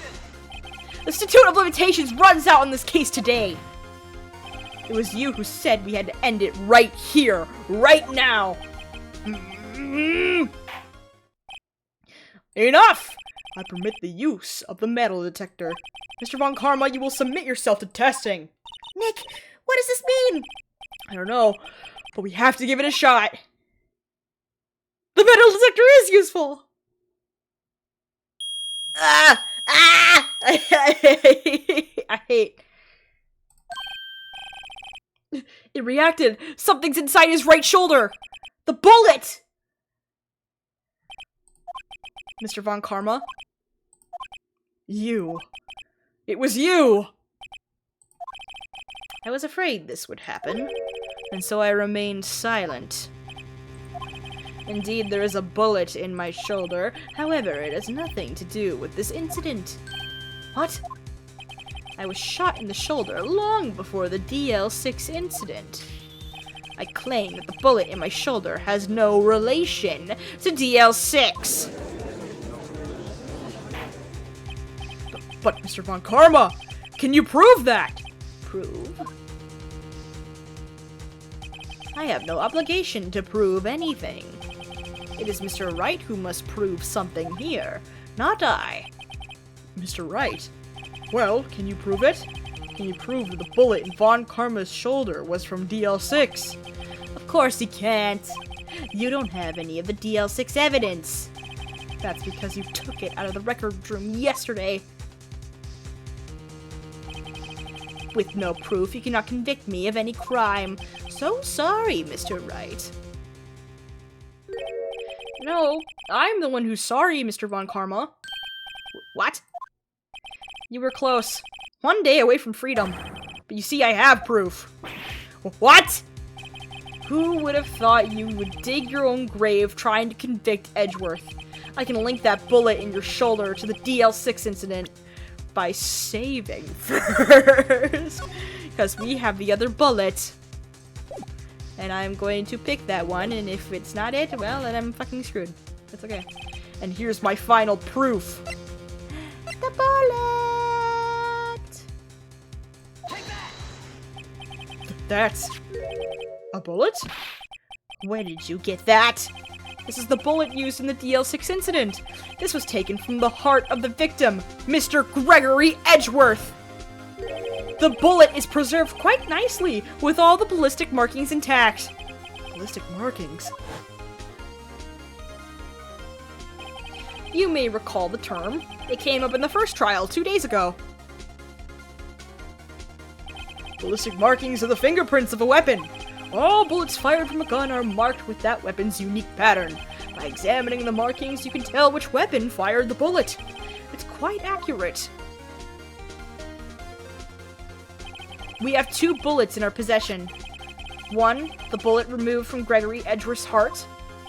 The other, Mr. Von Karma, is the bullet buried in your shoulder. We could analyze both bullets. Then if the markings matched, we would know that both bullets had been fired from the same gun. The very same pistol. In the other words, the murder weapon that killed Gregory Edgeworth. Mr. Von Karma, you will let us remove the bullet from your shoulder. We'll then compare the ballistic markings to those on this bullet. And solve this case once and for all. Well, Mr. Von Karma? Oh, he's dead.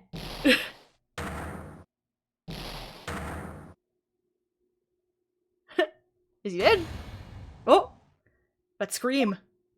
I've heard that scream before. Wait. I know. Help! I can't breathe!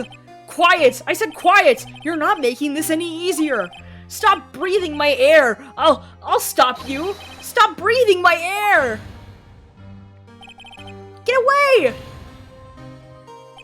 Get away from my father! Aww. It was Von Karma that screamed. It's the scream that I heard in the elevator 15 years ago. Von Karma! It was you who screamed! Mr. Von Karma. Oh, holy shit! Only you would dare defy me!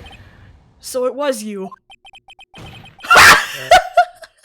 You and your father are my curse! Your father shamed me with a penalty on my record! And you left a scar on my shoulder that would never fade. I'll bury you! I'll bury you with my bare hands! Death! Death! He's gonna give himself a concussion when doing that. 15 years earlier, Chief Prosecutor, I am sorry. Von Karma, it's not like you to make this kind of error. I never would have thought that Edgeworth would be the one to catch you. I was careless.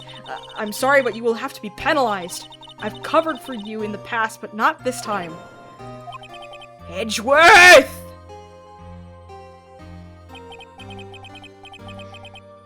It was a shock like none I had never known. Me? Penalized? It took hours for me to regain my composure. Suddenly, I found myself in the darkness. I was in the court records room. I must have wandered in there without thinking where I was going.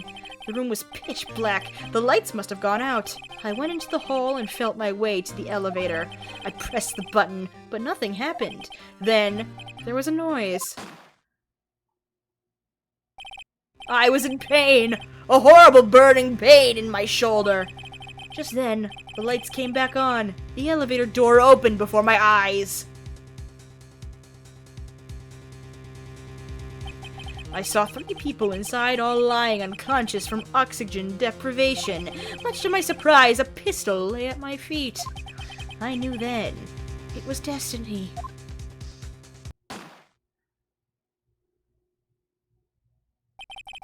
In his last moments, Gregory Edgeworth was still unconscious. He died, never knowing who had shot him.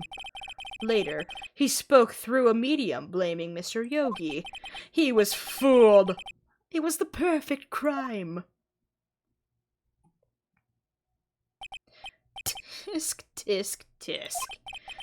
Who would have thought another man would have come to open that elevator door? Judge! What? What are you doing? Do your job. Bring an end to this miserable charade. Now, end it! Very well. It appears that we have come a very long way to the end of this maze. 15 years later, Mr. Miles Edgeworth? Yes, Your Honor. You were innocent. You are innocent. As you said, it was all a nightmare.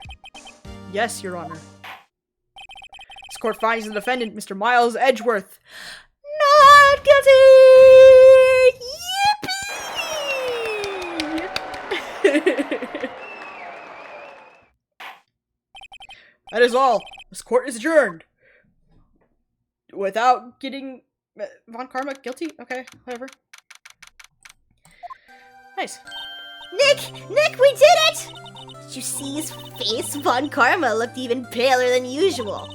He's pretending to be all cool, but inside you crushed him, Nick. Crushed! I gotta say, I'm impressed. It was pretty close, though. I was sure we had it. I know, I was on the verge of tears the whole time myself. But now it's all just a good memory. Yippee! So it's finally over, Edgeworth. Right. Kiss me now. Yeah? I'm not sure how to say this, but I love you. I know. Try thank you. I I see. Thank you, Wright. You're welcome. I think you could have done better than that. Sorry, I'm not good at this sort of thing. You've got a lot to learn, Edgeworth. She's got you there. Whoop! Amazing, pal! You pulled through just like I thought you would. I'll never forget this. I owe you one, pal. And tonight, let's party. Dinner's on me. Yeah, my salary went down a bit this month, but who cares? See, Mr. Edgeworth, you should take a lesson from Detective Gumshoe. That's how you say thank you. I see. Ahem. Whoop! I feel foolish. Don't worry, take it a little at a time. You'll get used to it. It's been 15 years since I've seen Edgeworth this unguarded. Hey! Oh! Why are you here? Hey, y'all! Lotta! Y'all were great in there. Thank you. Yo, Edgeworth, congrats! Thank y'all very much. I knew you were innocent from the start, of course. Just look at you. You wouldn't stick your hand in the cookie jar even if no one was there. You were the witness on the first day of the trial, weren't you? Yeah, well, let bygones be bygones, eh? Speaking of which, what are you doing now, Lotta? Oh, me? Oh, I went back to college. Gave up everything. I gave a try to be an investigative photographer pretty quick. Really? That's too bad. Huh? Isn't that the hot dog guy from the park? Huh? It's over, Nick! My life is over! Why the sad face, Larry? What happened now? Oh, Nick, I'm not long for this world. You don't look sick. It's Kianse! She's going to live in Paris! Paris, Nick! She's leaving me behind! Should have seen that coming. Yo, Edgy, there you are. Yes, here I am. Congrats, Edgy. Here, a little gift from me in celebration. Celebration? That's unusual for you. Harry Butts! Oh, it's Harry, not Larry. Wait, no. Wait, what? Why is it Harry? Isn't his name Larry? What the fuck? It is Larry. I'm so confused now. You come along tonight too. My treat, pal. Huh? Thanks. Looking forward to it. Yo, Nick. That's the suit that questioned me. When he says treat, that's not police talk for prison food, right? Right? I think he'll be fine, Larry. Yeah, his name is Larry. Why did Gumshoe call him Harry? What the Okay, whatever. Right. Yeah? What's up? That envelope that Larry gave me, it's got money in it. Well, yeah, that's not strange. People give money away to celebrate sometimes. It's $38, right? Huh, what a weird amount. I mean, it's not little, but it's not a lot either. 38 exactly? Nick! Wasn't that exactly the amount of lunch money that was stolen from Mr. Edgeworth in school? 38? No! No! Larry, it was you?! What are you so surprised about, Wright? Huh? Larry was absent that day from school, right? But that doesn't automatically rule him out as a suspect. What? Think back to that day. Think back to that day 15 years ago. Larry took the day off, but he was bored, so he came into school any day. He saw the money lying there, and the rest is history. I never was good at history. Edgeworth. You didn't know, did you? I suspected. I just couldn't picture Larry protecting you like he did that day. Everyone else was saying you did it. The whole class was against you, remember? Yeah, too well. Right, you may not know this, but we used to have a saying back in school. When something smells, it's usually the butts. I know. Really, Wright, I'm surprised you didn't figure it out. Well, this is sure an unexpected turn of events, eh? Edgeworth. You should have told me! Now, Nick, it was 15 years ago. Don't you think the statute of limitations has run out, Mr. Edgeworth? I'd say so, yes. There you have it! Ugh. Where does that leave me? I became a defense attorney because of what you two did! Well, you've always been something of an insufferable emotionalist.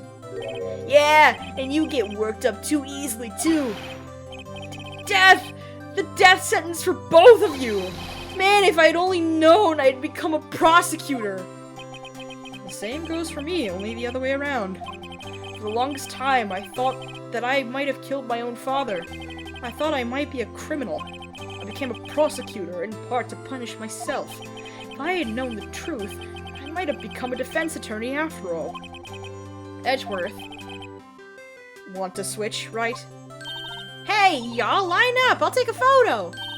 Hey, photo time! Let's go! And after that, dinner on me! Oh, I completely fucked up Gumshoe's voice after that. Detective Gumshoe took us out on the town that night. We celebrated Edgeworth's newfound freedom, even though Edgeworth himself was still in detention. Yay! Oh, what? Huh? More shit? What the fuck? This is still going? Jesus! Yippee! Whoa, I went a little overboard yesterday. My head hurts. Huh? It's only 5. Maybe I should go back to sleep. Huh? What's this? A letter? Oh, it's Maya. Good morning, Nick. You were really impressive yesterday. Seeing you, it made me think about what I'm doing here. I'm a spirit medium, in training, of course. I wanted to help Mr. Edgeworth, too. I wanted to help you, but I couldn't. I was useless. So I've decided to go back to my training. I'll become a full-fledged spirit medium, for starters. I couldn't say it to your face, so I left this letter. Goodbye, Nick. No! Goodbye? What time is it? Ah! The first trains for the mountains have already left! To the station! Ooh, pretty. I guess I'm too late. Hey! Nick! Maya! So, you're leaving? Yeah, it's hard being a spirit medium who can't talk to spirits. And I think you'll do fine without me, Nick. Be good, okay?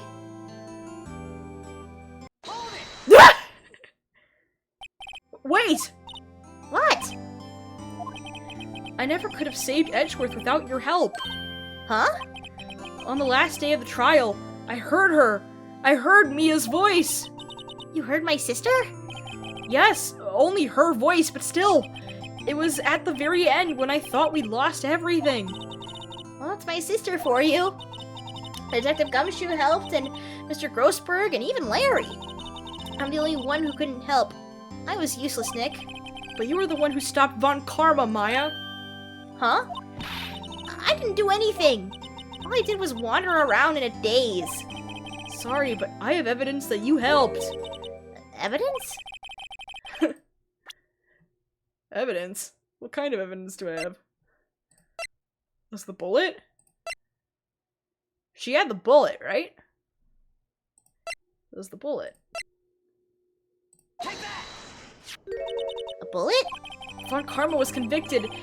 Von Karma was convinced he had taken all the evidence pertaining to DL6. But you are the one who rescued the last piece of evidence we needed. This was the bullet that put an end to Von Karma. And you were the one who gave it to me. Nick! Thanks, Maya. I couldn't have done it without you. I'll be back soon. Huh? I'm going to complete my training and come back. Okay. I'll be waiting. Of course you will. You can't run that office by yourself. You're hopeless. I don't know about that. So, this is it. I'll See you soon, Maya. Aww. Aww! Thanks, Nick.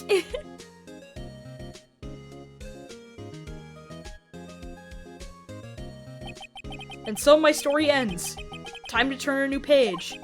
And say goodbye to the novice defense attorney that I once was. Now a new story begins. With the same old crazy cast of characters. Ha! Don't think you've graduated yet, amateur. Mr. Wright, perhaps you'd like to rethink that claim. Yes, Your Honor. Oh, I got a bad feeling about this.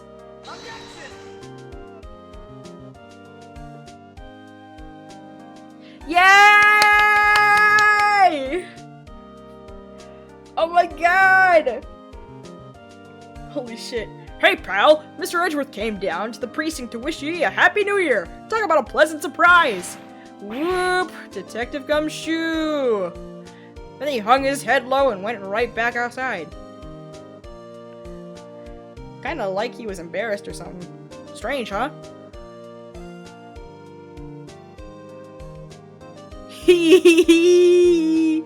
Watch if she's accused of a crime the next day. Yeah! Yippee!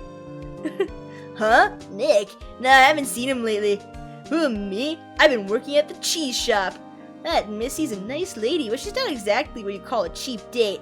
Huh? Oh, she's in Hawaii right now, yeah.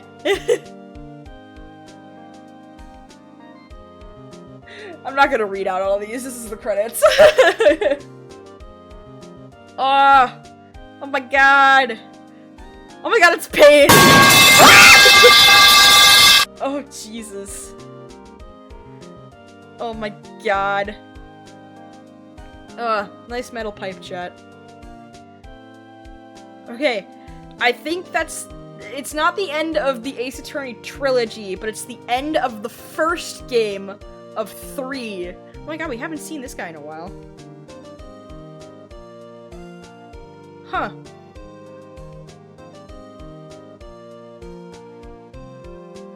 Weird. This is the end of the first game. We have 2 more to go.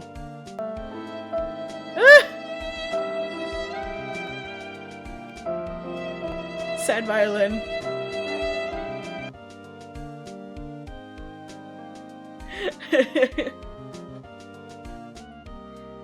So yeah, no, we're not done with Phoenix Wright yet, because we have 2 more games to complete out of the trilogy. God, I really need to go to the bathroom.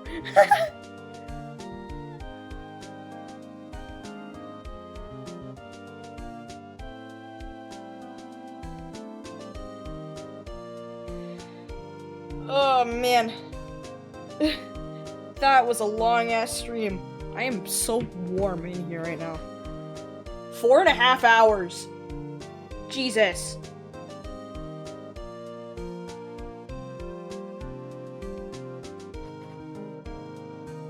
Yeah, I need to eat dinner. Yeah, Mink, it's probably really late for you. Oh, Jesus. It's 2 in the morning. My God.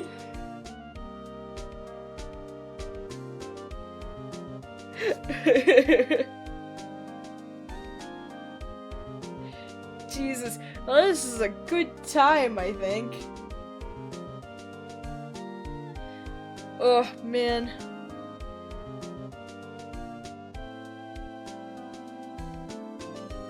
I couldn't miss the end!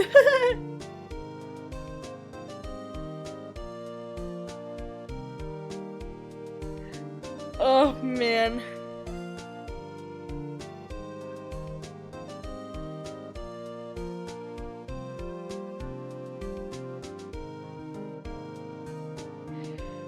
Oh my god.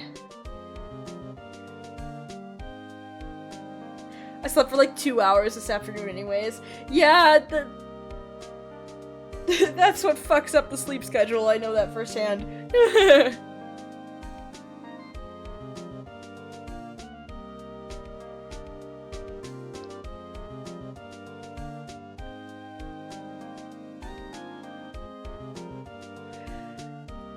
Oh, man.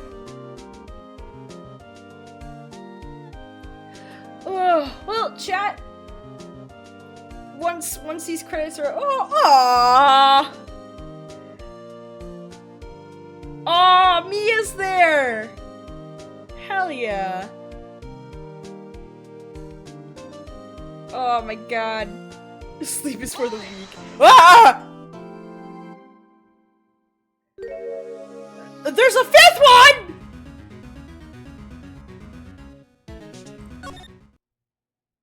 What the fuck? Okay. Well, chat. I guess that's not the end of the first game. Because there's apparently a fifth episode. God damn it. Okay, chat. We're done. We're done today. We're done. Done.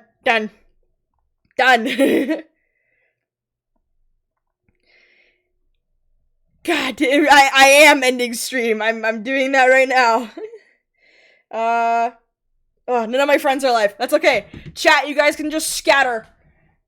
No, I have to work. I have to wake up super early tomorrow, and I need to eat. God damn. Okay. All right. Okay, chat. Thanks for joining me on the stream. It was super fun. You guys can just scatter. Mink, go to bed.